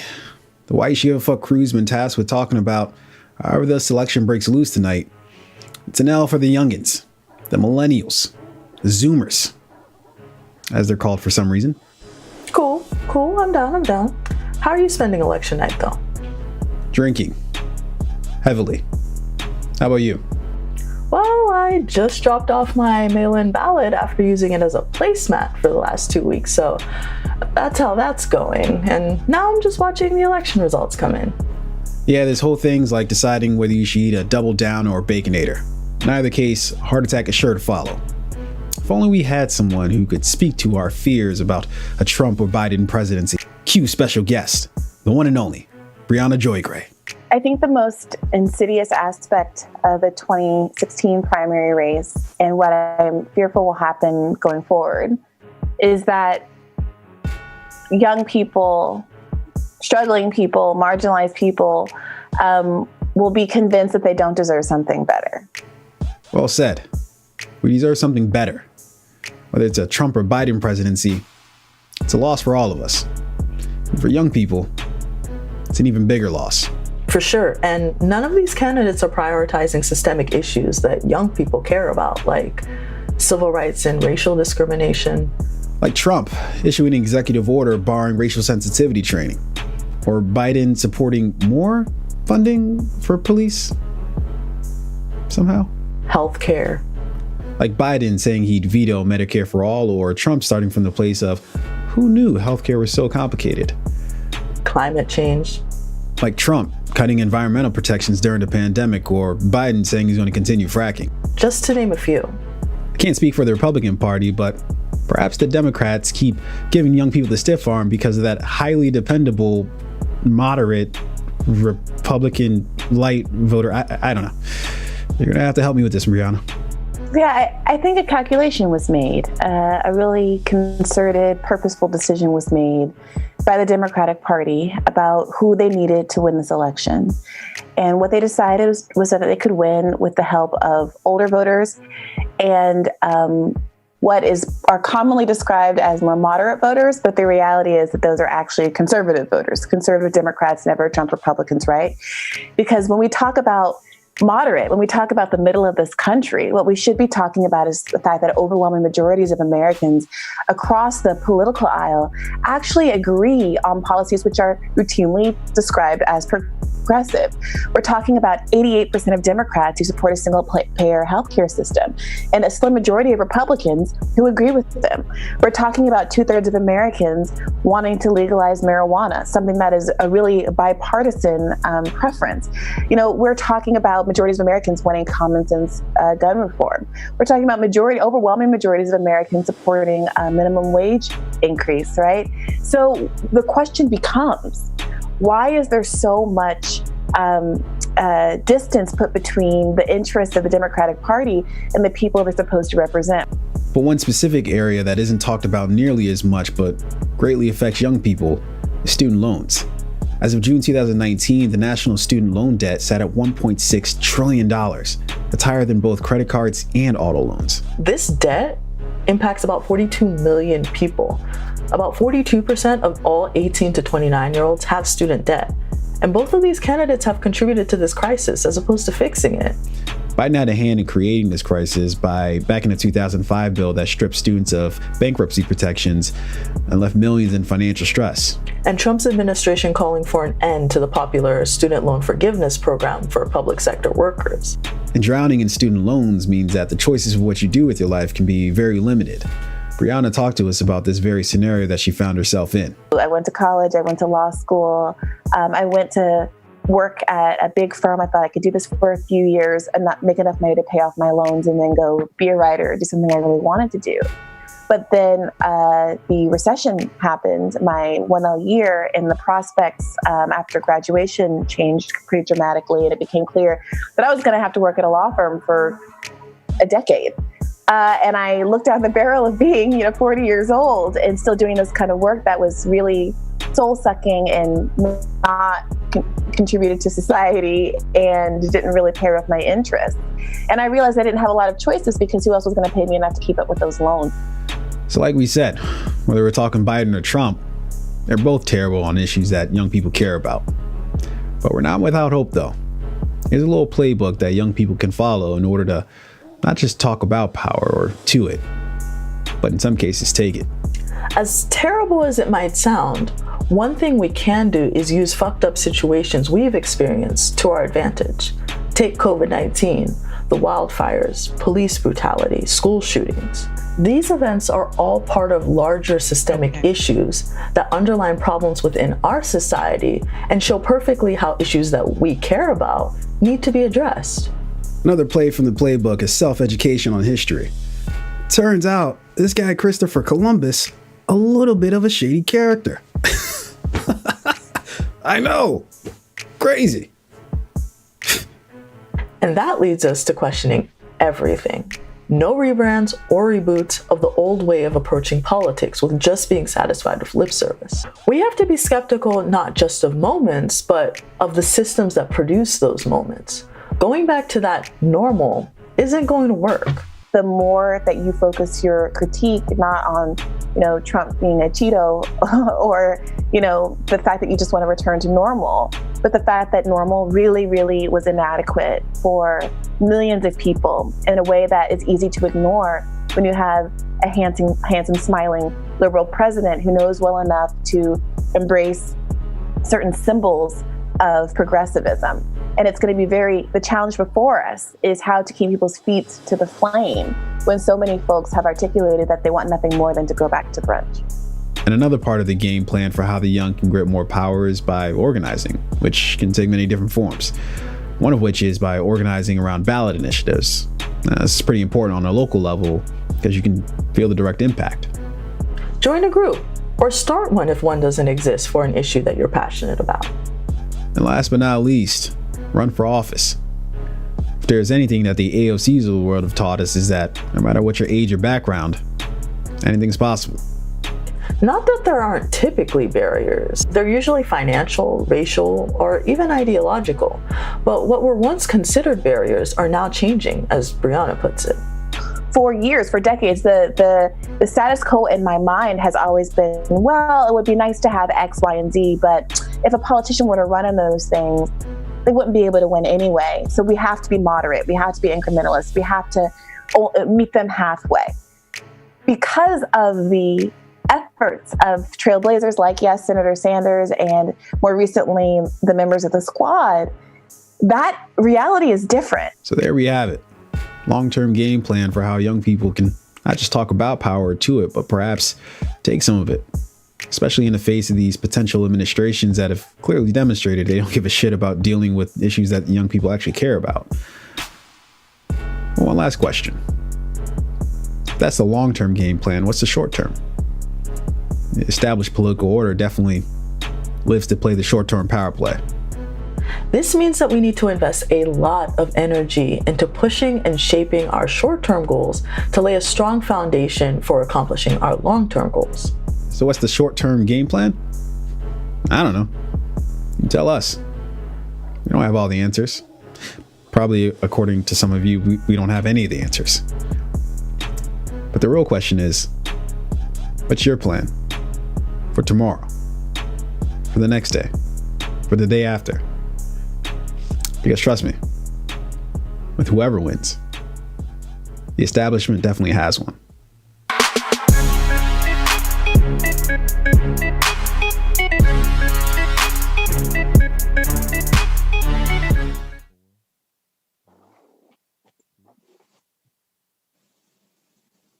Well, hello, everybody. Welcome back to the Tightrope section of this evening's Real News Network election night watch party.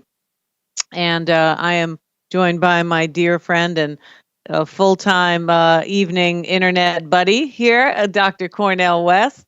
And we have a terrific guest with us very shortly, Connie Rice, who will be joined by Kshama Sawant in a few minutes.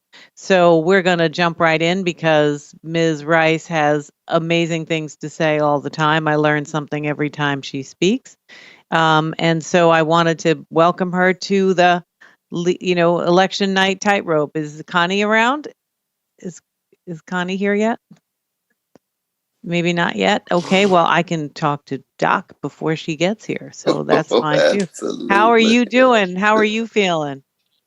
Well, again, it's been an inspiring night talking to you and all the others, and then to hear the young brothers and sisters, all three of them. I thought of course, we had Sister Brianna on just a few days ago on our show, but they're really laying bare the undeniable failures of predatory capitalism in its highly financialized form and its connections to the white and male supremacies and homophobias and transphobias.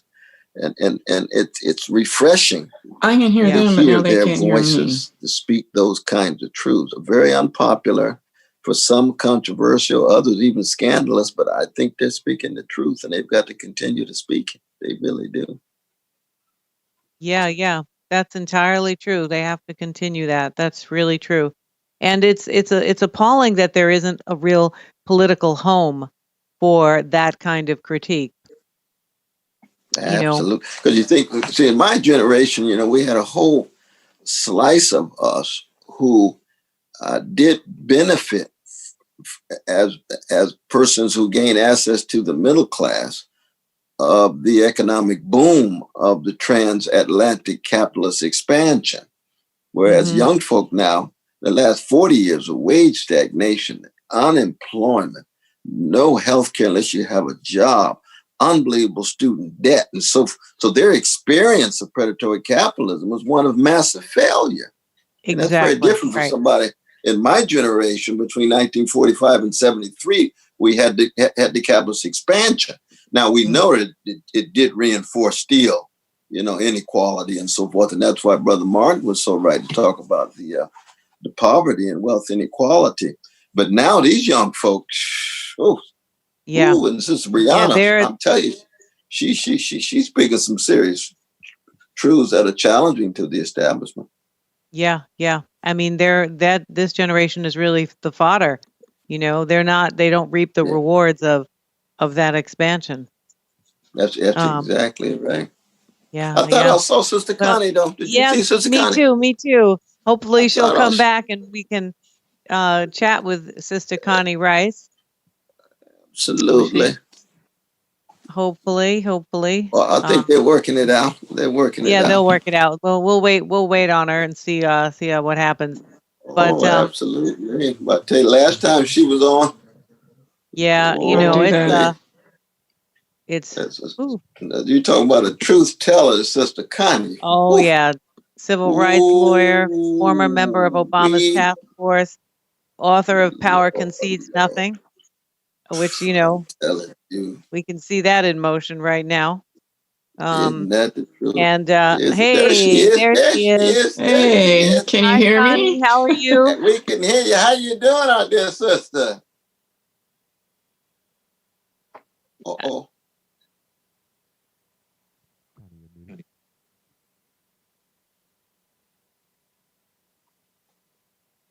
Is it coming through? Mute. Can you hear me? Yep. Yes, we can hear your lovely voice. Okay, I can't see you, but I can hear your wonderful voices, so we'll go with that. Oh, we can see your lovely face and hear your wonderful voice, though. My How are you condolences. doing? Yeah. It's so good to hear the two of you. Voices of sanity. No, we miss you. I've been wondering what you've been thinking through all of this today and all the other debates since our previous discussion. How are you feeling now, and what are you thinking about where we are, and are you on the brink of dread here? No, I'm not. Not the kind of dread you're talking about. That the fear that the megalomaniac, pyromaniac might get reelected. But we got to get rid of this crime family before we can even reset. This period, somebody asked me, what is it that we're going through? And it's so clear to me that we're fighting the last battles of the American Civil War. And we haven't won the American Civil War. It's the longest war in this country's history. And this is the fourth national reckoning over white dominance and white supremacy. The first was at the founding of the nation. He came up with 3/5 of a man. The second was the Civil War, and to preserve the Union, they ended slavery.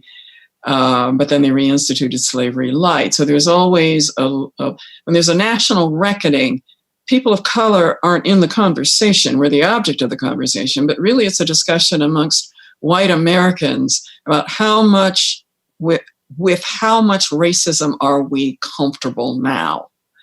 And each answer at each reckoning, it gets better, but then there's a huge backlash. There's a redemption of white supremacy in the wake of each reckoning.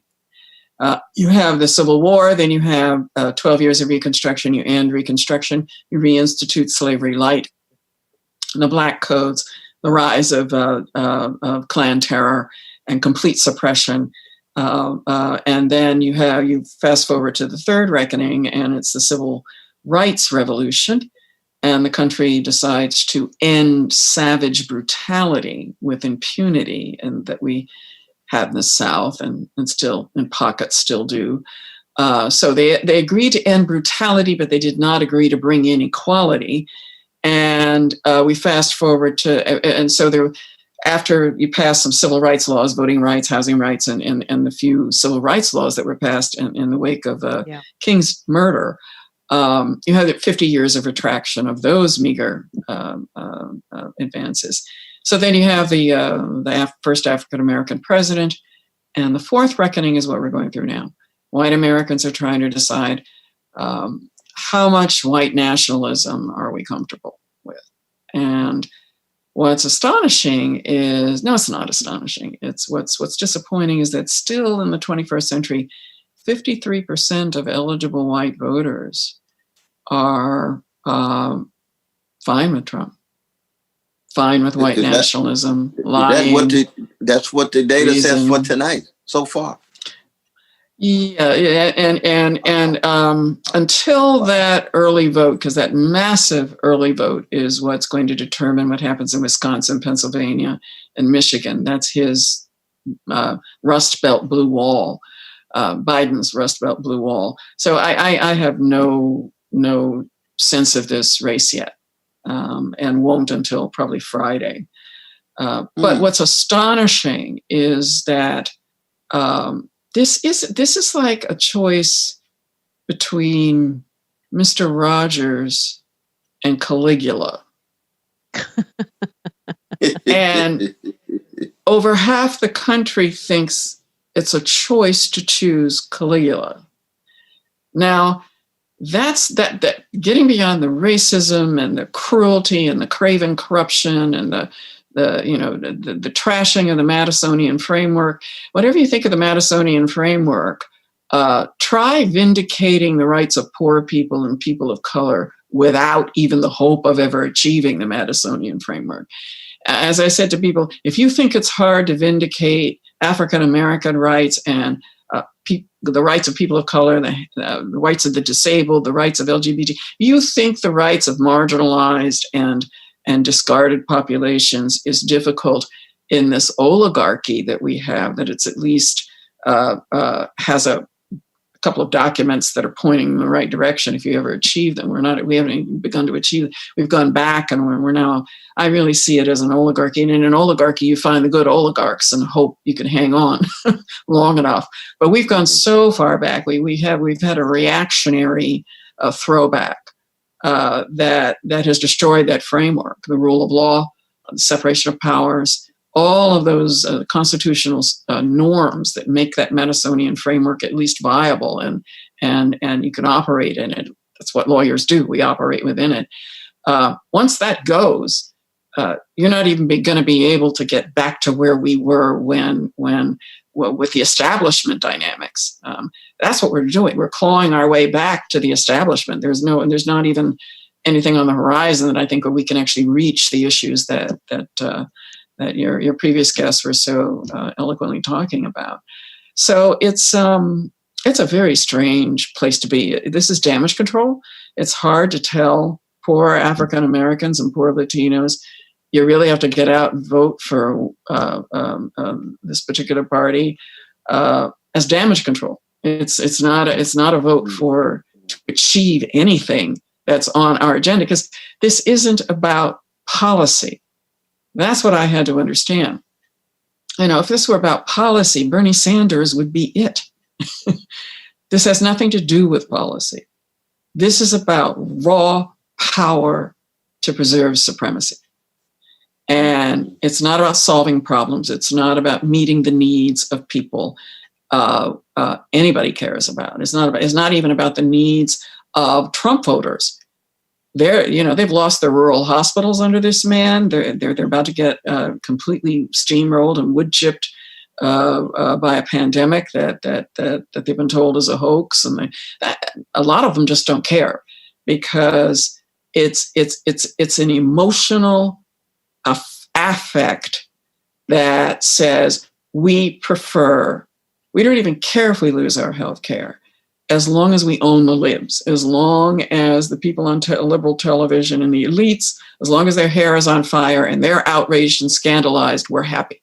We just want to stick a finger in the eye of the people who have made us feel less than, and who have erased us and have created a game in which we cannot win. Now, who else? What other population does that sound like? Underclass African Americans cannot win in this game that determines the distribution of public wealth, the distribution of opportunity, the distribution of access to any kind of life that you can dream of. So I'm as a political junkie, I'm just tonight, I'm just gonna get my gin and tonic and go to bed and wake up on Friday and figure out who won. You said you go sleep 2 days. You go sleep 2 days, Connie. Can't determine anything now.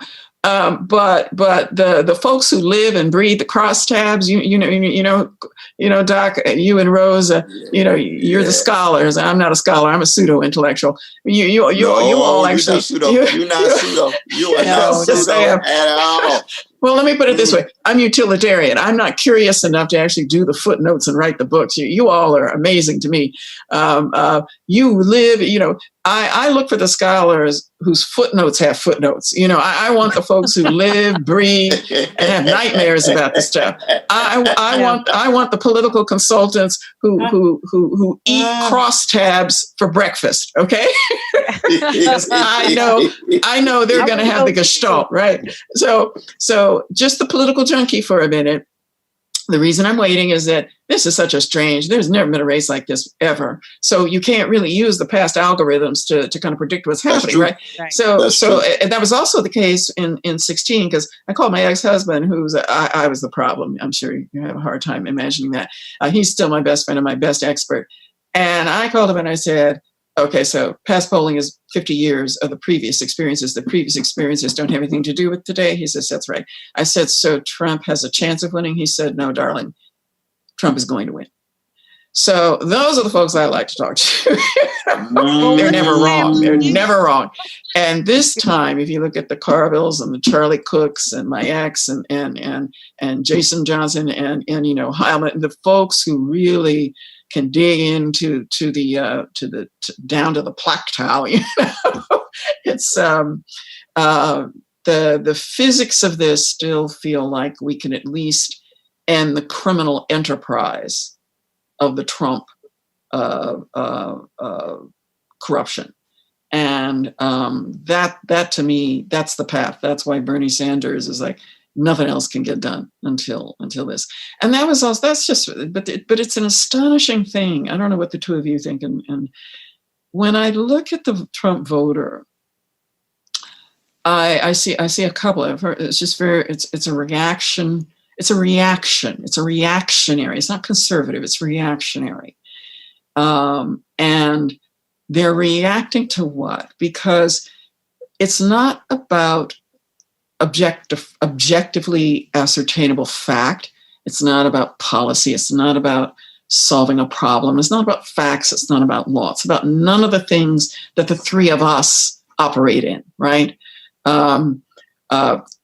Truth requires fact, and wisdom requires truth. And right now, all of that's been thrown out the window. That's not what this is about. This is about power and loss of status, and about the fact that the folks who were in the Poor People's Campaign when King was alive, and the Poor People's Campaign, if I remember right, was brought by Cesar Chavez and the whole labor. I'm forgetting my history, but that Poor People's Campaign had poor whites and poor blacks and poor Latinos and poor people of every race in the boat together. And that's completely destroyed. That grand alliance that King talked about is the only way to transform this capitalist system into something that at least ends the necropolitics, the politics of death, which is what we have right now, and takes it back to at least a viable, functioning politics that allows maybe 10% of the time some problem solving and some policy to help people. 90% of it is about increasing the power and the money of the unmovable and entrenched institutions defense, the defense industrial complex, the prison industrial complex. But one thing I think is important to keep in mind is that in 1968, that turbulent year, and what Brother Martin was trying to do, very much what William Barber and Sister Thea Harris are trying to do with the Poor People's Campaign, George Wallace got 12.8% of the vote. And see, those are Trump's people too. But the big difference was that Wallace couldn't get Wall Street. He couldn't get the Pentagon. He couldn't get the corporate elites at the highest level to get behind him. So Nixon still won that. Nixon had those folks. But when you got Wall Street and the militarists, the marketeers tied to the wars, and then the social base of a George Wallace, and then slices of our brown brothers and sisters, it looks like, then you got a right-wing alliance that is, as you say, reactionary, based on a contempt for neoliberal rule, neoliberal elites, wherever they are, New York Times, Washington Post, Harvard, Yale, whatever it is. And then such a weak and feeble left. Now, we were strong with Bernie, but we get crushed by the neoliberal unity and the neoliberal coming together, right? So that the only alternative for these folk is the very establishment that they hate, who make them feel less than, who speak down to them, and then the deep racism, because white supremacy is always going to be the public face of it. This is the United States. Right. You push that button, you always got, some George Wallace people. That button, no, go right ahead, Dr. Tricia. Yeah, no, that button is eminently pushable. It's, ready for action. But two quick things. One is that we have Kshama Sawant, who's joining us shortly for a few minutes. Hi, Kshama. God, absolutely. Fantastic. Glad you're here. And I just wanted to add very quickly before I introduce her that, the other thing that plays a role in everything you so astutely you've been saying, Connie, and also Cornel, is the role of conspiracy theories and the role of the internet and social media to create a huge gap between the notion of fact and the notion of basically no gap between fact and fiction, that people believe what they want to believe, that there are no sources, there's no way to prove whatever it is. And the moment you ask for proof, you're asking for footnotes, which means you're asking for some neoliberal elite evidence bag. And so you're basically, any challenge to that is rendered with tremendous amounts of skepticism. And that is, I think, really fueling the very thing that you all have been saying here. I think it's another piece of the puzzle that was not available 50 years ago, as part of it. That's right. But I don't want to hold off too long because Kshama's here, Councilmember Kshama Sawant, and thank you for joining us. Can you hear us? Yes, I can. Thank you for having me. Fantastic. We're thrilled to have you. I don't know if you all get, yeah, this is fantastic. So we've just been talking with our distinguished colleague, lawyer and activist Connie Rice, about the sort of state of the election, what we're thinking about, how we think about what to do the day after, or maybe Friday, which is when I think at least Connie's waking up. I might try to stay in the bed till Friday, my darn self. That's a great idea. But, what are you thinking? How have you been dealing with this whole evening? And, what were your expectations? What are your thoughts? So on and so forth. Yeah, as Connie was saying actually earlier, Florida, Texas, Wisconsin, Pennsylvania, Michigan, Ohio, so many of these states are so close to call. And it's obvious that millions of working people and youth around the country are fearfully watching this election that should not have been too close to call, and are hoping for a decisive defeat of this deeply reactionary, anti-worker, racist president. And, honestly, there's also a worry about a potential repeat of 2016 and facing a drawn-out battle in which Trump and the right wing try every trick in the book to steal the election. And this is in spite of 100 million early votes and an unprecedented voter turnout. So I think in terms of your question, it's absolutely important what we do in the next 2 days. My organization, Socialist Alternative, for example, is organizing protests for tomorrow night across the country, saying don't let Trump steal the election. That's why it's important that some unions are talking about strike action if needed.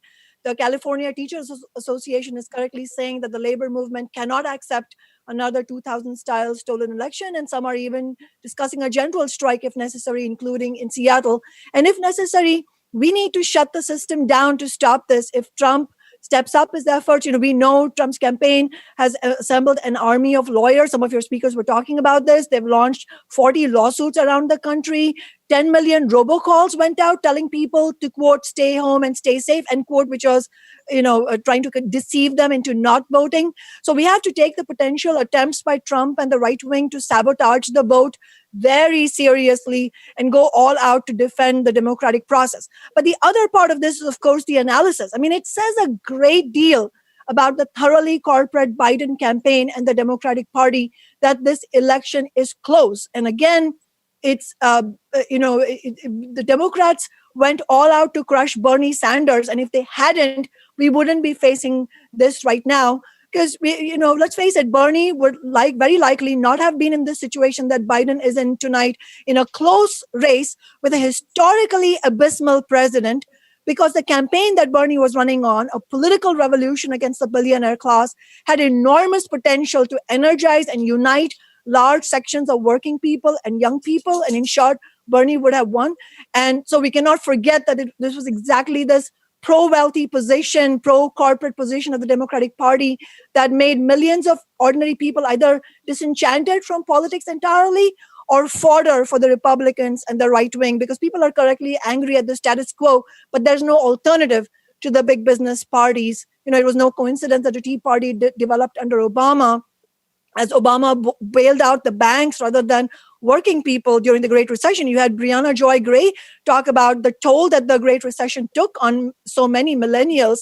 And so I think our immediate task is to absolutely go all out to prevent Trump and the Republicans and the right wing from stealing the elections through all kinds of chicanery. We've seen voter fraud as well. So that's our first step. And then we need to, of course, talk about how we are going to really build mass movements to defeat Trump and to defeat Trumpism. Oh, I hear you, my dear sister. I mean, that's part of the anti-fascist coalition that has to stay in place now that the voting has already taken place. But what happens if Trump actually ends up with more votes?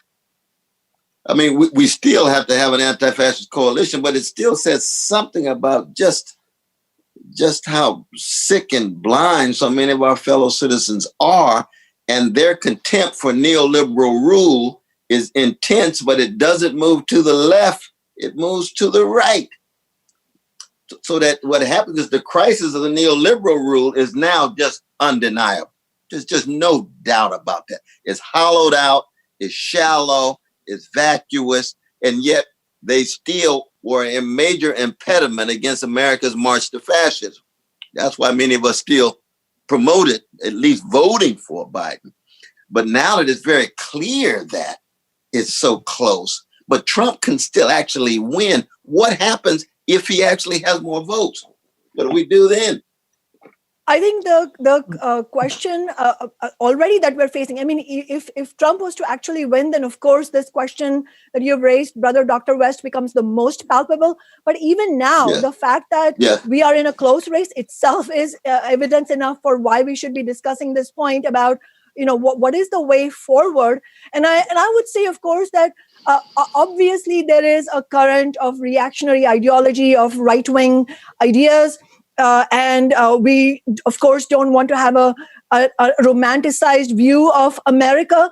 But look, the reality is, of course, that the vast majority of American people, working people, are completely angry at the system. And as you said, the legitimacy of the main parties, both the corporate parties, is at an all-time low. What has been missing, though, is not that ordinary people don't understand that it's not in their interest to vote against Trump.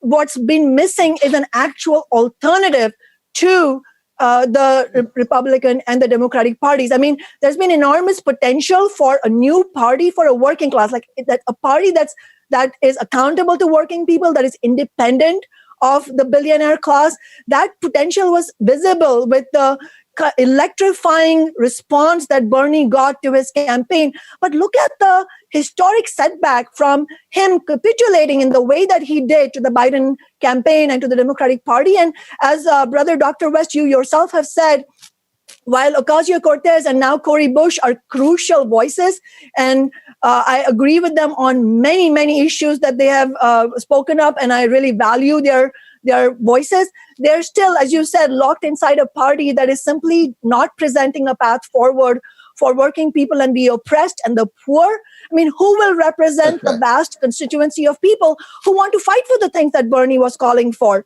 You know, a real battle against Wall Street to fund, to make universities free by taxing Wall Street, for Medicare for all, to ending student debt. Brianna was just talking about the massive burden of student debt. I mean, it is an abdication of responsibility on the left if we don't actually provide an alternative to represent them. And I'll say it even more clearly, who will represent the over 20 million young people who just months ago made history on the streets of America in the multiracial working class movement against racism and police violence?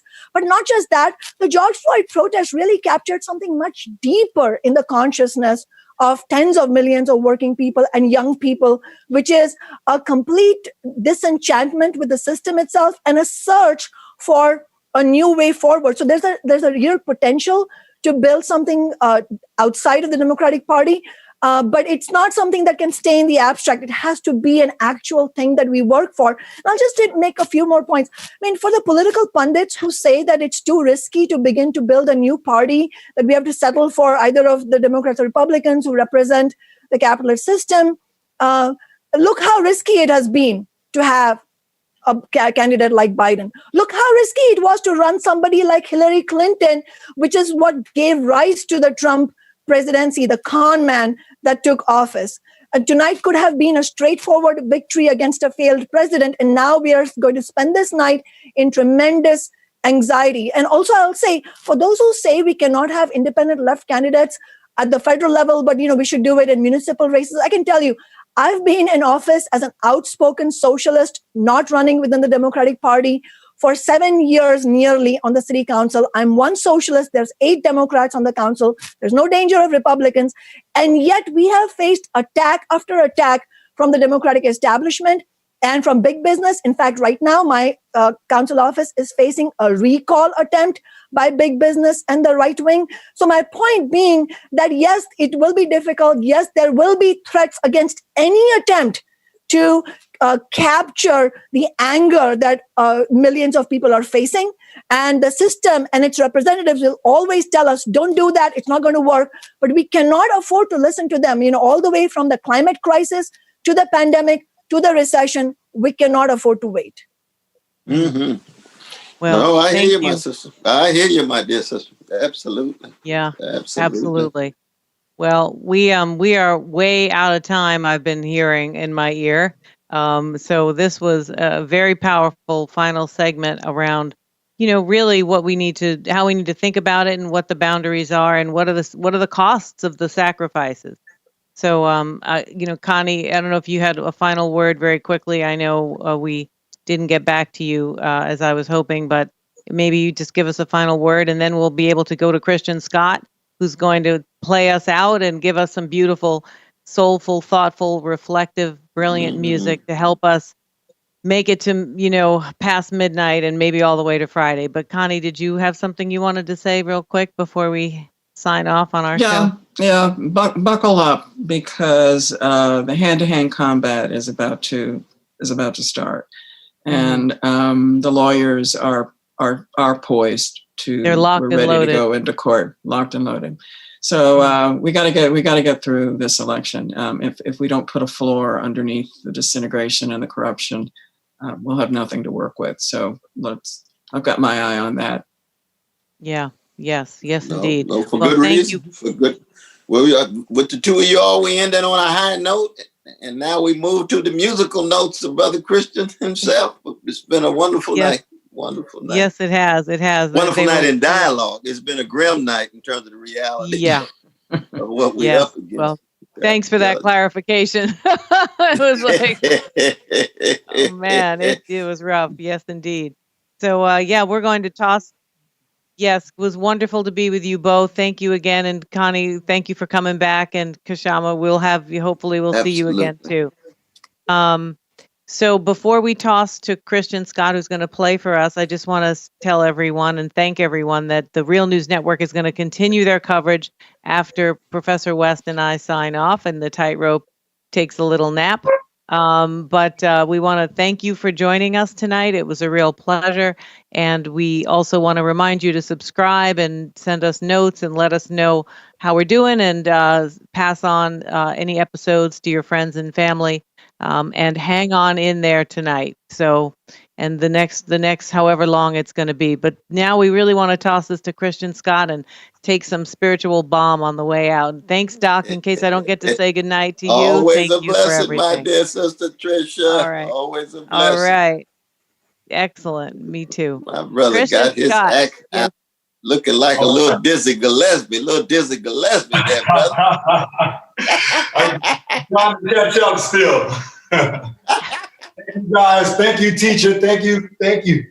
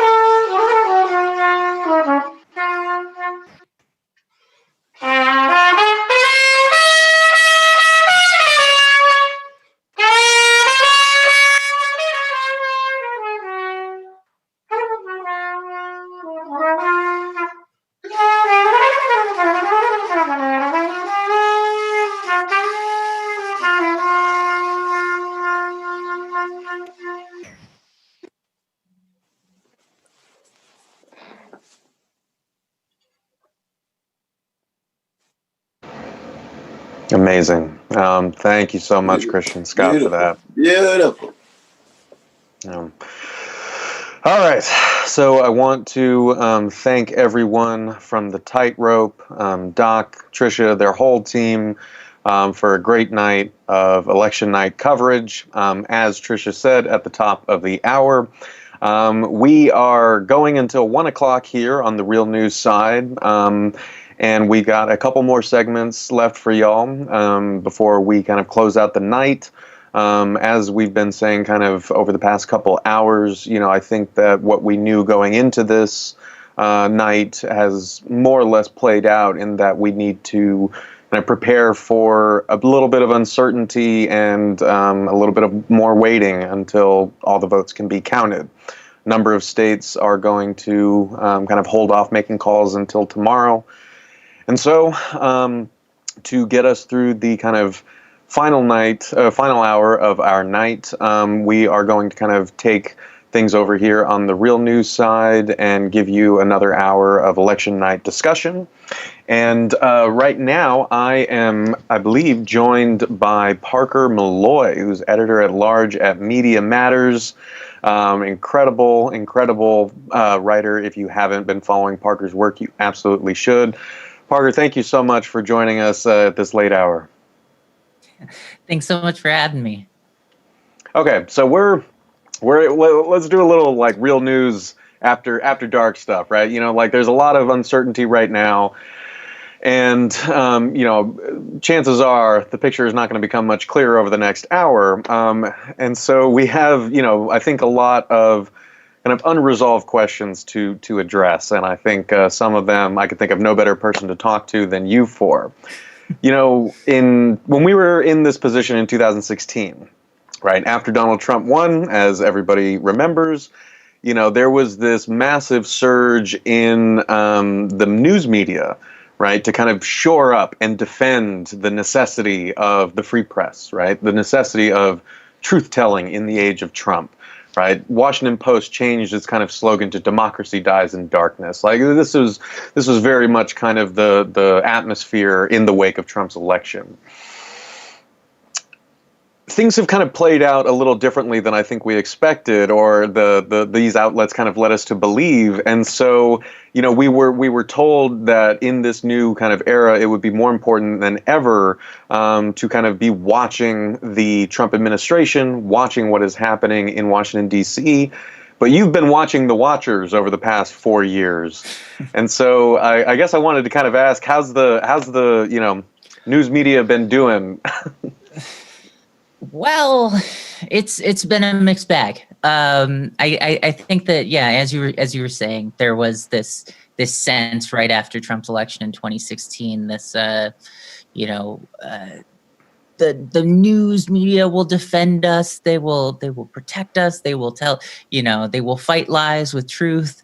But I think that one thing that happened almost immediately, it seemed like there was this tendency to kind of just sort of start grading Trump on a curve to make him seem like a normal president. And that's something that we just, you know, I think we all kind of saw this happen during the 2016 campaign, where people were making excuses for him. They were saying, oh, well, he's new at this whole politics thing. They kept talking about a pivot that would never come. You know, all of these things that just kind of pushed aside the fact that he wasn't really running on concrete policies that made sense. He would say vague promises like that he was going to build a wall and that he was going to have Mexico pay for it. But when it came down to things like his plan to eliminate the entire national debt in 8 years, when he talked about that with the Washington Post, for instance, during the 2016 campaign, there was this sort of he confused budget deficits with trade deficits, which is a really weird mistake to make, and it's a very big mistake. I mean, if you're talking about paying down the entire national debt, so that was one of those things that I feel like a more seasoned candidate, or a more, you know, someone that people considered more of a politician going into it, would have called him on at the time. And what happened was, when he won the election, there was this. I had kind of hoped that they would go, okay, well, you might not have known what you were doing, but we're throwing you in there, putting your, you know, we're going to hold your feet to the fire. But it seemed like we kind of saw things graded on a curve, in the sense that Obama would be criticized for, you know, there were all sorts of weird minor scandals, like the time he saluted with a coffee cup in his hand, or that he was trying to quit smoking when he first took office. These things were scandals in the world of not just right-wing media, but mainstream news outlets would write about this stuff as well. And if Trump were to be held to those same standards, we would not have. It would have been just an unending series of scandals. But instead, for instance, 5 days after he took office, the New York Times wrote a story about how he was fitting into things. He was getting used to the position, and it was buried somewhere. I think it was somewhere around the 25th paragraph of this long feature that said, "Oh yeah, he's still using an old cell phone that is hackable, and that, people are really worried about with, security concerns, which, coming off of an election where a big issue was data management, just seems like they kind of threw in the towel on that one. And that's one of those examples that really stuck out. And I feel like it's been 4 years of a lot of kind of making excuses for him, grading him on a curve, patting him on the back when he, whenever he can act like an adult for a few minutes here and there, praising his tone.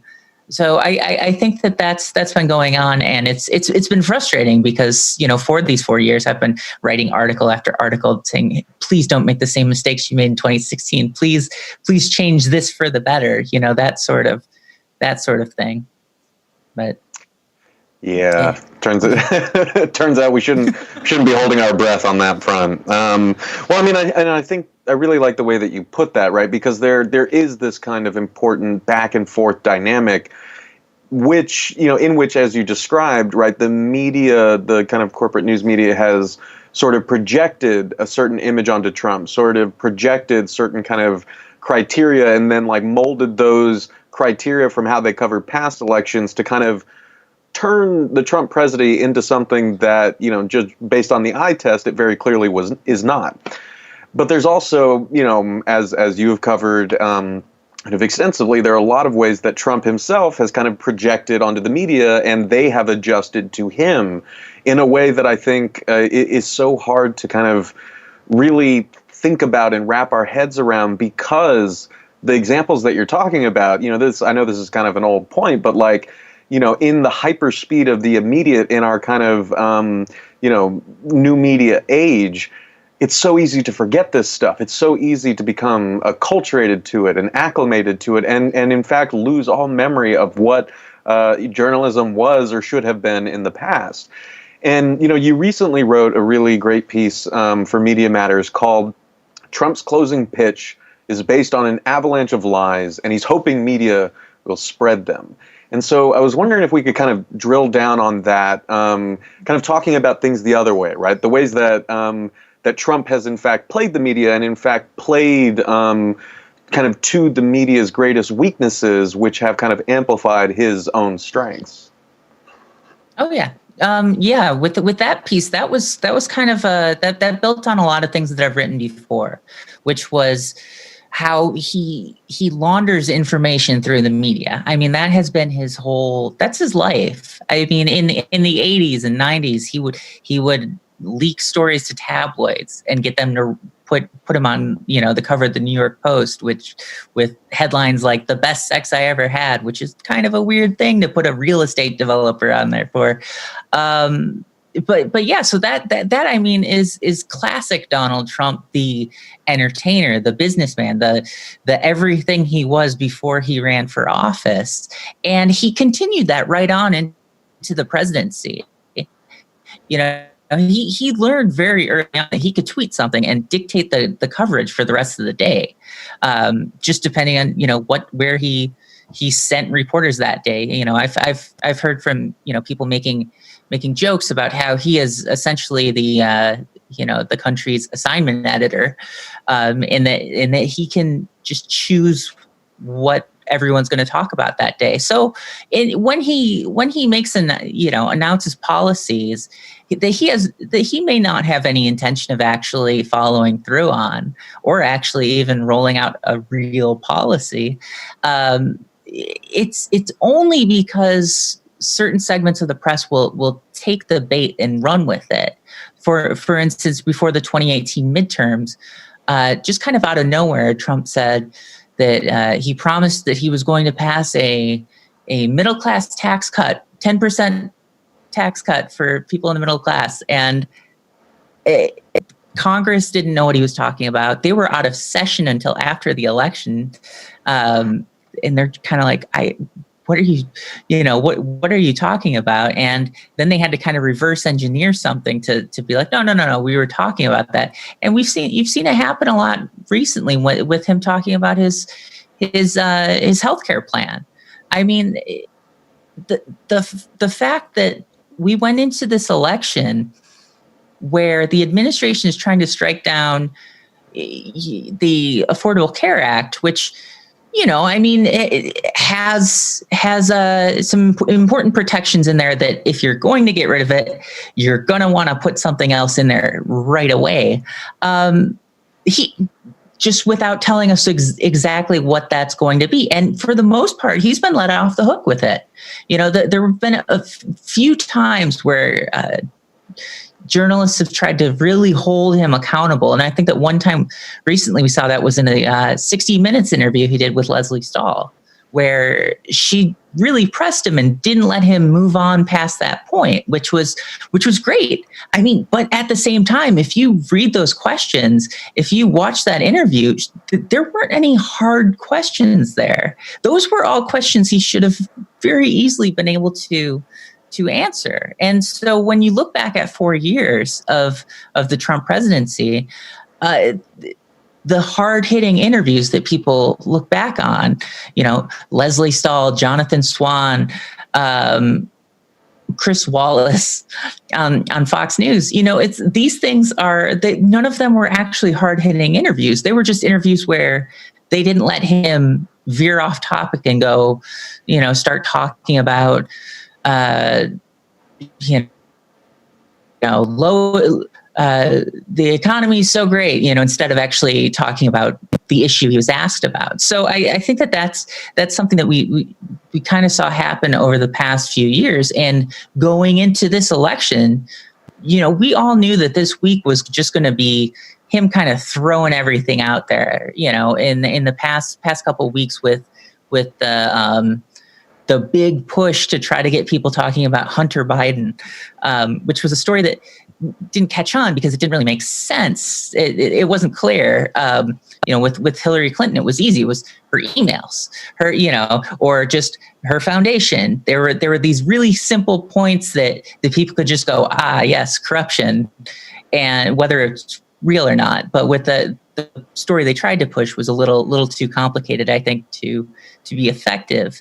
But yeah, so trying to get that into the mainstream, trying to get that into people's, trying to control the message going into the election. I think that for the most part, there was a lot of failures, but at the same time, it's almost like these past couple of weeks, especially, I think as the death toll from COVID has kind of piled up as this presidency has essentially started to accumulate a very visible body count.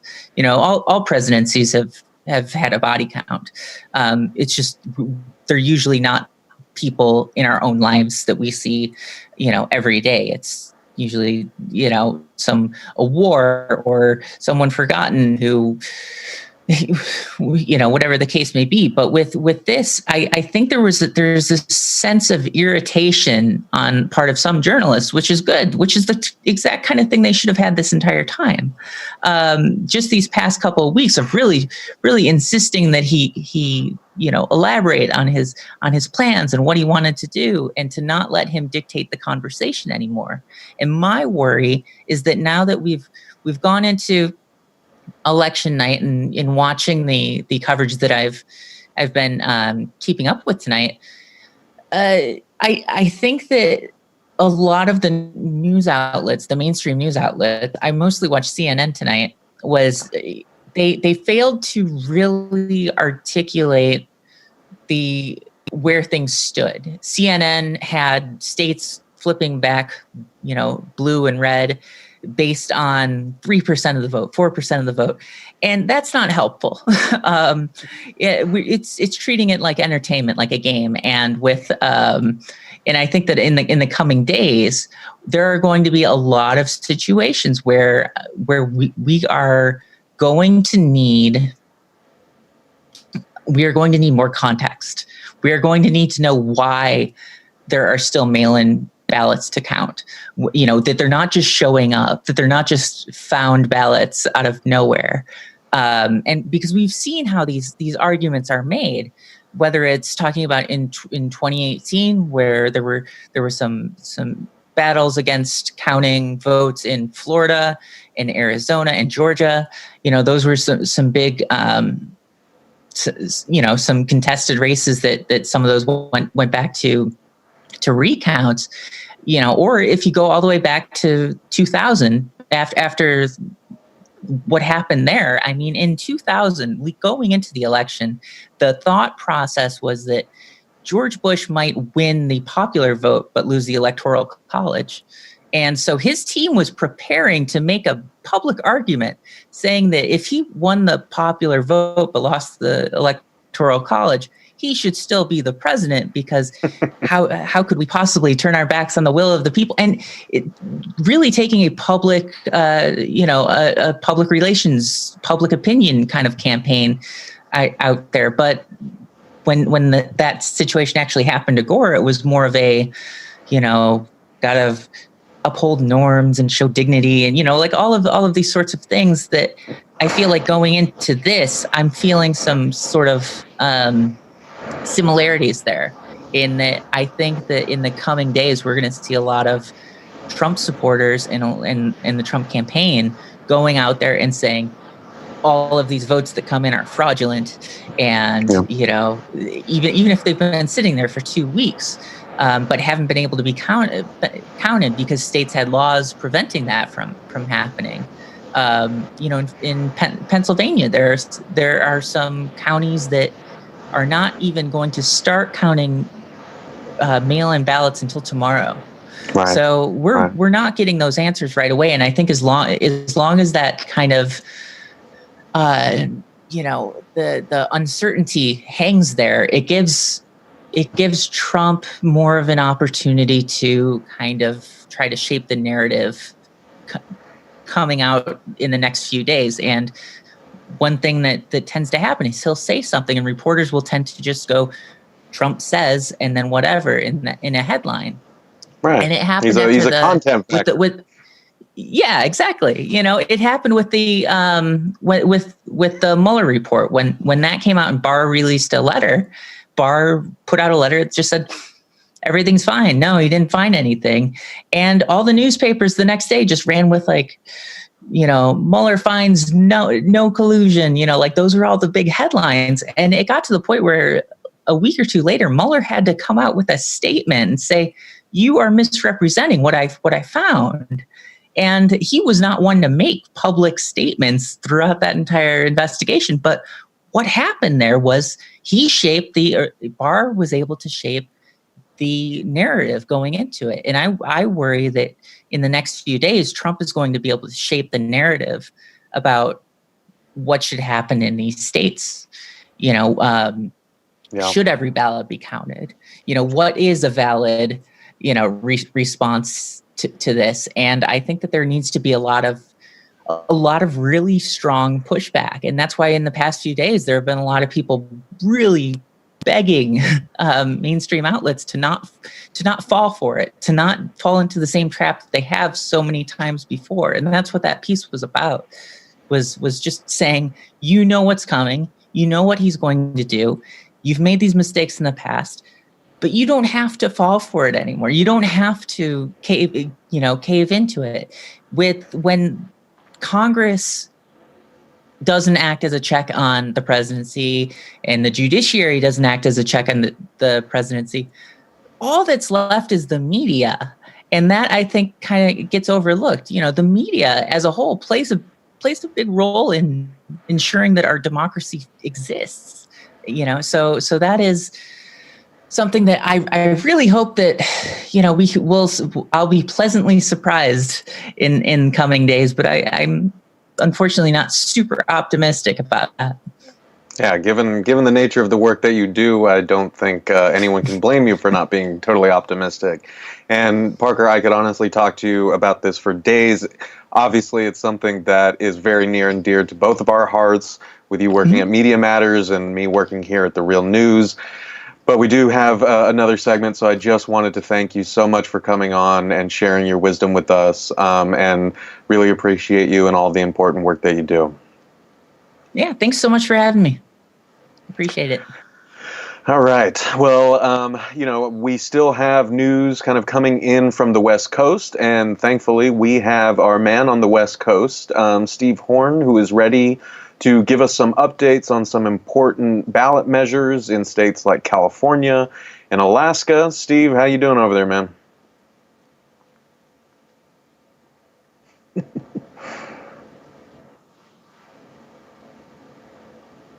think you're muted, my man. Busy night here on the, oops. Can you hear me, Steve? Hey, there you are. Can you hear me? Yeah, man. Can you hear me? Yes, sir. Can you hear me? Good old Zoom. welcome to the 2020. Yeah. Well, yeah, thanks for that, Max. And yeah, it's great to have you here with us at the Real News Network. And yeah, tonight's a busy night here on the West Coast. We have a guest here to talk about some of the ballot measures, and just want to get this started here. So, yeah, here in my state of dwelling in California, there are actually 12 ballot measures that were voted on this election day. And in my city where I live in San Diego, there were 3 alone. So it's basically no exaggeration to say that I had to do full-on investigative research just to know what I'm voting on. The issues included issues such as bail reform. They included issues such as real estate inheritance. They included corporate taxation. They included independent contractors and how they relate to ride-sharing companies like Uber and Lyft. And so here to talk about some of these issues, not all of them, tonight is Megan Zapata. She is the Richmond organizer for the Asian Pacific Environmental Network. She's based in Oakland, and they are an organization that mostly organizes in the Bay Area, the San Francisco Bay Area in California.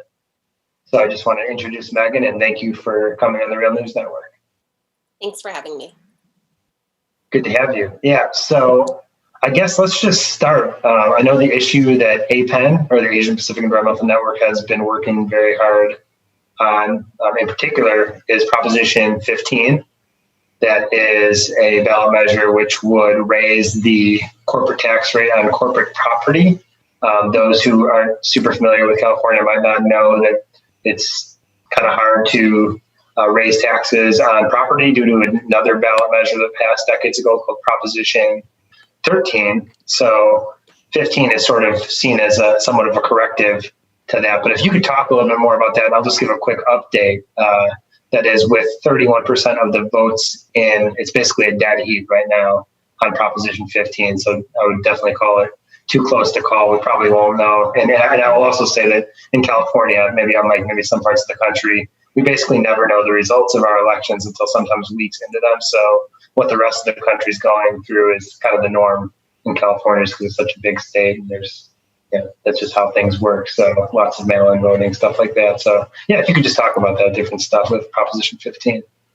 Yeah, it really looks like it's going to be close. And, no matter what the results are, this is a really important measure. It's something, Proposition 15 is something that's been decades in the making in terms of community organizations, labor, educators, like coalitions and coalitions of people really coming together to say that enough is enough and that we really need resources for our public infrastructure, for our schools, for our healthcare systems, for our firefighters. Right now we have big corporations like Chevron. I work in Richmond in the shadow of the Chevron refinery. That was flaring yesterday. And so, these big corporations like Chevron, like Disney, like Apple, that are really taking advantage of this tax break that was passed in the 70s to keep seniors in their home. And they're paying property taxes based on what their values were in the 70s, not what they are today. And so we've been working on Proposition 15 to restore $12 billion a year to the schools and services, and really make sure that, our school systems can continue to function and that there are enough firefighters to fight the wildfires that we're seeing every single year, and enough nurses and PPE for nurses who are fighting the COVID epidemic right now. And so, I think what we see is that instead of corporations paying the taxes that they're supposed to, we're filling in the gaps. My husband is a classroom teacher in Oakland, and he has a classroom wish list for his classroom to like get enough materials and supplies for his students, or he's buying materials himself. And so, parents, teachers, families are filling in the gaps that corporations are not paying on a day-to-day basis. Can you talk, I guess, just to give a little background, what have the political dynamics been of the fight over Proposition 15? Who has been putting in a lot of money, I guess you could say? Just explain the contours of the debate over Prop 15 over the past several months. Yeah, I mean, I think it's what you expect. These corporations that have been benefiting from these tax giveaways have spent over $75 million to try to prevent Prop 15 from passing. And what we're really, I think what you see in a lot of the advertisements is like straight up lies to voters about what the implications of Proposition 15 would be, and really trying to, claim that it's going to kick people out of their homes or hurt homeowners or small business owners, when really this is a measure that's designed to protect local communities and put investments in those local communities while making the corporations that can pay and should be paying, pay their fair share to our communities. Well, there's other, I know at least probably other ballot measures that your organization is at least watching, maybe not as involved with Proposition 15. One of them would be Proposition 22, which I mentioned earlier. That's something that was put on the ballot. The biggest effort was by companies like Uber and Lyft, basically in reaction to legislation called AB 5, which passed in the past session of the California legislature, basically saying that companies like Uber and Lyft were abusing independent contractor status. And it's been probably one of the biggest issues in the state of California over the past couple of years. And I guess an update on that is that with 31% of the vote in, 57% are saying that Uber and Lyft drivers should continue to be labeled as independent contractors. So looks like the millions upon millions of dollars that Uber and Lyft spent on this over the past year it's bearing fruit. I guess I don't know how involved aTunde is in that, but if you could speak a little bit to that issue, it seems like another issue of corporate power in the state of California and some of the biggest companies in Silicon Valley. Yeah, it wasn't one of the ballot initiatives that we were doing a ton of work on, but it was one that, we had our ballot guide and our members definitely opposed. I think that it's something where, again, I just live in California and I'm just seeing every single, Hulu ad or TV ad I'm seeing is every single program I watch is an ad about Prop 22, and it's every single time it's paid for by the corporations, and every single time, it's basically saying that, every single time it's like I said, it's very misleading. It's saying that people aren't going to continue to be able to do their jobs or earn money unless this passes. And I think, the reality is that if you're an Uber driver and a Lyft driver, you can't set your rates, you can't set your hours. You're really at the whim of the corporation. And this is going to take away the rights for gig workers to be able to organize, to be able to get the rights and benefits that they deserve. And, it does just seem like here's another, working in Richmond, I see every single local election, Chevron, other corporations flood money into the campaigns. And so it just seems like this is just at a much bigger scope, another way that corporations are able to tell their story, use their resources to drown out the voices of the people who really need these laws that were passed by our legislator. Yeah, one thing I want to ask you, I'm going to rope in Proposition 21 and ask you kind of a broad question about these three in terms of the organizing that happened around and sort of the difficulties of organizing in 2020, given the pandemic that's going on. And so Proposition 21, for background for viewers, that would give rent control for properties that are over 15 years old. And that's kind of going similarly to right now, as we speak, to Proposition 22, the one with Uber and Lyft and ride-sharing companies. So it's about 56% no and obviously the rest would be yes, voting for rent control. So this is now the second time, 2018 cycle, there was a rent control ballot initiative on the ballot. I know that, again, this might be one that APEN is more monitoring, maybe it's in your guide, but I know your organization also works on housing issues a lot in the Bay Area, and probably things maybe similar to rent control. I remember that APEN was working on the Moms for Housing bill back before COVID happened, and maybe that got curtailed a little bit, but that was happening in Oakland. And so I guess, can you speak about what's the deal with the difficulty of getting rent control in the state of California? I mean, it's probably considered by most people to be the most progressive state in the United States, yet 2 cycles in a row, looks like rent control is having a tough time getting passed in this state. Yeah, I mean, I think it's really interesting because it's interesting to me why it feels so controversial, because, we work with community members in Richmond and Oakland and these city areas, and our immigrant and refugee bases we're seeing they're just not able to stay in these cities. And so even if Oakland and Richmond were able to pass these really progressive rent control measures and tenant protection measures and really trying to keep people in their homes, people still just can't afford the rent here. They're getting pushed further and further out. And it really is important for us to pass these statewide measures to help fill in the gaps and help people that are living outside of the major cities be able to have rent control, tenant protections, all these things that are really important. I think it's something else that there's also a lot of misinformation about, and a lot of corporate money going into, and convincing people, and like a lot of real estate and landlord money going into to convince people that this is going to hurt homeowners, or this is going to, raise your rent, or this is going to hurt your property value as the homeowner or something. And really, for us, what's just important is that people are able to stay in their homes. And I think if this year has proven anything, with the COVID epidemic, with the record rates of unemployment and people really, really struggling, this is so important for us to pass these types of measures. Yeah, and let me ask that last question, because you alluded to it and I alluded to it in my last question, but I didn't fully ask it. What have the biggest hurdles been? We probably have about another minute or two. What have the biggest hurdles been of organizing for these kind of ballot measures?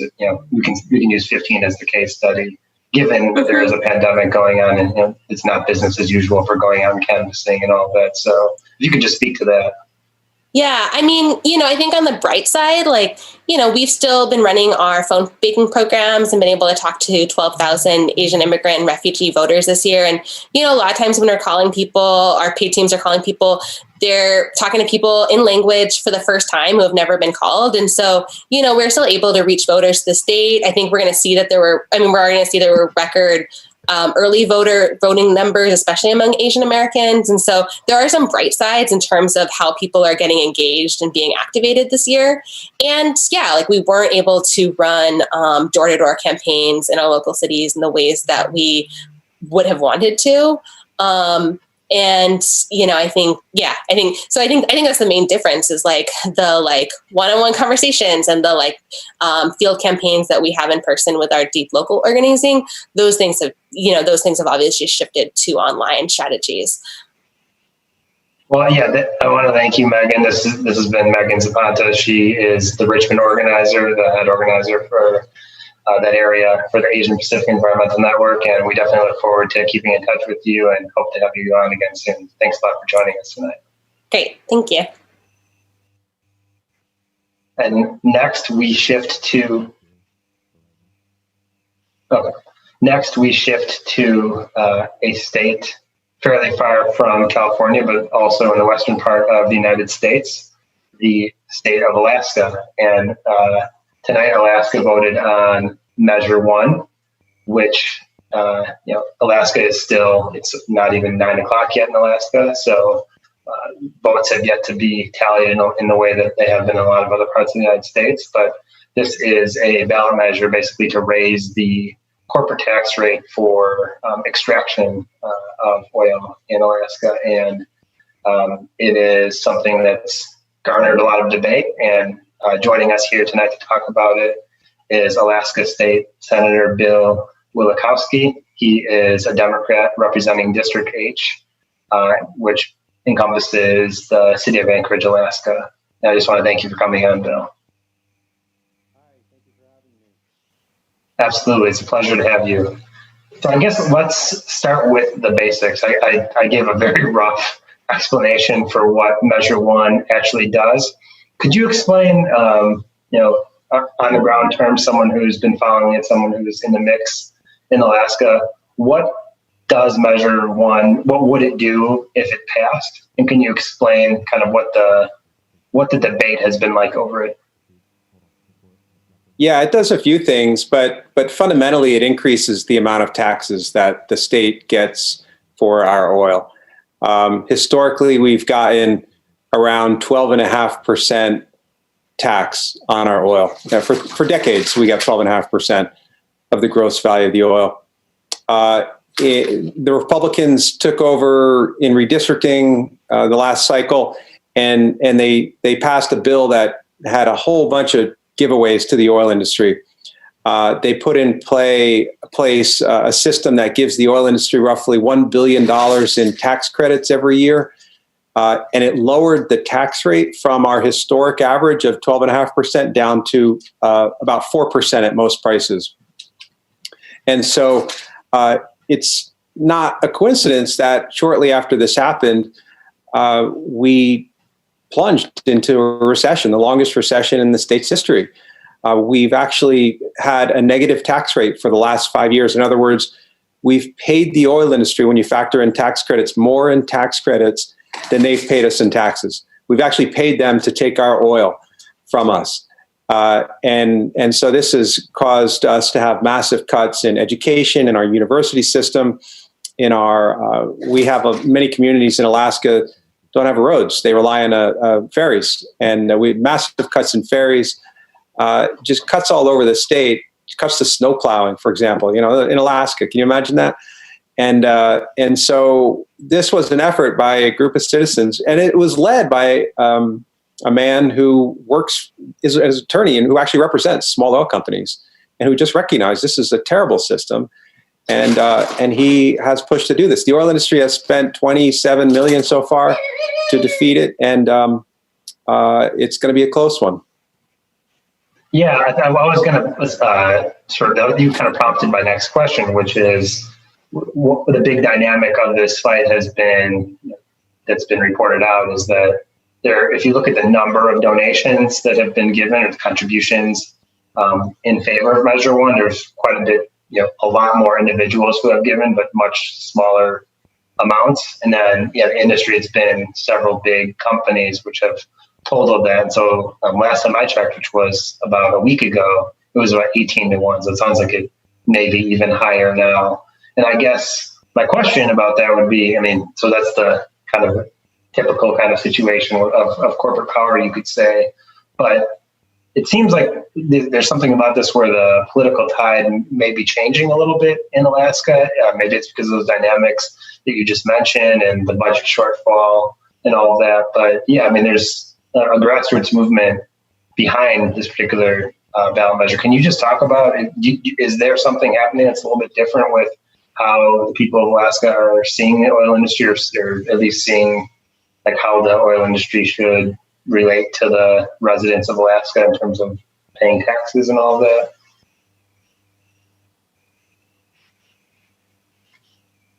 Yeah, so we're very fortunate in Alaska. We don't have an income tax, we don't have a sales tax, and we actually get paid to live here. Every Alaskan gets a permanent fund dividend check.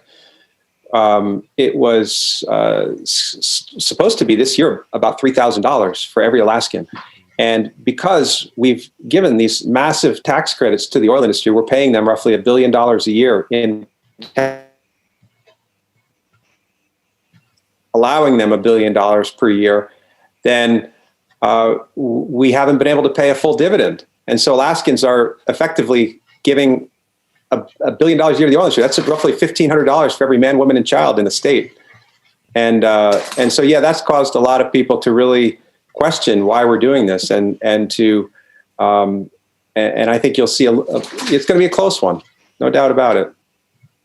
I'm going to ask you probably one last question, Bill. We have about 2 minutes left, and this is outside of the scope of Measure 1, but it does pertain to Alaska politics. It also pertains to the Senate, but not the Senate that you serve in. It's the United States Senate. There's a fairly close race happening right now, at least the polls indicate, between Dan Sullivan, the incumbent Republican, and the Democratic challenger, Al Gross.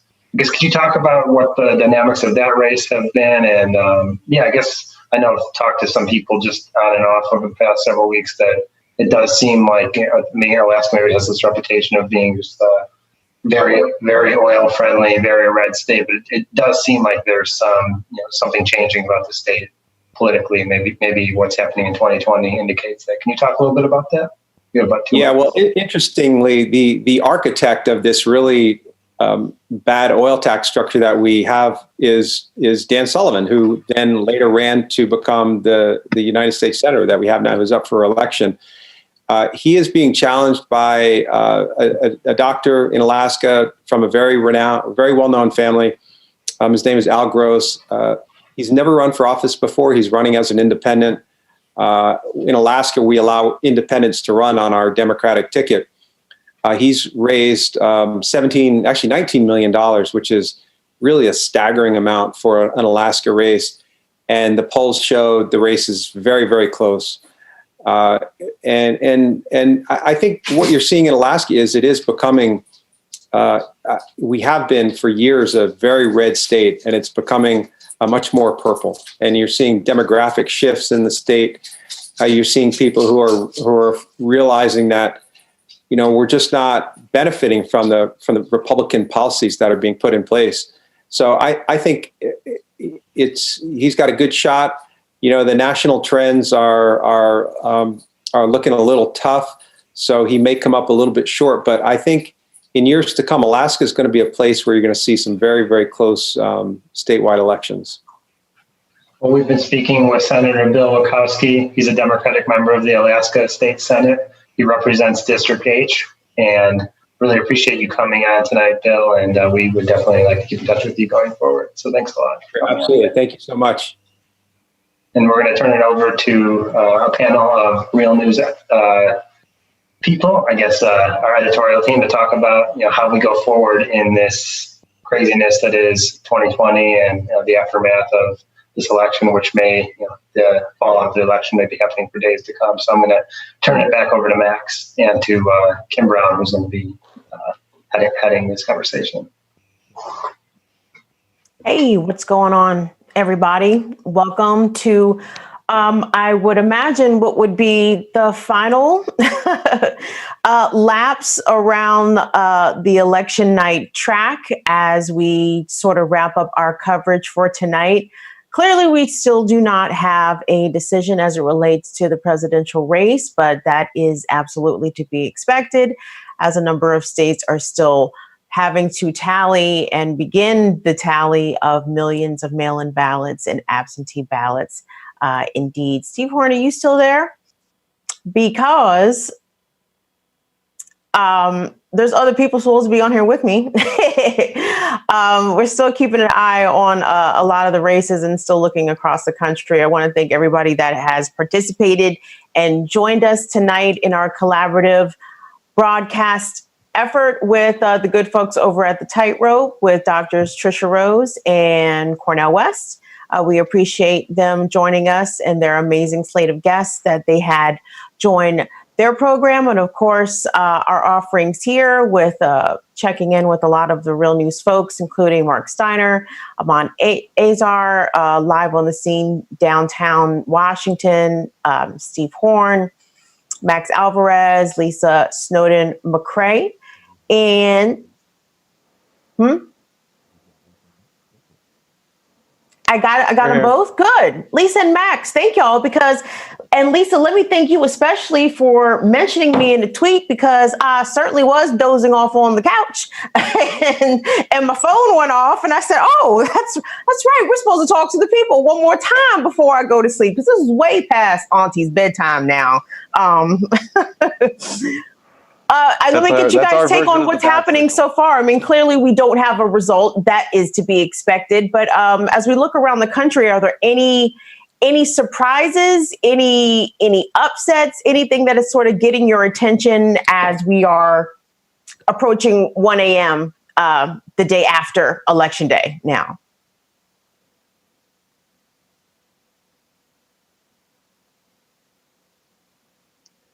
Can you hear us, Kim? I can now, yes.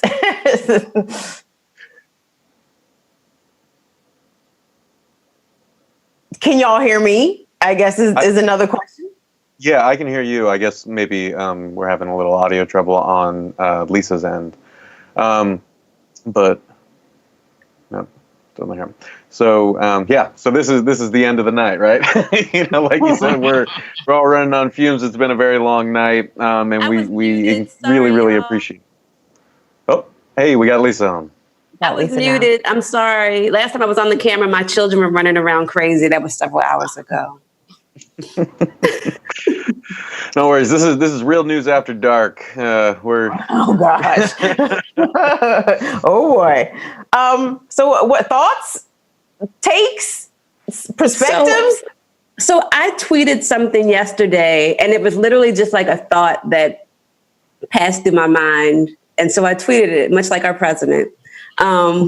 And I was like, we're just kind of sitting around waiting to see how much white people love supremacy over their health, safety, and the like.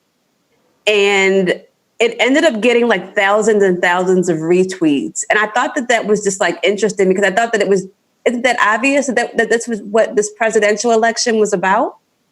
So I think that we are seeing so far, I mean, we still have a lot of votes that will be counted. We all have to keep reminding ourselves that this isn't over yet. It's not going to be over for days. But the other thing that has been really interesting to me is seeing what's been legalized, as far as like, I think shrooms were legalized in like Oregon. We got a few more states where marijuana was legalized. And we know that like the prison industrial complex is how so many Black and brown people lose their freedom, or still kind of sucked into slavery, really. And those measures potentially keep them from that. They help make it harder, so that for those lives to get lost in that way. So I think that those are things that I've been thinking about tonight. Yeah, I mean, you know, I've just been thinking about kind of a conversation that I had with Parker Molloy from Media Matters, you know, about half an hour ago.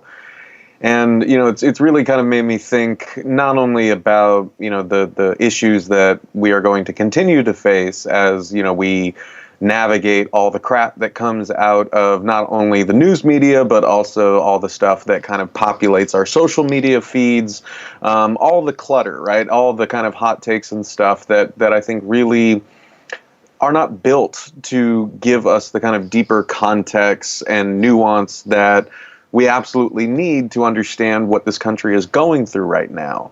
And, you know, I think that really speaks to our mission here at The Real News, which is to provide that kind of deeper context, the deeper analysis, the voices behind the headlines, right? And, you know, one thing on top of like the kind of races that and measures that Lisa was mentioning, I mean, I did just see that it looks like Proposition 22 in California is going to pass. That seems to be kind of the latest polling. You know, I think that is going to that's going to be kind of like one of the kind of it's going to be a central point in labor history books moving forward, right? You know, companies around the country have been looking at this proposition, which has become the most expensive ballot measure in U.S. history, and has been bankrolled, an entire misinformation campaign that has been bombarding Californians for months and months, has been entirely bankrolled by Uber, Lyft, and DoorDash, Postmates, you know, these gig companies that have essentially just bought their way into writing their own labor laws. And companies around the country have been watching this, and what they're going to say is, if this can pass in California, it can pass anywhere. And what they have essentially done is created a third class of worker who, you know, can legally make significantly less than minimum wage. And so I think that is going to have ripple effects throughout the rest of this century, because another thing is that they baked in language that makes Proposition 22 basically virtually impossible to repeal. I think it needs like a 7/8 majority to be changed or repealed. So it's pretty much here to stay. But going back to kind of the question of nuance that I was talking about earlier, right? One thing that's been really kind of catching my eye this week, and that I'm kind of dreading the news cycle about this moving forward, is kind of the number of Latinos who voted for Trump, especially in Florida. It looks like the picture is a little murkier, but still kind of worth a lot of analysis in the Southwest, in states like Nevada and Arizona and New Mexico. But there's going to be, Lisa mentioned earlier at the very top of this live stream about how people covering Baltimore politics, almost always make the mistake of talking about black people as if like they're a monolith, right? The same definitely happens when we talk about, like Latinos and how they vote, right? And so there's going to be a lot of kind of BS punditry and cultural essentialism, trying to kind of, come to an answer of why Latinos voted this way or that. But the reason I bring it up is that I think that there is a lot of, I grew up conservative. I grew up very Catholic as a Latino man in a kind of whiter part of Southern California. There is a purchase on whiteness that kind of Trump's politics kind of provide, people, in the Latino community, right? There is a way that you can, in fact, become a more model citizen, or more kind of, you can embody that sort of like, white supremacy that Lisa mentioned in her tweet that went viral. And I think that that's something to really unpack with care and nuance. But I'm not holding my breath that the mainstream media is going to do that in the coming days. It certainly will be interesting to see how the Latino vote broke for Trump or did not break for Trump. Florida especially is a place of interest. Nevada, Texas, even Georgia, for that matter, with the burgeoning Latino electorate coming out of the Atlanta area and other places around the state. I'm really concerned that this week that we're really going to spend the week, in addition to counting ballots, we're going to be looking at court cases, and we're just going to be paying attention to different court challenges that have been issued and made previous to Election Day, on Election Day, and without a doubt after Election Day.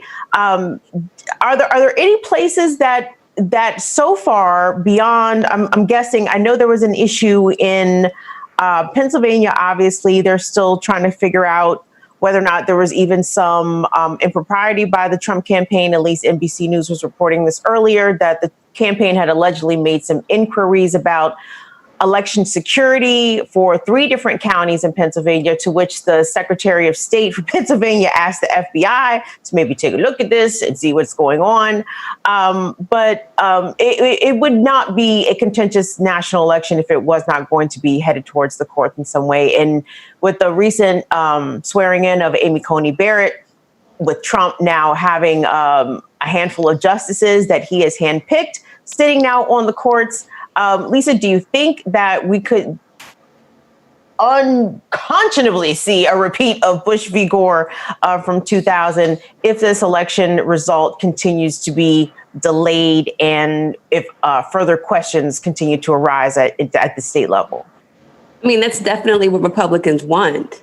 Whether kind of Americans let that happen. I mean,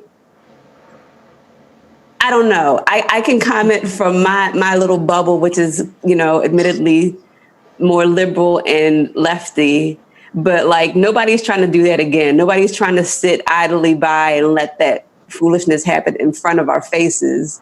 But we've had to sit idly by and watch a whole bunch of foolishness happen in front of our faces. That's correct. So I don't know. I can't really call it right now, Kim. Well, I think that's probably the best way to leave this, Lisa, saying I can't really call that.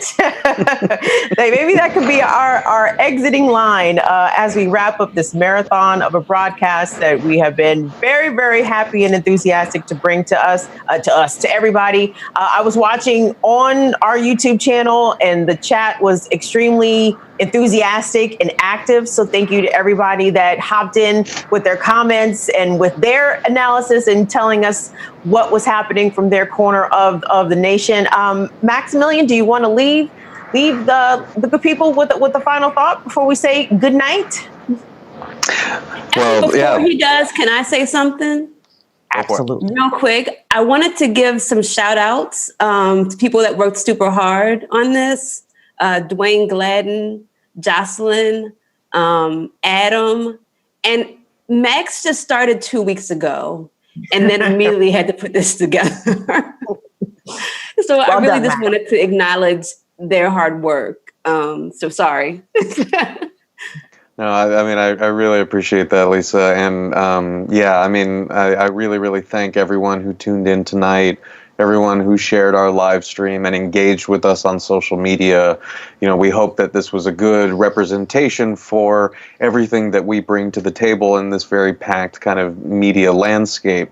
And we are incredibly excited to welcome the Tightrope into the Real News family. That's going to be, I think it's going to provide a lot of exciting opportunities to kind of really continue to provide the depth and analysis and empathy and intelligence that is so often missing in kind of mainstream media coverage.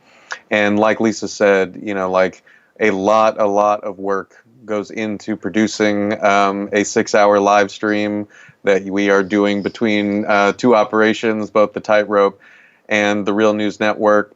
You know, it wouldn't be a live event if there weren't a few hiccups in the road, but truly, you know, this kind of went off, I think, in a really great way because of the Herculean efforts of our entire staff, our studio team, our copy checking team, our kind of news war room. It was a real team effort, and I'm genuinely honored and proud to be a part of the Real News Network. And I guess the only other thing that I would say is stay tuned. We got a lot more coming. We got a lot of great content on our website. And everyone should check out Burn It Down with Kim Brown if you want more panels like this, because we got a lot of those coming. A lot already on the YouTube channel. Kim is an absolute pro, and I could listen to her all day. So definitely go check out her show. Thank you for that, Max. I certainly appreciate that, you guys. Don't forget, like and subscribe. Listen, again, let me echo what Max and Lisa just said. Thanks to everyone that worked so hard on this broadcast and this effort from behind the scenes. We really appreciate everybody's efforts. Thank you so much for tuning in, and keep it right here to The Real News as we continue to bring you updates and hopefully a resolution to this very, very, very, very long election season that we have all endured, in addition to a pandemic, quarantine, amongst other things. Thank you all so much for joining us tonight, and we will talk to y'all tomorrow, I would imagine. So thanks again. We all survived, and we appreciate you checking us out here at the Real News Network.